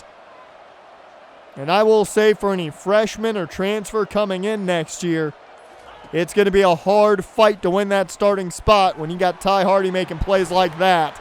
Julius Buford in his last game as a Scavenger, picking up 9 there. 2nd and 1. Cam T gets the handoff. He cuts back, finds enough for the 1st and more, as they are once again in Fresno State territory.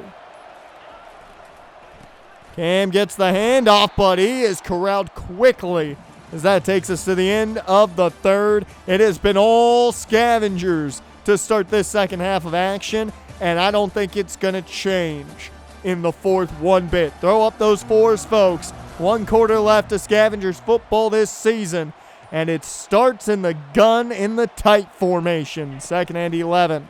Payne goes short to Page, but he can't haul it in. 3rd down and 11 now.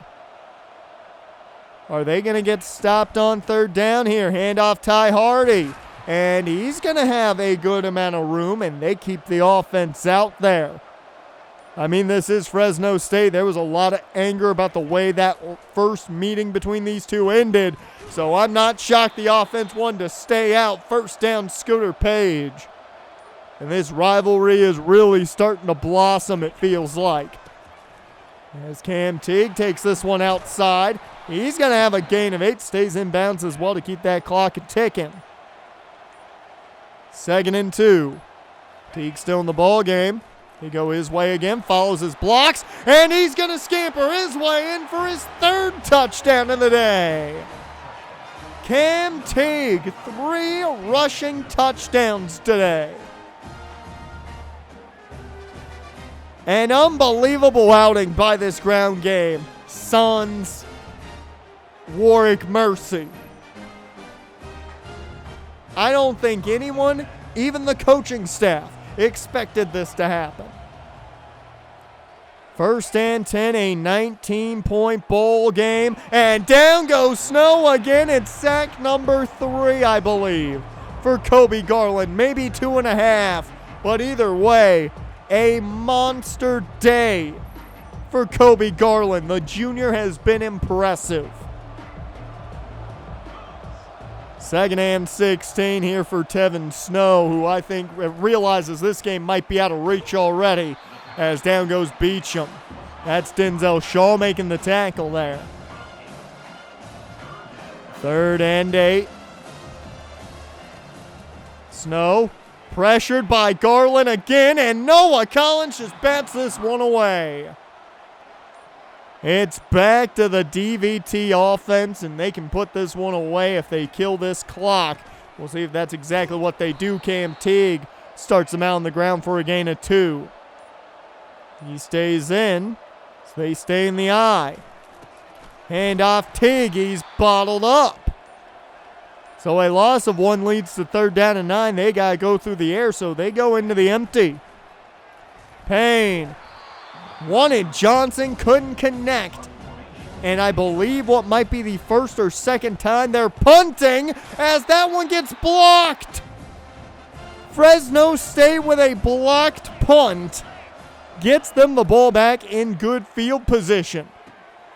Snow finds Beecham, as that's going to give them a near new set of downs here. Snow in the gun, making a change here. Man in motion as they go play action. Snow on the run though, and he's going to get down safely. So a new set of downs. Here's this no huddle continues. Snow, man in motion. That's Lecarius Bland as they go play action again over the middle, and that one is incomplete. 2nd and 10. And Rivers goes nowhere. Solomon and Garland combine. 3rd and 11. Snow takes the snap out of the gun. Pressure was coming, and that one nearly intercepted by Denzel Shaw. The true freshman almost had a pick. As it'll be 4th and 11. Snow knocked away. Noah Collins. Well, the Scavengers take over. 5 minutes left on the clock. This game all but over as they go back to the slot screen for Millam. He gains 5. And then they stay in the empty. Payne looking to throw. Somehow that one got through to Tavon Moore. And Tavon Moore with a first down there. 1st and 10. As that screen did not set up. So 2nd and 10 we go. I'm not sure why they're going through the air. Not the smart idea if you ask me, as they go to Buford here. He fights through some tackles. Finally gets pushed down, but picks up 8. Ty Hardy checks in under 3 minutes to go. Hardy, speed on display, outrunning everyone, and it's a new set of downs. He went out of bounds, which stops the clock, but at this point, I'd say it's probably over. Buford, outside, he's got a big gain. He's looking for another score if he can, as he's down for the new set of downs, but that's all she wrote. 29-10. Scavengers take the win in their first ever bowl game. The Armed Forces Bowl's champions. Your DVT Scavengers, and hey, they get a little bit of revenge on Fresno. For one, taking a lot of their recruits last season. And 2, beating them in their house. Now, from what I've heard, it sounds like the Bulldogs are on their way to the Pac-12 next year anyway, so I've got a feeling these two teams are going to see a lot of each other in the upcoming years, and that just sounds fine to me. Matt Payne, a solid day with 192 through the air on 62% completion percentage. No touchdowns through the air, but that's because Ty Hardy, leading this ground game, did a great job. $124 on his rushing numbers. You had 3 touchdowns from Cam Teague with the short yardage power, and Jackson Braun bringing in his final touchdown as a Scavenger. Passing attack-wise, they got Jamari Johnson involved. He dropped a few, he missed a few, but they got their new tight end involved, and he looks like he could definitely be a weapon next season as long as he stays healthy. And of course, defensively, we have to talk about Kobe Garland. 3.5 sacks. That's a way to make a name for yourself when you're losing a guy like Taj Coles, a 15-sack year for him. But Kobe Garland, impressive. That's all I gotta say. Your Scavengers take home the Armed Forces Bowl, and now we look to the offseason. It's been a great year of DVTV, and I'll be back here same time, same place. As for us, we'll be back here Friday night, 8 p.m. Eastern, for the DVT off season. I can't wait.